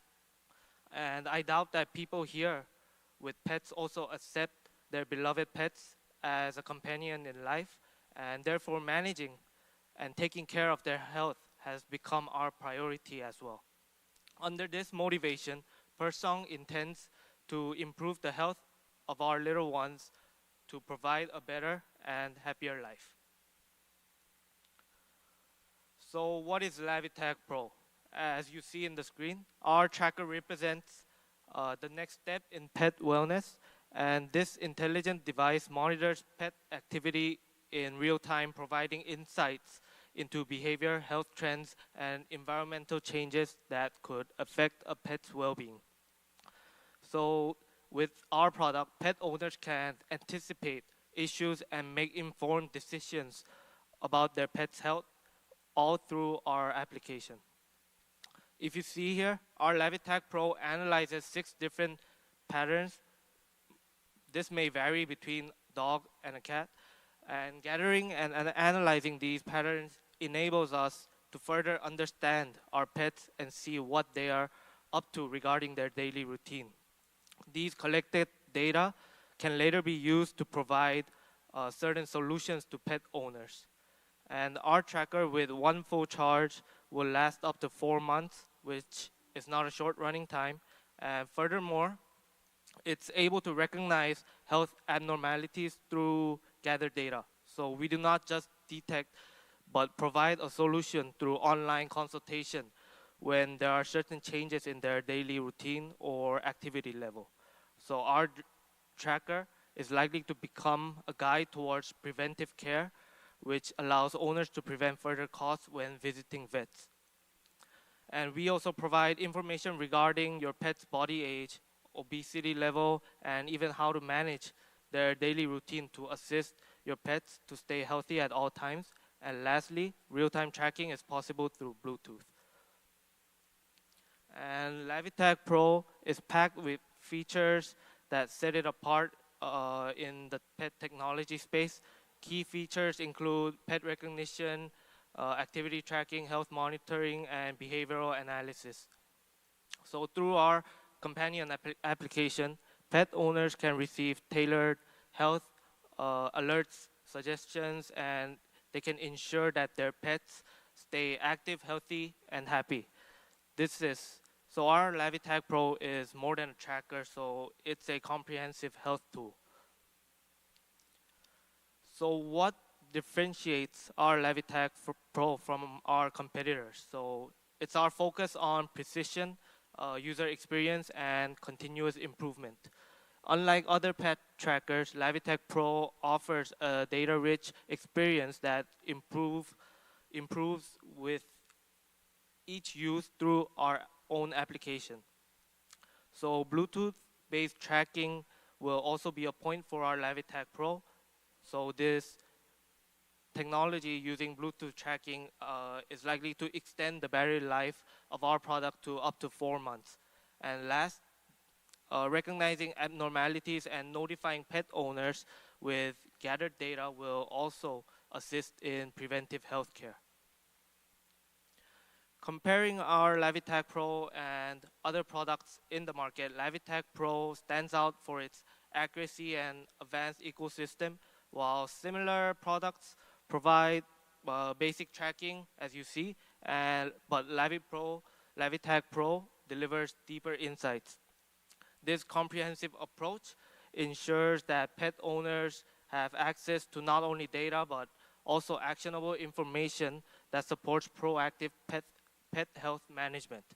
And the battery life is significantly higher than other products, with a smaller size and lighter weight of 15 grams only.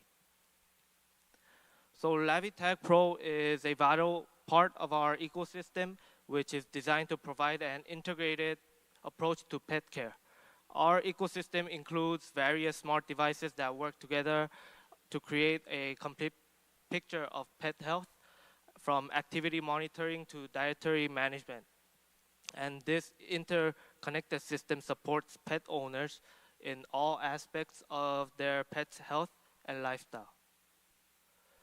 So our potential is that in the US, the market is enormous, and as you see, as of 2023, about 66% of households, approximately around 86.9 million homes have a pet. But however, this does not just apply for the market of United States, but owning a pet is becoming a trend and is increasing globally as well.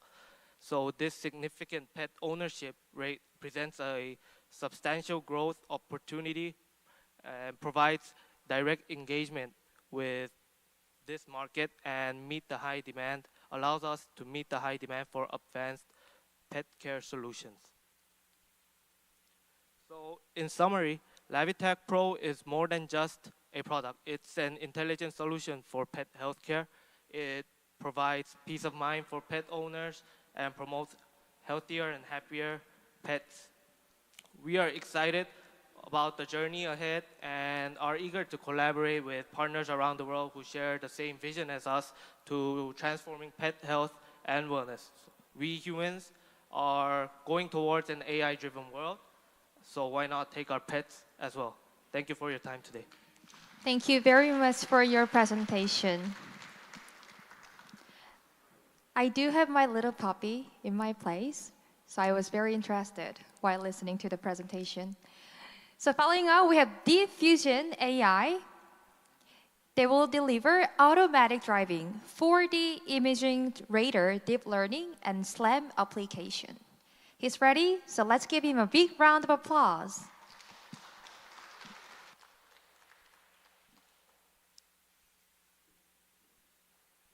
Hello, everyone. I'm sorry, I'm not good at speaking English, but from now on, I will pitching as a Korean. 완전 자율주행 차를 우리는 언제 가질 수 있을까요? 여러 테슬라도 있고 여러 사고도 있고 완전 자율주행 기피하는 현상도 생기고 좀 심각합니다. 저의 생각으로는 완전 자율주행이 보편화되지 않는 이유는 기술의 문제가 아니라 가격의 문제라고 생각합니다. 그래서 지금 완전 자율주행이 되려면 이렇게 전체 레인 체인지가 자유롭게 가능해야 되는데 360도로 디텍션을 다 해야 되는 그런 문제가 있고, 그 문제 때문에 센서 가격이 올라가고 컴퓨팅 파워가 올라가는 그런 문제들이 있습니다.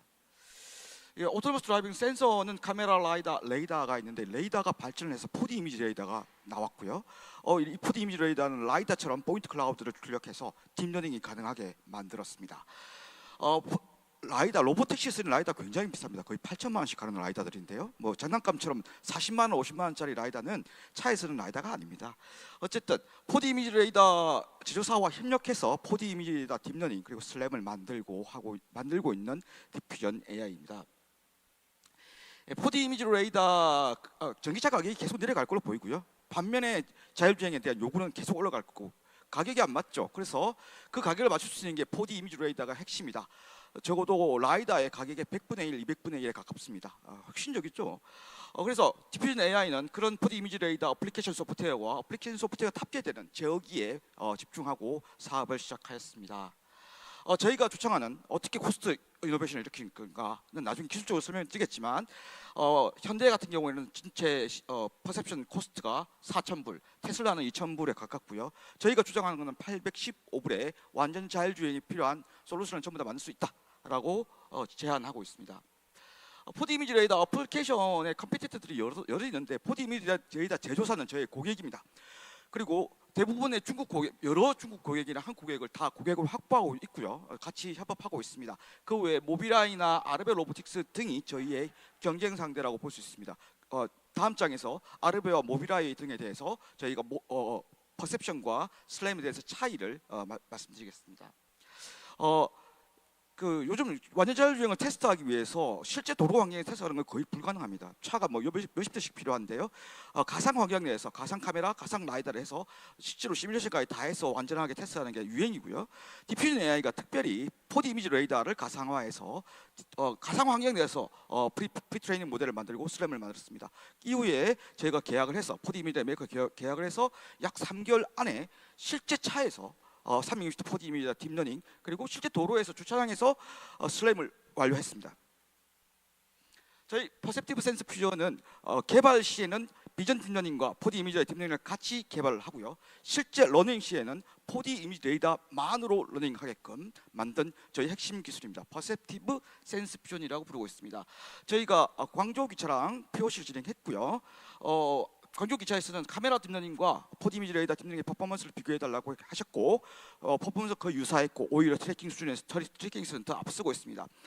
저희와 같이 협업했던 4D 이미지 레이더 메이커는 광주 기차와 계약을 했고요. 저희는 이슈를 4D 이미지 메이커에 공급하기로 계약했습니다.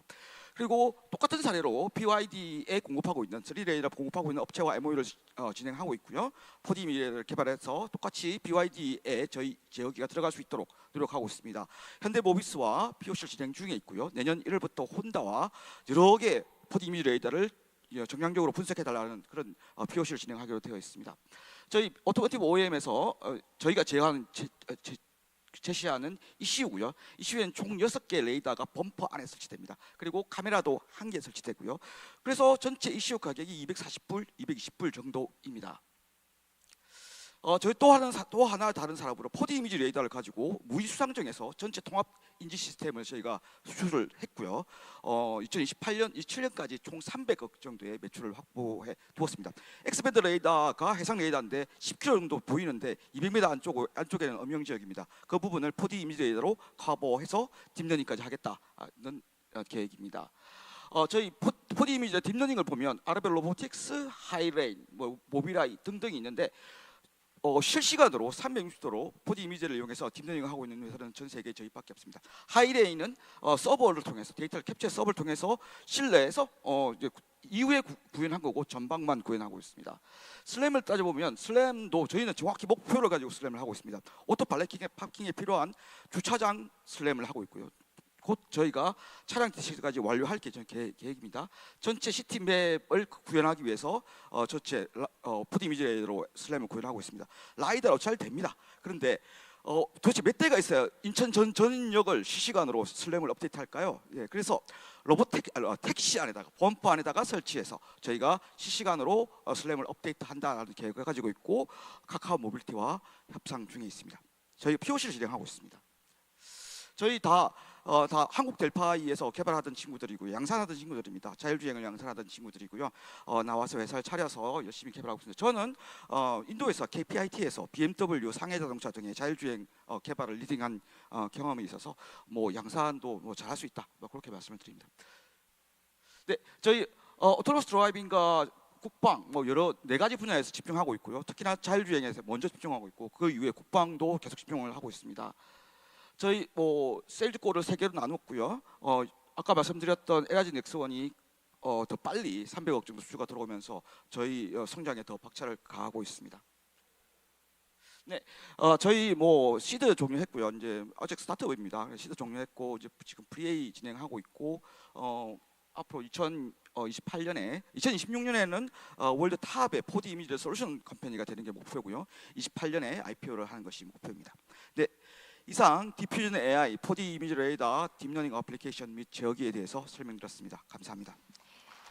Thank you for your insightful presentation.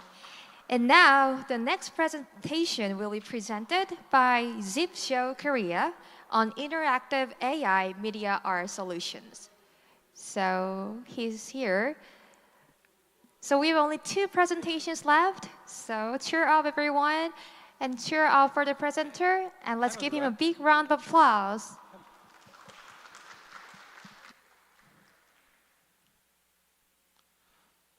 Good afternoon, everyone. I know it's been a full day of presentations, so thank you for hanging in there.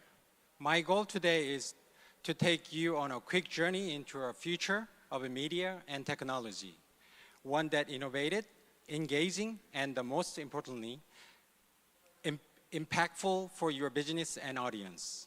Imagine transforming any space into an interactive experience where technology meets creativities in a way that captivates and connects. That's what we do in ZipShow Korea. So thank you for sticking around.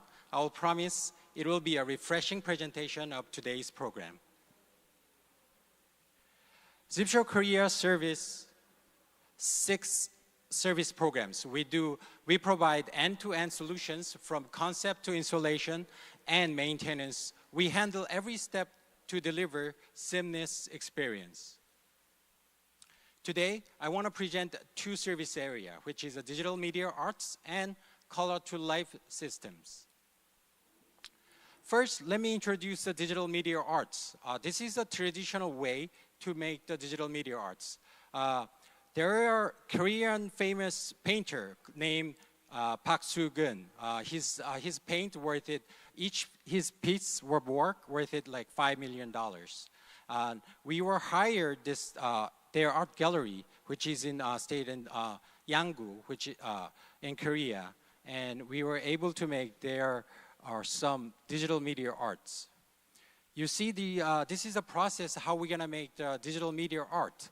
Very typically, not only just our company, but other company make a digital art like this. We take the original paints from the painters, and then we make the storyboard out of it. Because the last presentation were projecting locations are 10-meter long and 3-meter heights. So we make the long storyboards like that. We composited all the original paints, put out all the asset, and make the digital touching. Then we make the 3D animations. We have a 3D mapping and modeling like that, and we end up to making video like this. Can we play video? This is a video.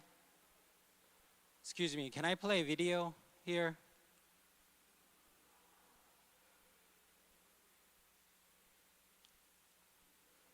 It doesn't play?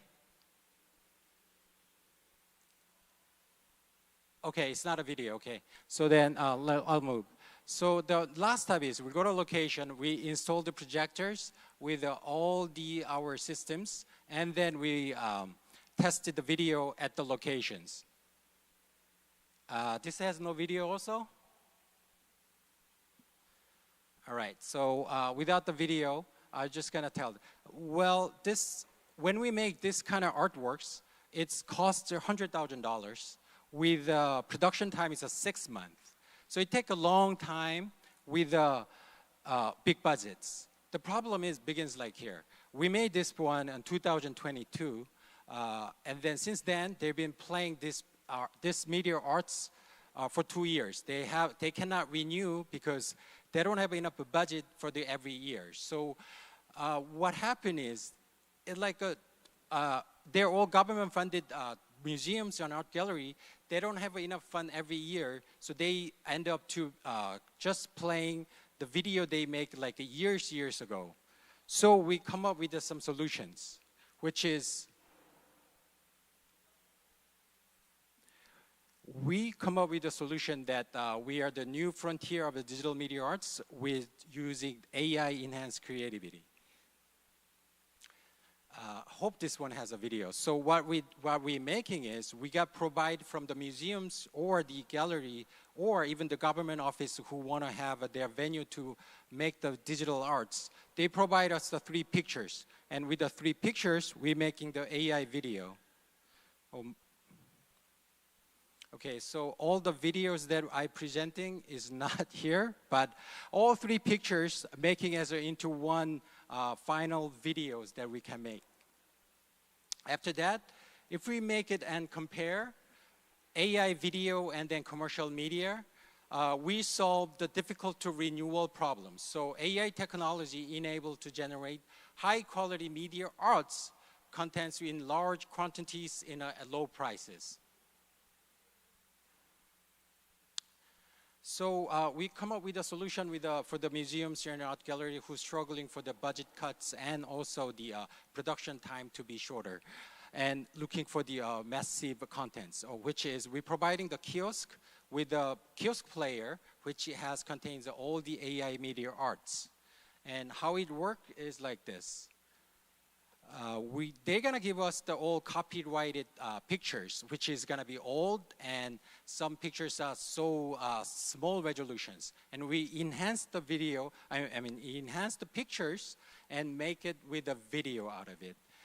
And then also we have a multiple user experience, which is this is the interactive experience. When they go near to the walls or the events that happen, we make the video to interact.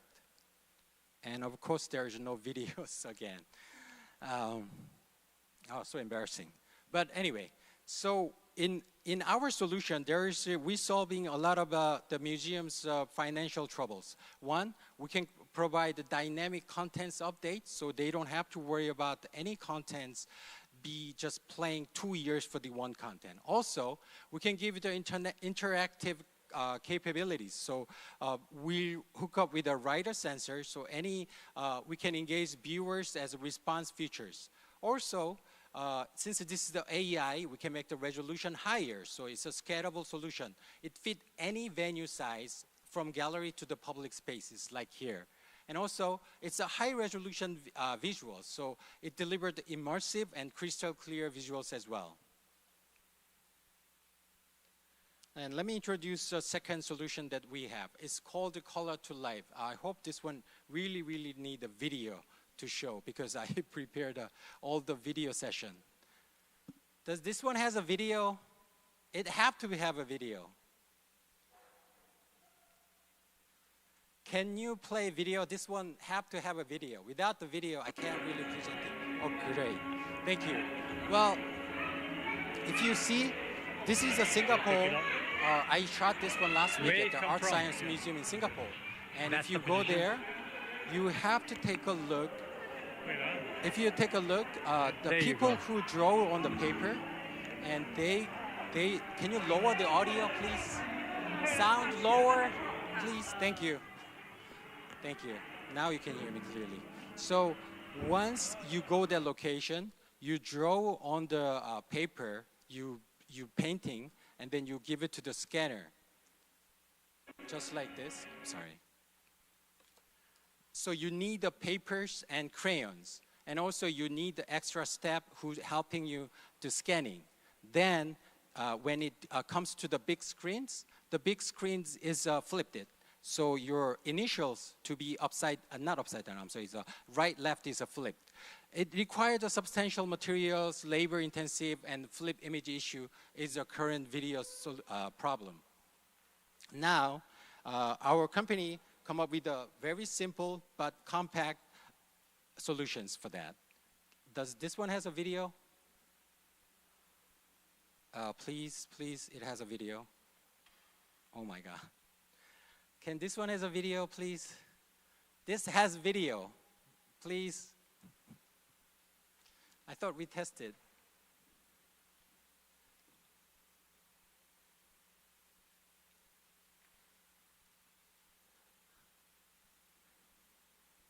Does this one has no video? Okay. Okay, there you go. So our video, if you see it, it's a 3D. All we need is tablets. With the tablets, the kids who just with a tablet and pen, they can just draw and use they can rotate the 3D shapes and user marked and symbols. And once they click,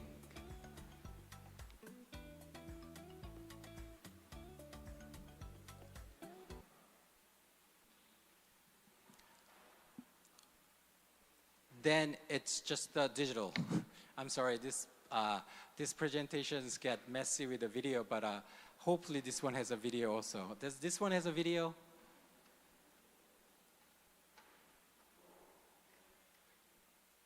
Oh, no video.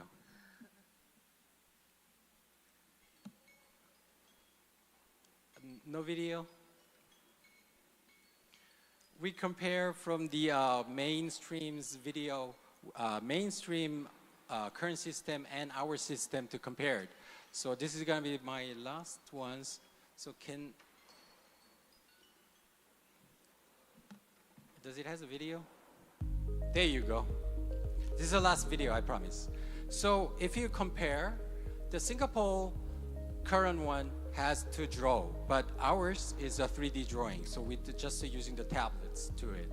And then the second step, for this scanner systems, you need some assistance to help you to scan. But us, we'll just have to click and it's gonna go to the stage.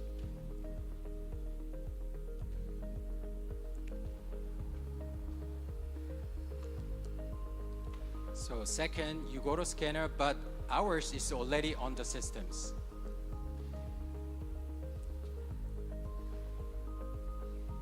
So it's very clear. We believe our color to life solution is promoting environment sustainability by reducing paper and crayon. Also, we cut extra step to assisting. And we already made 3 engaging themes, and we can customize anything that if the client required. So it's gonna be customizable for every needs. Thanks again. We make the seamless installation and ongoing support from Zipshow Korea. Thank you. Thank you very much for your presentation. So for those of you who are interested in watching the videos that you didn't see right now, I think you can visit the exhibition booth right here to see the videos. Now we have the final presentation. It will be presented by Elias AI. The topic is about digital sniper, draw scanner based on AI-generated olfactory sense. So here we have the final presentation, everyone. Please give him a big round of applause. Thanks. Good afternoon, everyone. I'm Jeong-Guk Seo, CBO of Elias AI. Elias AI is a startup developing various products and services by digitizing smell. This clip is about what we're building up. As you can see on the clip, we're developing a digital sniffer dog. The digital sniffer dog is a drug detection scanner preventing drug smuggling in airports and harbors by capturing the smell of an entrance body or luggage. We believe the digital sniffer dog will surpass the effectiveness of existing drug detection products and actual sniffer dogs.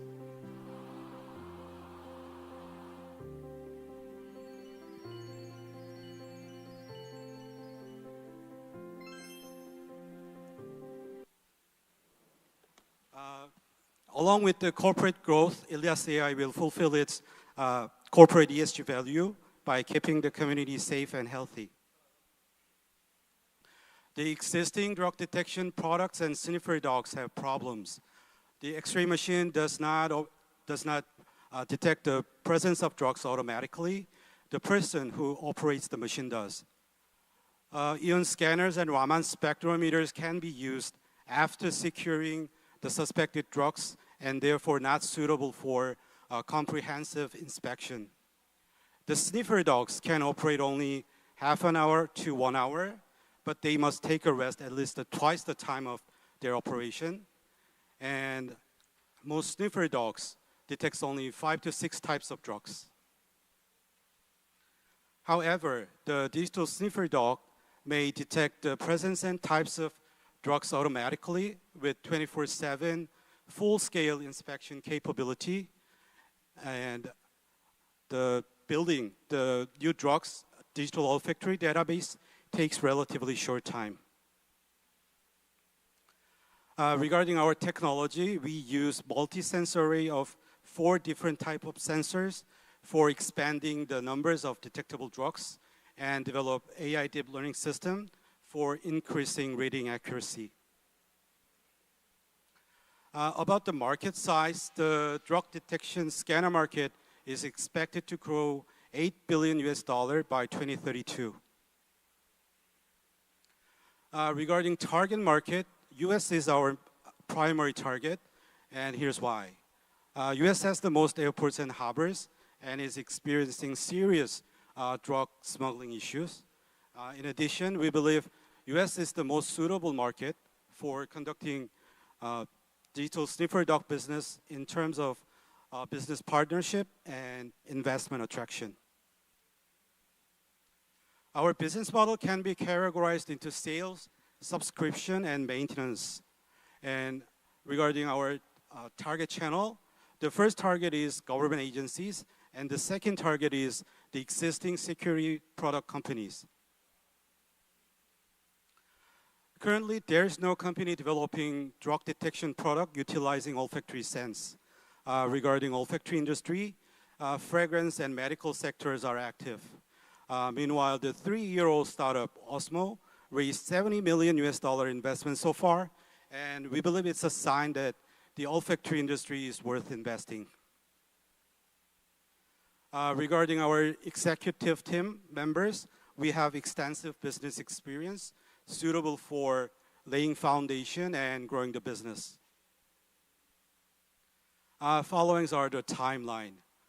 We secured the original technology by forming a research company, joint venture with ETRI, the largest government research institute in Korea, which successfully developed the technology for digitizing smell for drug detection at the lab level. And we have raised $550K investment so far, and we're still raising additional investment. We will showcase the digital MVP, the digital sniffer dog MVP at next year's CES, and plan to proceed with a verification project as the launch of the prototype next year by forming a consortium with Korea Customs Service and local governments, which has the airports and harbors. Regarding market entry, we plan to enter Korea and US market simultaneously in 2026, and that's why we're building, we're gonna set up an entity in US next year. In conclusion, we're seeking $1 million US dollar investment and strategic partnership opportunity for our overseas operation. Lastly, if you guys are coming to CES next year, please visit our booth so that we can show you the demonstration. Thank you. Thank you. That was Ilias, digital sniffer. Yeah, his presentation was the last but not least. So thank you for your patience in attending. For now, I would like to say it concludes the afternoon session of the Incheon Smart City Tech Conference. Let's give a big round of applause once again to all presenters who contributed today.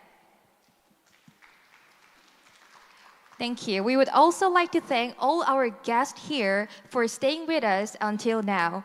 We'll now proceed with the prize draw. The raffle draw will be conducted using the entry ticket submitted when entering. Please have your tickets ready as we begin. So everyone, do you still have the tickets? You got what you entered? Thank you. Let's start with the raffle draw. So the prizes include a Sony headset for the first place, a Nespresso coffee machine for the second place, and we have prepared 신세계 certificate for third place winners.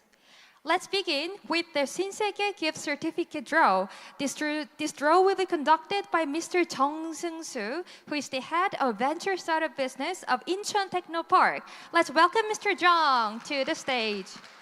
Thank you. So yes, Mr. Jung, please draw 5 names from the entry box for the 신세계 certificate.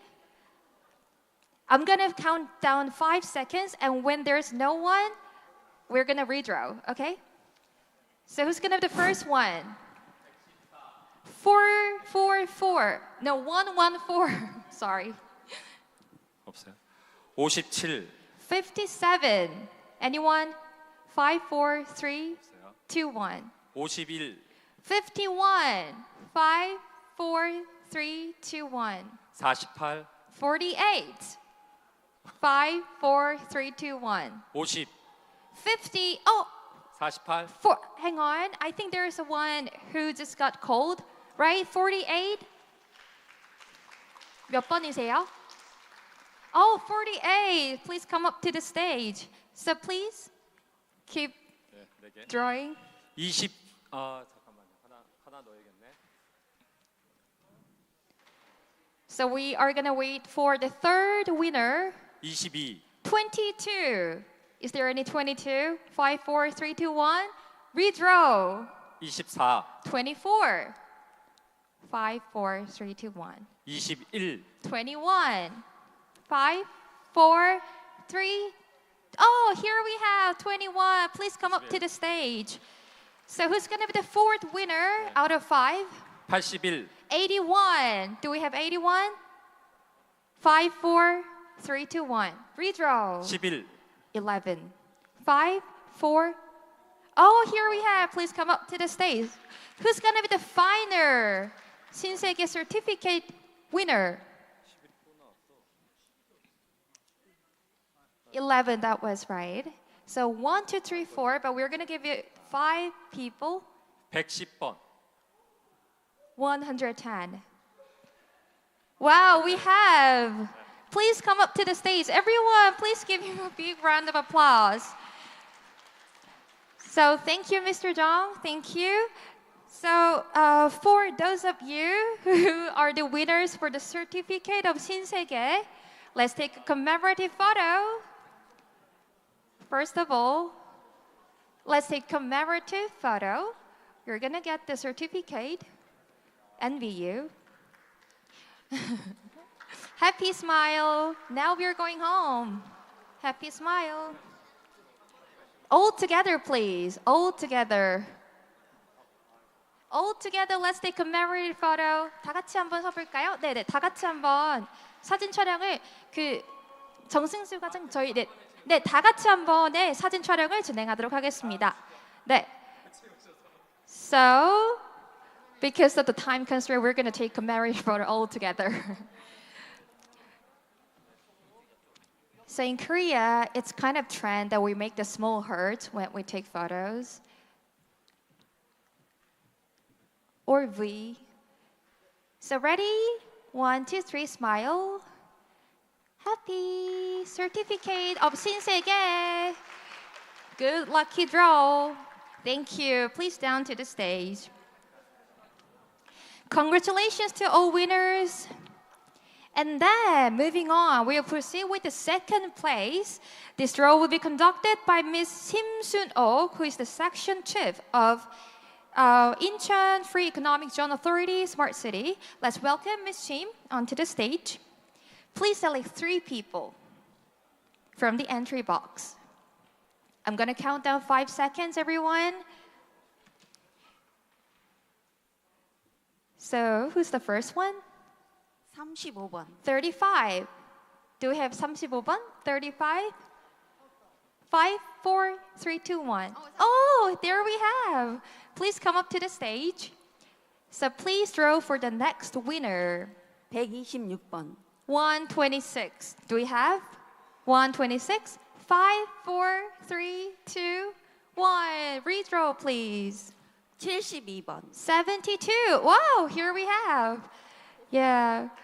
You guys are lucky because you were patient until the end of the event. So the last one is gonna be 14번. 14. Do we have? Oh, here she has. So please come up to the stage. Everyone, please give them a big round of applause. Oh, yes, commemorative photo all together. I know it was a big day for every one of you. And thank you for still attending this event. So, happy smile. Nespresso coffee machine winners! Congratulations. Nespresso coffee machine winners, down to the stage. Oh, they're all girls. Congratulations. Finally, it's time to draw the first place. It's going to be conducted by Commissioner Yoon Won-seok. Please give him a big round of applause. Can we make some music on? So, if you're ready, please draw only one person. Who is it? 18, 18번. 18. Do we have 18번? Whoa, there she has. She's getting Sony headset. $500 US. Congratulations. It's a lot. It's going to be so meaningful day for her. Commemorative photo with Dr. Yoon. That's more meaningful. Thank you. Congratulations, all of you. Thank you, Dr. Yoon. Oh, thank you. So everyone, yes. So for those of you, please don't forget to take your souvenirs on the front desk. We have the wireless pad charger. This concludes our sessions at the Incheon Smart City Tech Conference, AI-driven smart cities created by startup innovation. We sincerely thank each one of you for attending at the end of this event. While the official program has ended, the exhibition booth will remain until 5:30 p.m. Please feel free to explore the pre-CES company booths. We look forward to welcoming you all again at next year's Incheon Smart City Tech Conference. We wish everyone a safe journey home. Thank you very much.